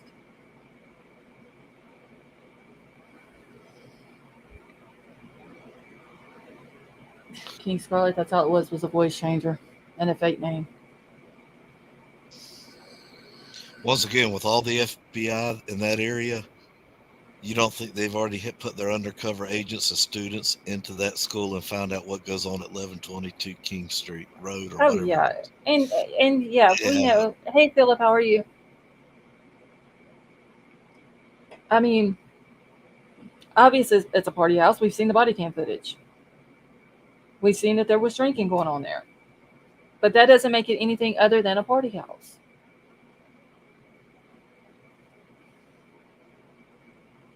Afraid, I really question if it's a student, because we don't know, honestly.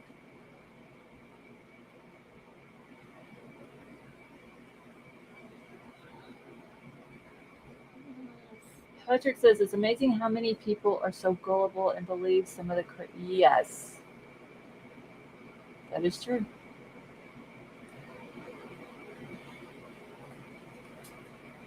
Can't imagine 4 round drug. Sweet Melissa, I'm like you. I can't see it. I really can't. They don't look like they are. You have Maddie and Kaylee who were graduating this year. I don't think these 4 kids, as good of families that they came from, even though some of their family members might have had problems, that didn't mean that these kids had those same problems. Well, it's like Lady Claymore says she never saw any pictures of bongs or anything like that anywhere. And as many pictures and videos that has been put out on these girls' social medias, and all the people that was at their house having parties, there was never anything in the background of any of those pictures. No, and people that even do that on a regular basis, just marijuana, they usually have their stuff sitting out so they can get to it easier, so I never saw anything like that. No. And look how many times the police came to that house because noise was too loud. Exactly. And if they'd came to that door and knocked on it, and everybody would have been inside smoking dope, he would have smelled it. Now he's got a reason. Now he can go in. Yeah. Or he can make a big deal out of it. Well, I mean, that would be probable cause to search the residence. And I don't see it. And people just hear something and they want to run with it. It's ridiculous. Hey, Bullets, how are you? Did you know that if you invited law enforcement into your house, you have now given them the right to look around your house if they want to? Yeah, because you invited them in. Exactly. Yeah. That's why they like to stick their foot in the door when you open up. Yeah. They'll put their foot in the door. And I've seen people say, get your foot out of the door. And they says, well, we're here because of this, and we got a right to, and they'll sit there and argue back and forth. He'll say, if you don't have a warrant, you're not coming in. Once again, reasonable, articulate suspicion. Right. Probable cause. Yeah. I mean, once they're in, they don't have to have any reason to go look then. I mean, they can just go look because they want to. Yeah. Hey, Andrew, how are you? They used to use a favorite excuse. Well, we got a 911 call here. We need to search the house. Somebody said they're being held against their will here. And you could always FOIA those things. I want to hear the 911 call. I don't know. It's just. But getting back to our point, if that house would have been hit and we'd have seen an arrest warrant I mean, there. where they Yes. darted the house or something, wherever logo that state uses, where that house was X'd out and they came in there with ski masks and guns and went there and it's all right, where's all the pills? You want to make it easier or you want me to tear it apart? I mean, See, we never saw that. as many FOIA requests that has been put out for that house and stuff that is 911 calls, and we've seen the body cam footage and noise complaints. If cops would have went in and raided the house, there would have been body cam footage of that in a report, and that would have been out. And it hasn't been. Hey, Miss Amir, how are you?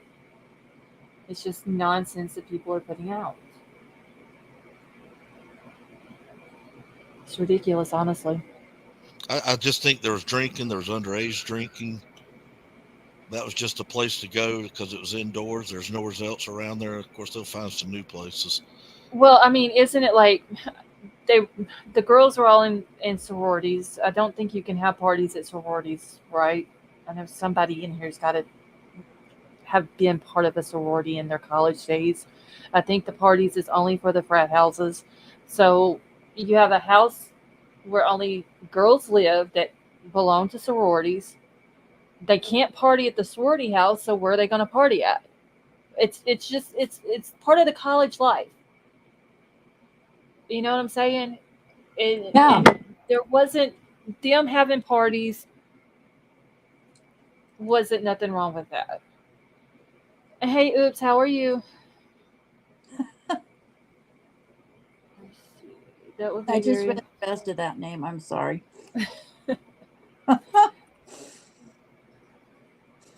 Okay, so that would be very irresponsible of them to go into that house without permission or warrant. Illegal search and seizure is a thing. Yeah, there is such things as illegal search and seizure. That is true too. But every time, every time we see them in videos, every time that we have seen them talk to law enforcement because the music's too loud or whatever, there's only been one time that they even seemed vaguely intoxicated, and that was whenever the cops went there and they were having a party and they had to call Maddie.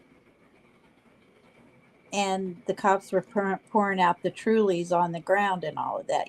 Hmm. I mean, that's the only time you don't see drinks and beer cans and all of that around the house when they're taking their videos and all of that. You don't see all of that. And people who do that all the time don't think twice about it being in the picture.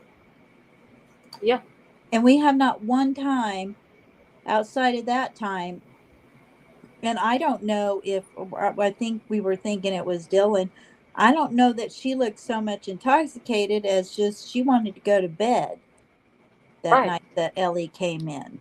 I Yeah, mean, because that's what she kept saying. She's like, I don't know what's going on. I just want to go to bed. right.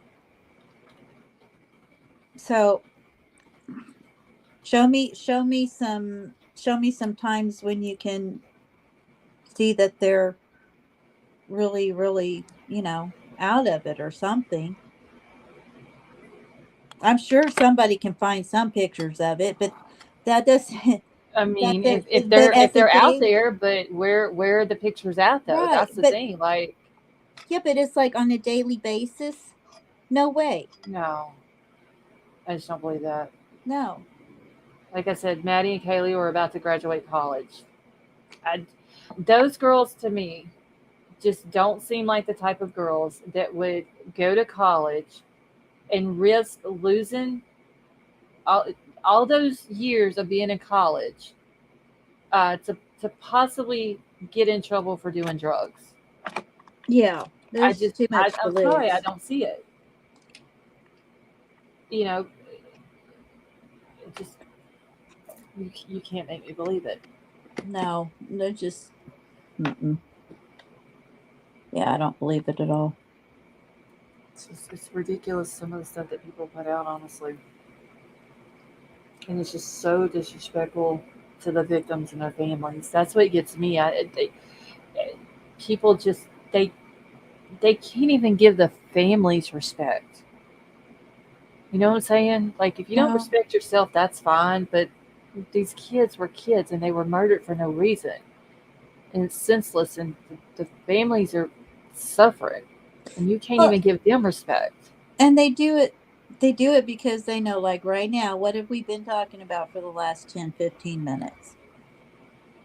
The Them. parties, yeah, Yeah, and they don't like that. They would rather the rumors and making them look bad is what they would like to put out there. For whatever exactly. reason, they want to make these victims look bad. Exactly. And it's disgusting. And their life was just getting ready to begin. They're Yeah, graduating from college. Well, going it on kind a of gets to your trip. heart when I forgot which one wrote it. I think it was Kaylee, where she said the thing she loved the most Yeah, in that was life. Kaylee's journal. Right. And, she talks about her boyfriend and Hmm. all of her, and, Her dog and her family, and were they getting ready to get married and no, engaged? they were actually broke up at the time of the murders. I think they'd been broke up for a few weeks.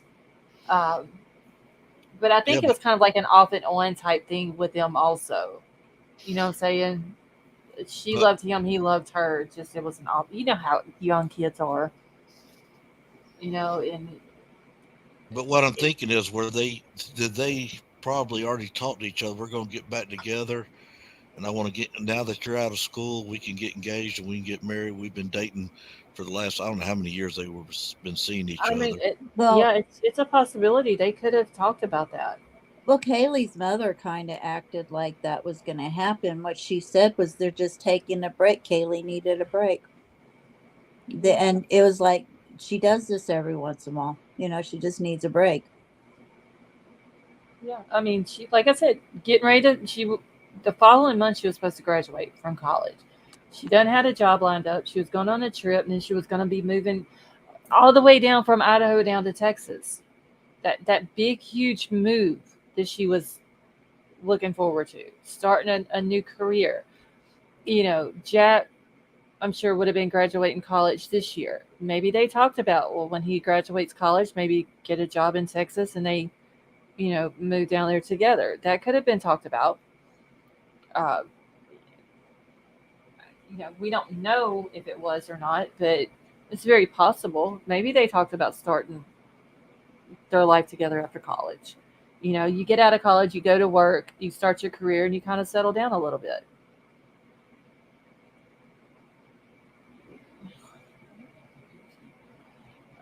Let's see. The judge is giving specific instructions on Idaho Title 74, keeping info from the public. Maybe soon the judge will give a response to AP and Gray.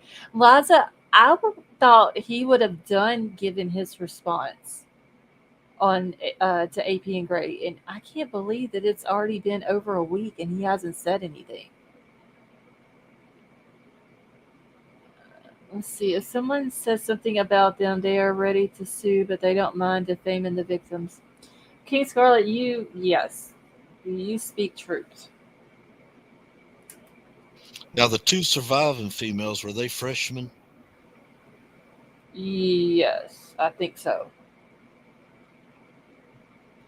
Because I never have. Does anybody know if that's ever been confirmed what year Dylan and Bethany were?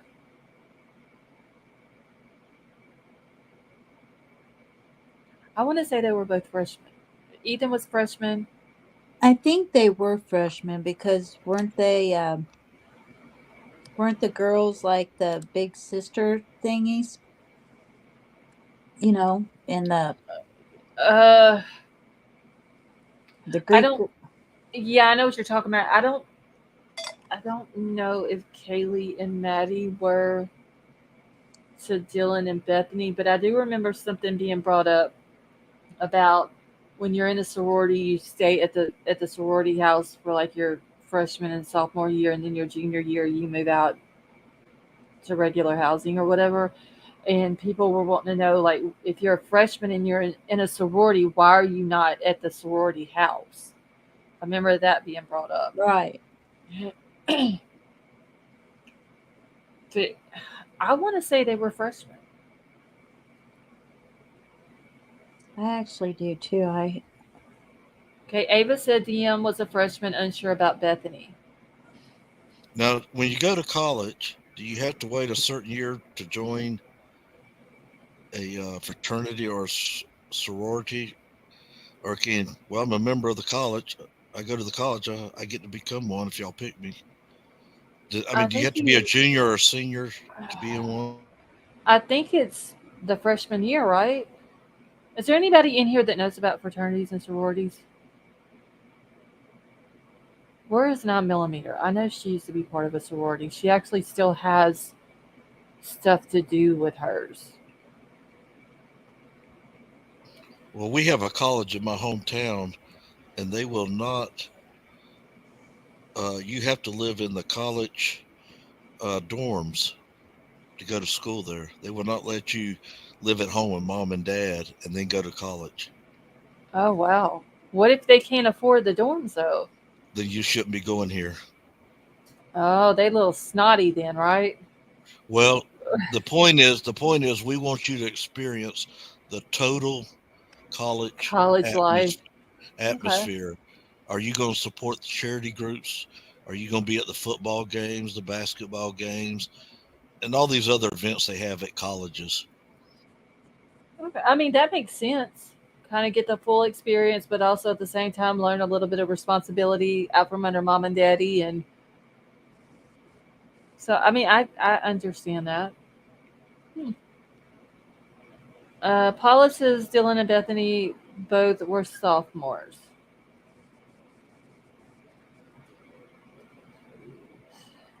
But My it's a niece, freshman year that you go for a sorority or fraternity, right?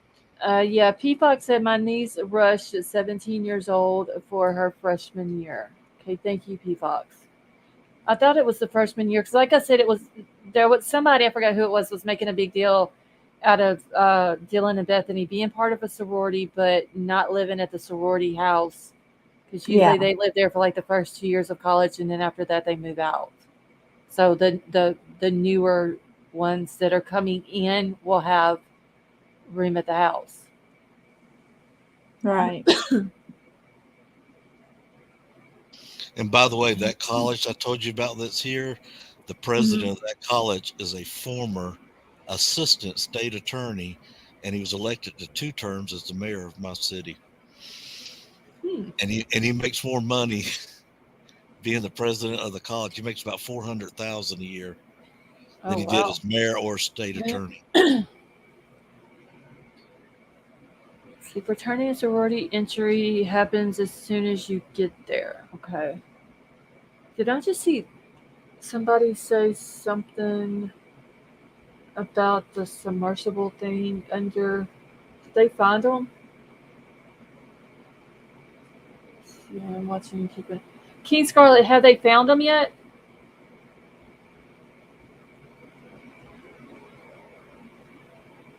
I pray they find those people before their oxygen runs out. Yeah, that's horrible. Have not found them. Okay, thank you, one juror. Yeah, I couldn't imagine being 2.5 miles below the surface on the ocean floor, possibly stuck inside the Titanic. Yeah, and that you paid, $250,000 for it. Yes. So there, yeah, Danielle, I did see where they, I believe it was an airplane that picked up the banging noise, and they said it was like in every 30-minute intervals. But did they say for sure that they picked that sound up inside the Titanic, or were they able to pinpoint where it was coming from? Hey, Sima, how are you? I don't know, but I am of the full faith that if you're going to have a vehicle,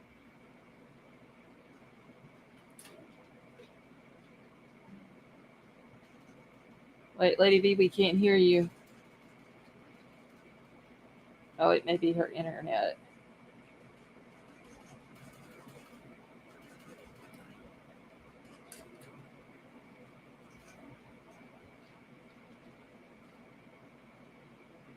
May have to give her a second, Riddler, because her usually about this time her internet starts acting up for a few minutes. Yeah, everything I've been reading about fraternities and sororities, they encourage you to join as a freshman, but they Okay. have made exceptions for people to join as a junior or a senior. Okay. Okay, so Freya said from the U of I page, all first year students in Moscow are required to live on campus, as on campus living is proven to help you succeed while going to college. Thank you, Freya. Okay, so banging noises are a good sign if they can get to them in time. Fred, yes, for sure, keep them in your prayers. You know, it doesn't matter how much money they paid to be on there, waivers that they had to sign to go down there, whatever. They're still human beings. And the thought of not having oxygen bothers me big time.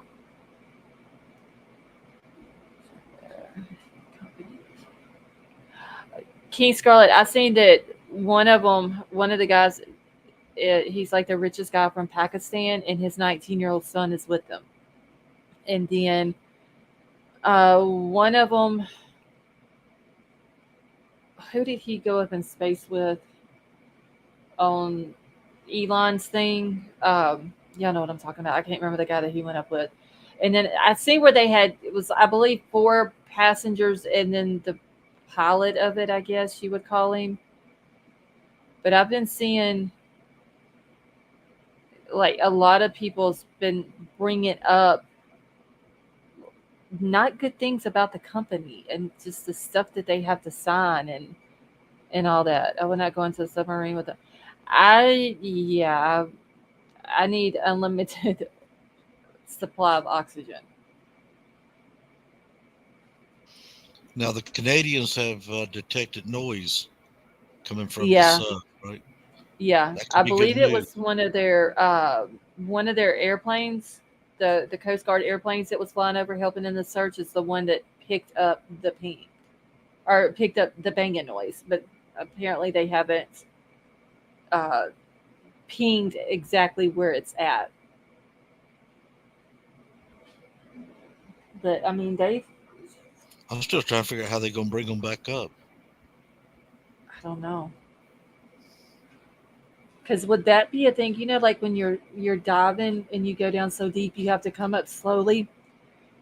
I wonder if that's going to be that situation where they would have to come up slowly, like so long, and then sit for however many minutes or whatever, then come up more and sit. I wonder if they would have to do that with this submersible, whatever this thing is called, a miniature submarine, I guess. Well, we'd have to find a sailor that's been in a sub. Get that Uh, answer. is he? Yeah, I think it's like 2.5 miles down to the ocean floor where they were going. I couldn't. Okay, so Avery said in the process of bringing them up is slow because of the compression. It's gonna, yeah, it does something to your lungs. I forgot what it's called.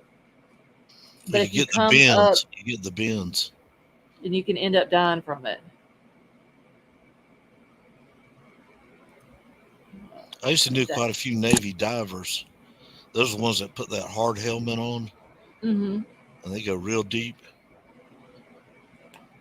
Yeah. Oh, And let me, lady I, D's I calling. could be on land. They put that helmet on me. I'm ready to get out of it. Yeah, and I don't know. Does this thing have windows in it, or are they just looking at the Titanic through screens once they get down there?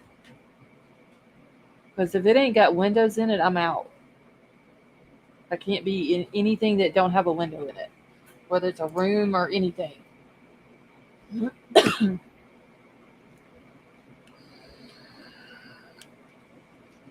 Oh, you wouldn't like flying in some of the Air Force's cargo planes. No, Well, they I've been inside of them like at air shows and stuff like that, and they let you do like the tours of the B-52s and all this and that.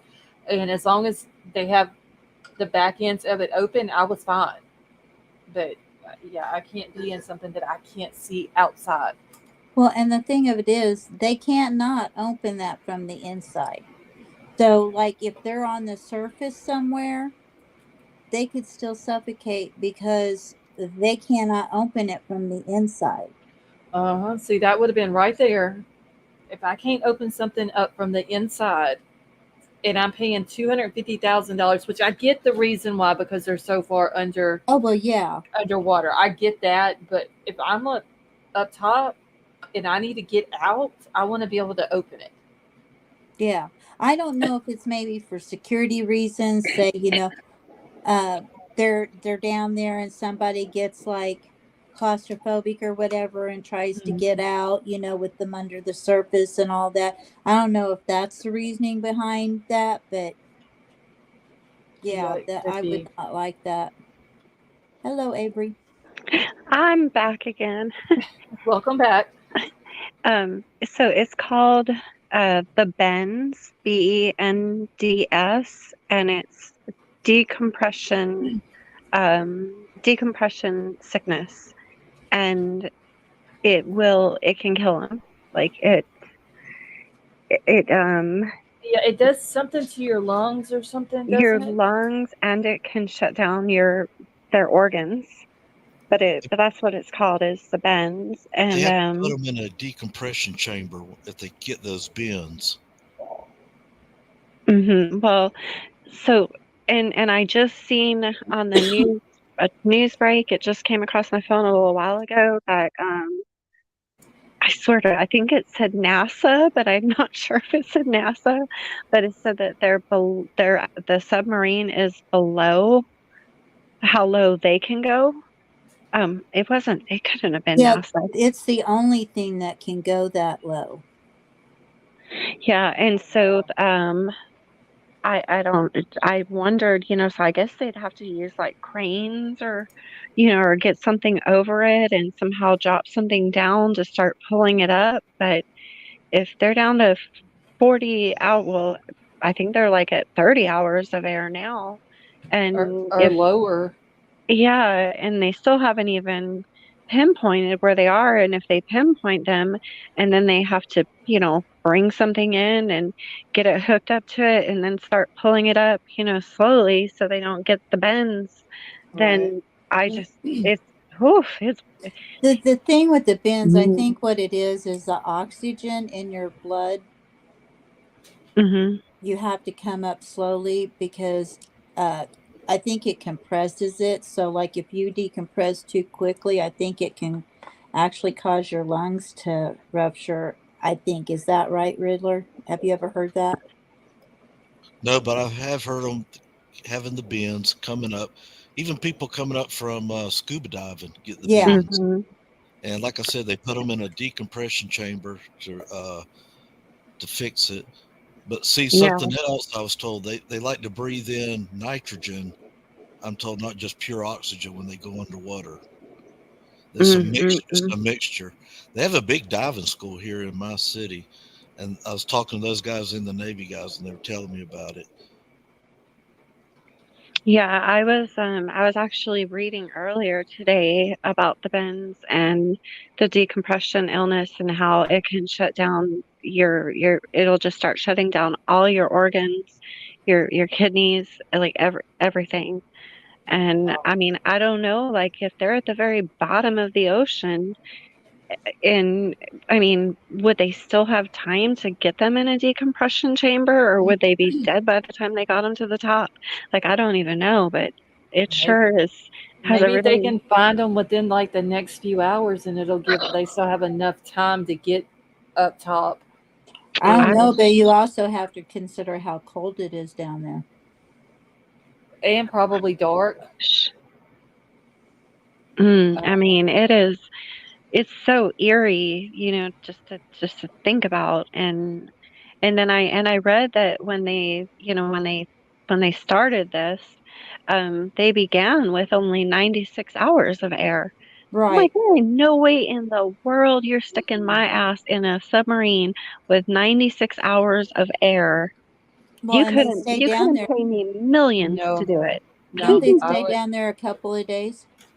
Yeah, it's just supposed to be, like I think they're supposed to go down and be down for a day and come back up. Uh, I feel so bad for him because I've said this before. Like people, it not having air or somebody who can't breathe, it Mm, bothered me really bad. And just the thought of them being down there, knowing that they're on a limited supply of oxygen, and you know that they're running out mm-hmm. because they would And they're, know what their supply oh is. yeah. And I Y- can't imagine being And they down there, start panicking and breathing in right? more air. And you're sucking that oxygen up quicker, and knowing that each with each passing hour, that's an hour less of oxygen that they have, and they haven't found them yet. We were Yeah. flying. We were flying with the Air Force, and we flying out to Nellis Air Force Base in Las Vegas. We lost oxygen. We were about 40 something thousand feet high. And let me tell you, your chest feels like it's having a heart attack, and the rest of your body feels like big time fluid hit it. And they call it Mm. hypoxia. And we had to get our emergency oxygen going. It doesn't pop over your head like you see on the airlines. You have to go pick this bottle up underneath and start working it. And then we had to take a nosedive to get under 10,000 feet. And I didn't think we were going to get out of that nosedive. Ooh. And I was looking for, I'm the kid you not, I was fumbling, fumbling around for a paper and pen to write my mom a note. And Oh, then the plane leveled out. And I said, I like to do this now. But and we were sick for a whole day. All of us were. We had bad headaches. Mm. Some people had dizzy spells for a couple days. it's It, weird how things like that happen. I have hearing problems to this day because the well, when I flew as a child, it I had like a lot of pain in my ears coming down. But when I was 18 and flew across the United States, and when we were coming down, the pain in my ears was so it was worse than child labor. And I was so disoriented, and I had actually had holes into my eardrums, and ended up having to go in and have procedures on both my ears and all kinds of stuff. And I'm so scared to fly because I know when we start descending, it's going to happen again. And it's a pain so bad that you can't handle it. Like it's oh my god. that that unbearable. You absolutely cannot handle it. I was sick, throwing up, everything. Everybody else on that plane was fine, but me, and I was perfectly fine going up, perfectly fine while I was in the air, but it's just the descending, coming down that it happens to me. Mm. Have you ever heard of that, Riddler? Well, yeah. we were over, we were coming in for a landing. We're sitting about 10,000 feet up. And I go, the airport's right under us. What are we doing up here? He floats it down. Have you ever seen when they take the astronauts up where they practice floating? Uh-huh. Oh There's yeah, no gravity. Well, that's what he was yeah. doing to us. And we were all like, ooh, it's worse than a roller coaster ride. Every Oh yeah, time, it's the what is it called? I remember that in ROTC. well, it's It's like the negative G's, Yeah, and it's like the you go up and then you go back down really quickly and you lose the gravity. right? Porpoising is Yeah. what they call it. But Well, uh, apparently the la- landing and mhm. takeoff are the two worst times in the airplane. Apparently the stewardess knew like what was going on because they were running and they came with these paper cups that they had taken paper towels and soaked them in like super hot water, squeezed them out, stuck them in the bottom of the paper cups, and they were holding them over my ears. Oh my gosh. So I am so sorry. I No, don't you're even know good. what that does or how it helps because it didn't help the pain any. I mean, I was screaming and praying to Jesus. It was that damn bad. Wow. I feel for you. I know, right? And here I want to travel. See, I was Right. getting ready to now say, y'all do see you? why I'm not going to fly. No, ain't Scarlett, I was happening. coming by to pick you up. We were going to go to the trial. Ain't you? No, I'll drive. If I can't I've drive, got it all planned out. We go to Corner Club. We go to Washington mm-mm, State University. We no, take that long loop underneath. See, you're not like me, happening. Scarlett.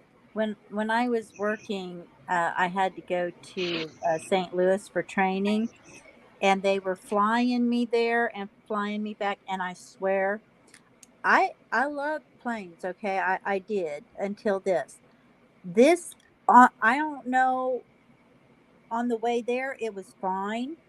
On the way back, we must have had a different pilot, and it must have been the same guy both times, because he would hit that runway and there was no easy slowing down. The dude like put the brakes on so hard you were afraid that the tail end was gonna like fly over, because there wasn't a huge plane, right?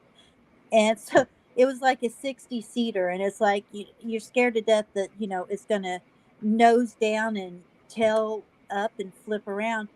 And so I told my boss I had to go a couple more times, and I told my boss that I absolutely would not go if unless I could drive.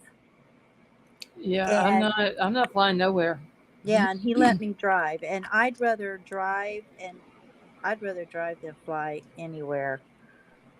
Lady V, the last time I flew was last year, and we hit turbulence and air pockets or whatever, and that damn plane, I think it spun to four different times, and everybody on that plane was praying to Jesus Oh, I and believe it. getting the oxygen stuff down and everything right. And I mean, it was like, I mean, like they were acting like we were about to die. And then finally, we straighten out, and then the pilot comes over and he goes, "Sorry about that. We just had a little bit of turbulence." And everybody's like, "A little bit of turbulence." Like people were throwing up. I mean, Oh, Oh that my is lord. Well, I see. mean, this guy stopped so hard that you went flying and hit the seat in front of you, and then back, and you hit your head back. I mean, it could give you oh, whiplash. That's how bad this was. I'm like, I'm not getting on that plane again. oh Lady man, V, no. Lady V, he was a Navy pilot. That's how they hit the carriers. They hit it real Well, hard I and love full Navy. speed. I love Navy pilots. My dad was a Navy man. I love them to death, but I give them kudos every time I see it, but I didn't want to experience it for myself. Lady V, have you ever been on a puddle jumper, the little tiny planes where they bring you from a big airport into a Uh-huh. smaller? You Yeah. have been on one of those? Yeah. Oh, Oh yeah, Fortunately, like one of the little bitty ones that just a burst of wind comes through and can just And blow it you just right yeah. away. oh, I've good actually grief. been on a four-seater Oh, several times. nope. See, I'm pretty sure I do have it. left my butt cheek imprints on a few of those puddle jumpers. Mm-mm. If I can sit in the middle of the plane and stretch my arms out and touch both sides, That's too little, yeah. I agree. No, I actually got to fly. We had a guy that when I was 16 years old, he wanted to teach me how to fly. Because what he did was he was showing me some stuff, and then he turned loose of the wheel and said, "Here, you take it." And I was like, "Oh my god!" My dad was in there with us, but I didn't actually get to do it. Life had different plans for me. But I tell you what, I'd rather be in that little plane than I would have to been on that 60 seater. I mean, that was scarier than that little plane to me. have y'all flown into only. Washington D.C. lately, Oh, good lord, I or couldn't since imagine. 911? Yeah. See, No. I was working at Washington D.C. Uh, and they bring the plane down, so they let you know ahead of time. In a few minutes, we're going to put up the "Do not get out of your seat" sign. Once you do that, do not get out of your seat. So if you need to make any arrangements, make them now. Well, they bring the aircraft down very, very low, Make and you them get a now. tour guide of Washington, D.C. You can see all It's those cathedrals and buildings. Well, it was so rough. I mean, that plane was vibrating and shaking, and we were bouncing up and down. You thought there was asphalt under us. We were hitting bumps. And this little girl, she got scared. She got out of her seat and ran and jumped into her mom's lap. Now I found out who the marshal was. He Yeah, I goes up there and bet. grabs her. oh wow. Fortunately, But he used common sense. isn't uh Washington D.C.'s runway? Don't it go like right at the end of the runway is water? Or Well, they maybe I'm got thinking. two. They got two airports up there. They got. Well, I think it's now called Reagan, and I forgot what the other one's Oh, called. hell no. Water at the end of a runway? It seems like I seen like this big airport at a major city, and right at the end of the runway is a lake. Oh, man. Yeah. New That York's like wouldn't mess that. with you. Isn't Okay. New York It may like be that? it may be New York then. I don't know, Yeah, but because it's the Hudson. okay. One year said LaGuardia. Yeah. Something I was, happened and it don't go up. No. Well, remember Scully when he had to land the aircraft in the water, and they had to go in Yeah, the bay and pick everybody up. yeah, that was the Hudson. I was just reading an article yesterday about how much more New York has sunk from all the heavy skyscrapers. Oh wow. I read that Hmm. too. Yep, it's sinking. The state is because all the heavy buildings up there. You may have been the one that emailed it to me. I might have. I Somebody, thought that was interesting. I did too. I had no idea they were sinking. Oh, I knew they were sinking, but they were blaming it on global change, climate change. Oh, it said it was from all the heavy skyscrapers. Well, That's what I it would said in that believe article. that. I would believe that. I mean, that makes more Yeah. sense to me than the other, but because, and the reason why, without getting off on, because there's a lot of places that haven't gotten enough, they're actually drying up instead of flooding. So it's like, how can Hmm. you have it both ways? Either things are drying up because of climate change, or they're flooding because of climate change. You can't have it both ways. Right. So, Riddler, with your experience that you have, what do you think the odds are that they're going to be able to save these guys in the submarine? And remind me what nationality they are, because I The can't quite. math, the math doesn't look good. Uh, If they, I mean, I hate to be pessimistic, but yeah, I'm not trying to be realistic. You I got, just wondered what the odds were. and even if you do find them, the hard part is how we gonna get them up or out of there, and Mm. then do we have enough time, or is there a way we can force feed oxygen in there from the outside? Can a Navy sub pull up to it and force feed some oxygen in there? I don't know if they got those kind of things or not. But it can't, because they can't go down that far. They would actually have to go down in another little submersible thing like they're in, I would think. Well, that's And the then only one they have. Oh, is it? It's my understanding. I mean, there's nobody that can get down there to them. That's the only one that goes down that deep. Oh, That's why I'm wow. saying they should have had a backup, because from what I understand, that's the only one that can go down there that deep. what in the world were these fools thinking? And you can't open it from the inside, I'm sure, in case somebody panics and tries to get out while they're down there. But therefore, how are they going to feed them oxygen down there when it's completely closed off? Maybe they can get another submarine above them that could go down as far as it possibly can, and then drop down some kind of metal claws or chains, and then Maybe use an RVO or pull it ROV up or high whatever it's called. enough to where they could get next to it and force air in there. I don't know. I mean, and Yeah, and because they couldn't even like connect with them to let them up, because I mean, how are they? I don't know. I just don't think it was very well thought of as far as rescue. Of course, it's probably fitting that it's the Titanic because they're at because they probably figured it was so good that nothing would happen to it. So, Ugh. Well, And what nationality are they? Because they're not U.S., right? I think one of them isn't he from Arabia? no, it's the man and his son is from Pakistan. Pakistan. Okay. Yeah, Pakistan. That's what it was. And they're billionaires. the Yes. thing that I read was he was the richest man in Pakistan.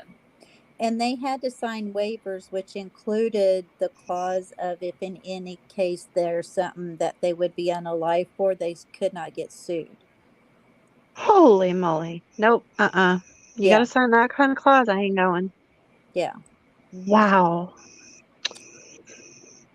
And then this other guy Unbelievable. that's down there, he's a billionaire too. I forget who he is. I'm actually kind of surprised James Cameron wasn't on it. He's got a lifelong fascination with the Titanic. Maybe he's God, just too smart to go I I mean, down don't. there. and like Danielle said, how come there's not a GPS on it? Yeah, that's what I've been wondering is why Yeah. they can't track it. I would think it would have some kind of a device that would show where the location is. I've been wondering that all I day. mean, it's just on a car, for goodness sakes. You think they could put it on, you know, a submarine. Right. No. Jeez. Okay, Turquoise said that GPS don't work under the sea. I mean, Oh, something. I mean, look, what does the naval submarines have? Like a tracking device of some Yeah, sort. something. Hell, an Apple AirTag. Something, yeah, because anything. if they can't, if a GPS or any type of beacon stone or whatever can't go that deep, then they shouldn't go. Plain and simple. So are they suspecting that the submarine malfunctioned, or did the submarine like send out any alerts that they were having like a malfunction, or they wrecked, or? I don't know. For a while, they were afraid it might have imploded on itself. Because Because if there was like one teeny little bitty um, pinpoint Uh-huh. opening in there, it could cause it to implode on itself. Then you wouldn't have Oh found them at all. no. But thank Oh, the Lord we're getting signals, SOS, but that means because they were really concerned about that too. I just heard that it went missing, but I never read the very beginning of it of how they know that they went missing. mm-hmm. I never. That's what I wonder too, because I hate that when the news comes out and you're like, well, how did this begin? Well, Well, we and need to know the whole story. it Right. kind of makes me wonder what happened to the radio. I mean, you would think they would have a radio where they could at least communicate. Why are they having to do SOS? What was their whole purpose for? I mean, are they scientists or just rich guys? They're just rich guys. Just rich guys wanting to look at the Titanic. Yeah. And are there windows on this thing? No, they can't have So they were windows going to on see it them. from a camera. Yeah, So you might as well watch it at home. I yeah. mean, that's what I told somebody in chat earlier. If I'm gonna look at the Titanic or want to see it, I'll just look at pictures or watch a movie or a documentary about it. Right. Because I I know don't want to go down there and see it in person. Watch sent James Cameron unmanned. stuff. That's amazing stuff he's got. They His sent footage. unmanned subs through there to navigate through there and showed pictures of it. That's like my doctor a few years ago, about 7, 8 years ago. If you guys Google Dr. Yearwood in Georgiana, Alabama, and I was in there with him. My son had an appointment, and he was so excited because he was leaving that night and headed to Mount Everest. And I had even said to him, because he'd had a long shift, and I'd brought him a cup of coffee, and I'd even said to him, "You don't ever get scared, trying to do that?" And he was like, "No," and he was just so excited. And I'll be damned if something, I'm not exactly sure what happened. And then I was devastated because I was waiting for the funeral, and they said they can't remove him from Mount Everest. He has No, to they. stay on Yeah. there. And Oh, I that is was like, sad. dang it, and he was like my favorite doctor. I had a good, like I knew him pretty well, and I was like, man, he's Has like, he gone there what? before? Yeah, it was like his fifth, sixth, seventh time going. Wow. That is Mm-hmm. sad. Yeah. There are so many people up there that they can't remove for the same reasons. They can't risk and moving them. Yeah, I was devastated when I heard that if you die on Mount Everest, that your body stays there. I couldn't believe it. Yeah, But they found people up there that are like had been there for like 100 years or so when they yeah, first started climbing. and he Nate, was the most handsome doctor. If you guys look him up, like he was one of those doctors that, like, oh, he was just a cutie. Whew. the Navy will I'd be bury you making alive. appointments. I'd be having a sore throat to go in. I'm sick. I Okay, sneezed. I Avery, gotta where do you go. hurt? All over? Must Have Got Lost said that the last ping that they got, it was right over the Titanic, but nothing sent. So our news said, "Thank you, Must Have Got Lost." Right over the Titanic, so above it, on top of it. Right, because I had read where they thought that maybe they had went inside the Titanic and they got stuck, and I I was don't just see thinking, how they okay, went inside of it. I mean, James Cameron had problems getting his little rover thing to go through and navigate in that sub and in the Titanic. I mean, I wonder if they were going over top of it and hit something along the bottom of the submarine. It's only 21 feet long. This The thing what? went up. submarine's only 21 feet long. That's Yeah, what it's I'm like asking. super. It's super small. It's not very like they. There was a video that's on YouTube, and I forgot who. I want to say Keith Morrison. That's who it kind of looked like. I was watching it but wasn't listening to it. And you sit on the floor, like there's no seats in Mm. it. oh, good. It's Well, it's just big enough for these 5 people. that's what James Cameron's sub looked like too. He had to sit on the floor too because it was so small. But it didn't go all the way down there. It just went down as far as it could. I'm picturing like a big long submarine, with windows and seats and you guys are talking about this little tiny thing sitting on the floor. Oh, hell no. Yeah, this one here. It was this Oh, submarine. And there's been things that they people are saying that they came out with years ago about the submarine, that it's dangerous, they shouldn't be going down there, and all this and that. And they were showing the remote control that they use on it looks just an Xbox controller. Joystick, yeah. no And way. yeah, that's what it looks just like an Xbox like 360 controller. And it's like I said, it looks like a tube that's not very long, not very like the guy that was sitting on the floor, he couldn't even sit up straight when he was kind of like not even in the middle of the floor because of it being so small, the curvature part on the top, his head would hit it if he tried to sit up straight. That's how small it is on the inside. Yeah, I'm like picturing it because I'm 5'5", so that's not even four of me if I was standing on top of myself. It's very, very small. That's the only way I could think of it in my head. Just picturing my own body standing on top of myself. Yeah, and there's no way, I guess, for them to communicate with anybody up top. Mm-mm-mm. There's so that's got to be a scary thing. If they're just if something happened and they have no control of it, then it could be anywhere in the ocean and they have no idea where they're at. Betty Mm-mm. just says it's like the size of a minivan. My goodness. Does anybody know? Okay, so we can, when we go to space, NASA can talk to the astronauts. Now, why why is there no communication with them down there? I mean, does anybody know why they can't use a radio or something? I don't know how that works below surface of the water. I don't either because I mean, astronauts train in water because it's so close to space. Right. Oh, I didn't know that. They train in water. I never knew that. Yeah. Now I'm going to be Googling that. Yeah, they have like this big huge, for lack of a better word, swimming pool. It's like humongous, and they go down there and practice things in there Oh, because it's that so makes similar. sense. Yeah, because they're in the water, they can flip and Right. yeah, okay. Yeah, that okay. I get it now.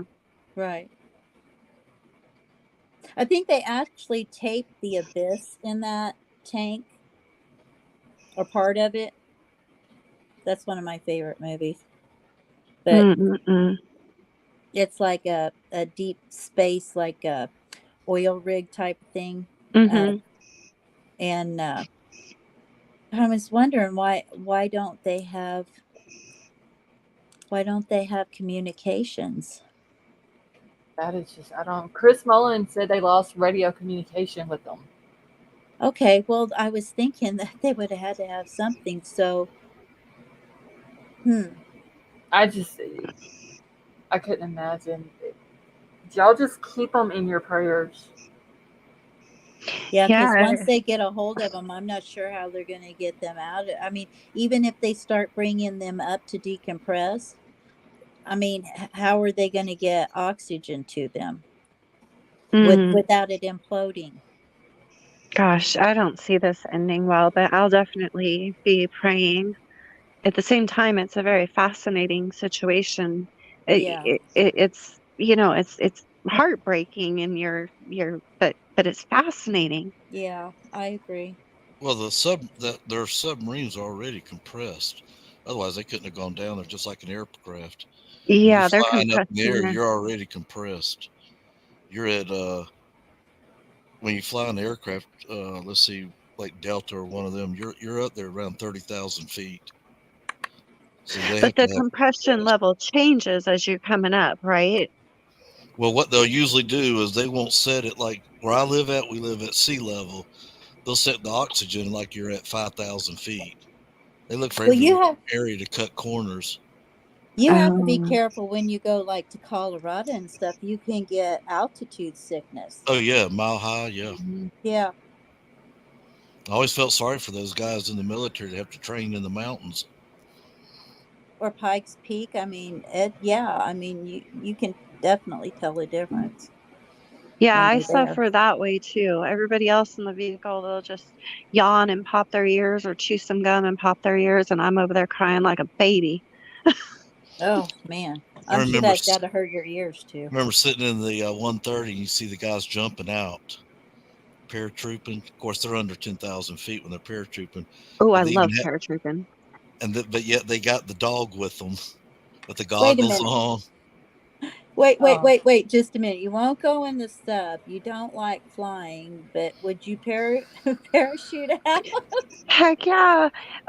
So nope. where I grew up, so my dad, he was the base sergeant major of Miramar, and then he put in to be base sergeant major of MCAS Yuma, Arizona to get closer to my grandparents in Phoenix. And that's where we have the Army base, the Yuma Proving Grounds. And every year they would have events and they would take us up and we'd jump. And funny thing too is the other thing I like to do is the electric kites. I never would hang glide. My uncle, he'd hang glide, but I did do the electric kite a few times with him, and that was Yeah, fun too. I've seen that. We have a guy that does that around here. Is really loud, but yeah. Well, you're kind of strange, you know. I mean, I know I'm a weirdo. Yeah, and I bungee jump too at the at the no fair or way. anywhere I go I where I don't see. trust any man-made stuff like that. I don't trust. I don't trust it at all. Well, it has a big net at the bottom, that catches you if it breaks, so you'd hit that net and bounce back up and Mm-mm. In a cavern. I mean, in a like, what do you call it? The like at Oh, the Grand Oh, Canyon. Like if you like bungee jump, like something like that. They don't. They oh don't have hell a no, I'm net, not do doing it they? there. I'm talking about like the fair bungee jumping. Oh well, no, I won't do it there either. But yeah, I'm I'm like, not I bungee don't jumping think so. nowhere. No. How about these I don't guys that trust put? this. How Mm-mm. about these guys that put on suits and they have wings on them Now those are No. cool. I Oh, would like that. and they No. dive off the edge of a cliff Mm-mm. and they're only, I don't know how fast they're going. Let's say 70 miles an hour. They might be going more for all I know. And they're just dodging these little trees and hills. And then they go into another valley and another, and then they land on the bottom. They all high fiving each That's other. a pretty cool thing. I I mean, think. it would probably be a cool experience to be able to do that, Close as you get to being a but I'll bird. pass on it. No. And I've also done I can't remember what it's called, but you're at the beach and you're on the kite and the boat takes off and then you start going up in the Oh, air. Parasailing, It's right? parasailing. Parasailing, yeah. The only reason I stopped doing that is because I had an encounter with a seagull face to oh face. no. Mm-hmm. They Yep, take Well, our that was pilot, it. they take our pilots up parasailing, and then they release it, and they splash down into the water. And now you got to see, can you get your gear off and start Mm-mm. your survival skills? I'd be out on that too.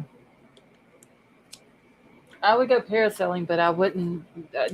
Detaching me from no. Mm-mm. See, if it's something that like I know I have like control over, like see, that's my thing. the electric kites, and even if your engine stops, you can still parasail down, and Right. you've got the manual hand, so you can still hang glide down. If it's something I'm in control of, I'm more inclined to do it. Right. And that's my thing too. It's like I getting in that suit and like flying around. That would be kind of cool. I would enjoy that. But yeah, that's completely different because you have a little bit of a facsimile in your head of thinking you're in control, you know? But bungee, no, you can't. You're no. So in that suit, if the wings stop working, can you manually start flapping your wings? Well, no, I know No. that, but that's why I'm saying you kind of sort of think you're in control when you're really not. But bungee is like you definitely aren't in control, and you have to pray to God that somebody looked at all of that equipment every time somebody jumps, or at least every few jumps or something. I don't trust, it's not even the bungee I don't trust. I don't trust the operators to care. That's true. Yeah. I mean, most of the time they're kids. Yeah. That's true. That's I'm kind why of I old wouldn't. now though. I don't That's think I'd why I bungee jump. wouldn't jump out of an airplane because there's always a chance that the parachute's not gonna come out. Right. Not Now, I happening. would have done that at one time. I would Yep. have done that. My husband wouldn't let me. But when you're jumping at the proving grounds, one of the guys jumps with you, and not only I did you have know. a hunk of a soldier, with his Yeah, a that you can body all hold up on to against dear you, but life. he'd have his too. So if yours didn't work, his was going to come out. It'd be my luck, mine or his. Neither one would come out. Mm-mm. Well, at least you'd be able to hold on to a nice buff soldier on the way down. Oh gosh, back when I was 18, 19 years old, me and the girls, man, we used to live for that. And the flying angels would come in Oh, and I love them.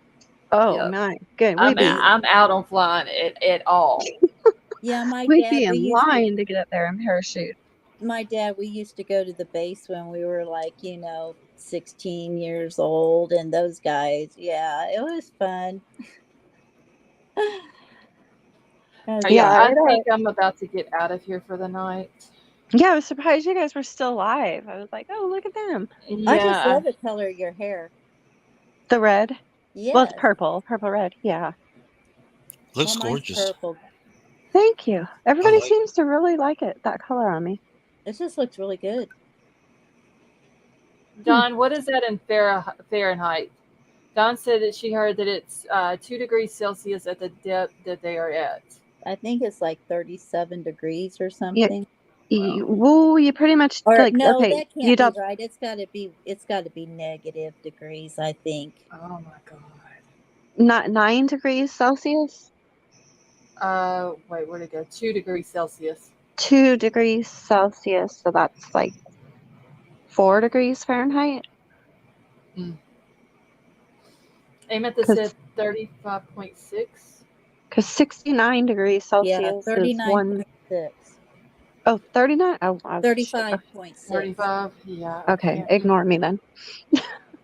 I'm surprised at that because I thought it was like that at the top. I think down in the bottom where they are, I think it's negative, isn't it? Hold on. I was just thinking it was like maybe I'm thinking of kilometers to miles. I mean,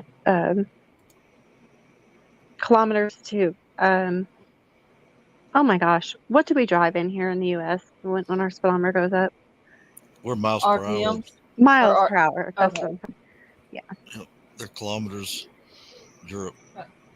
But remember the Apollo 13 guys, you see that ice all inside their capsule.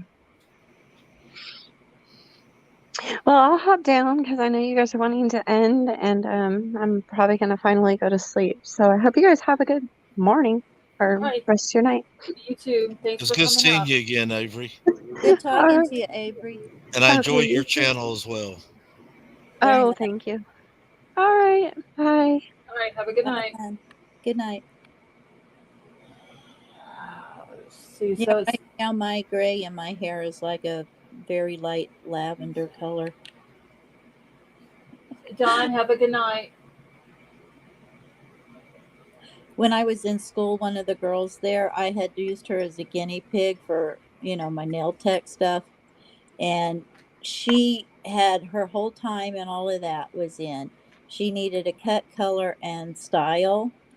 And so I talked to my husband and I asked him, I said, can I get purple in my hair? He's like, as long as it's not like in your face, just more of a muted color. So I did. I actually kind of like it.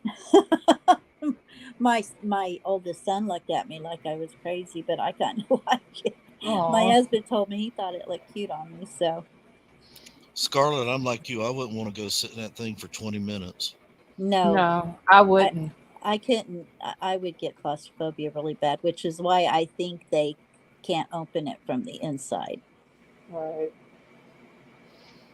Well, I tell you what, they would hear something screaming down there like a panther, and that would be me. Elliot said, did you read the second to the last message about hang gliding?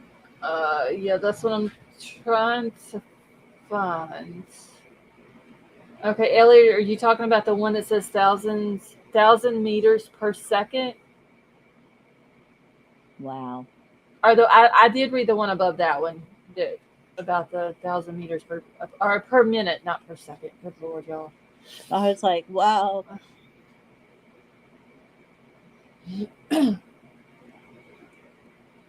All right, y'all. I'm about to get out of here. I'll jump down so you can say your good nights. And Okay. once again, I enjoyed it. I always enjoy coming up and talking to you guys and visiting with y'all. So I will see you. I will see you next time. Good night. Okay. Have a good night. Good night, and thank you for having me. Oh, you're welcome. Have a good night. Thanks for coming up. Paula, you have a wonderful night as well. And I'm about to get out of here, y'all. Callie, have a wonderful night. Avery, have a good night. So thank you all for coming and hanging out with us tonight. You guys have been awesome. Thanks to everybody who did a super chat, super stickers. Thank you to all the new members and those who gifted the memberships. And I love you all. I hope you all have a wonderful night, morning, day, wherever you might be in this world. Pray for the families and for the 5 people that is on board of the, I guess, submarine is what they're calling it. Pray that they are found and are able to get them up top before their oxygen runs out. So love y'all, and I will talk to y'all tomorrow.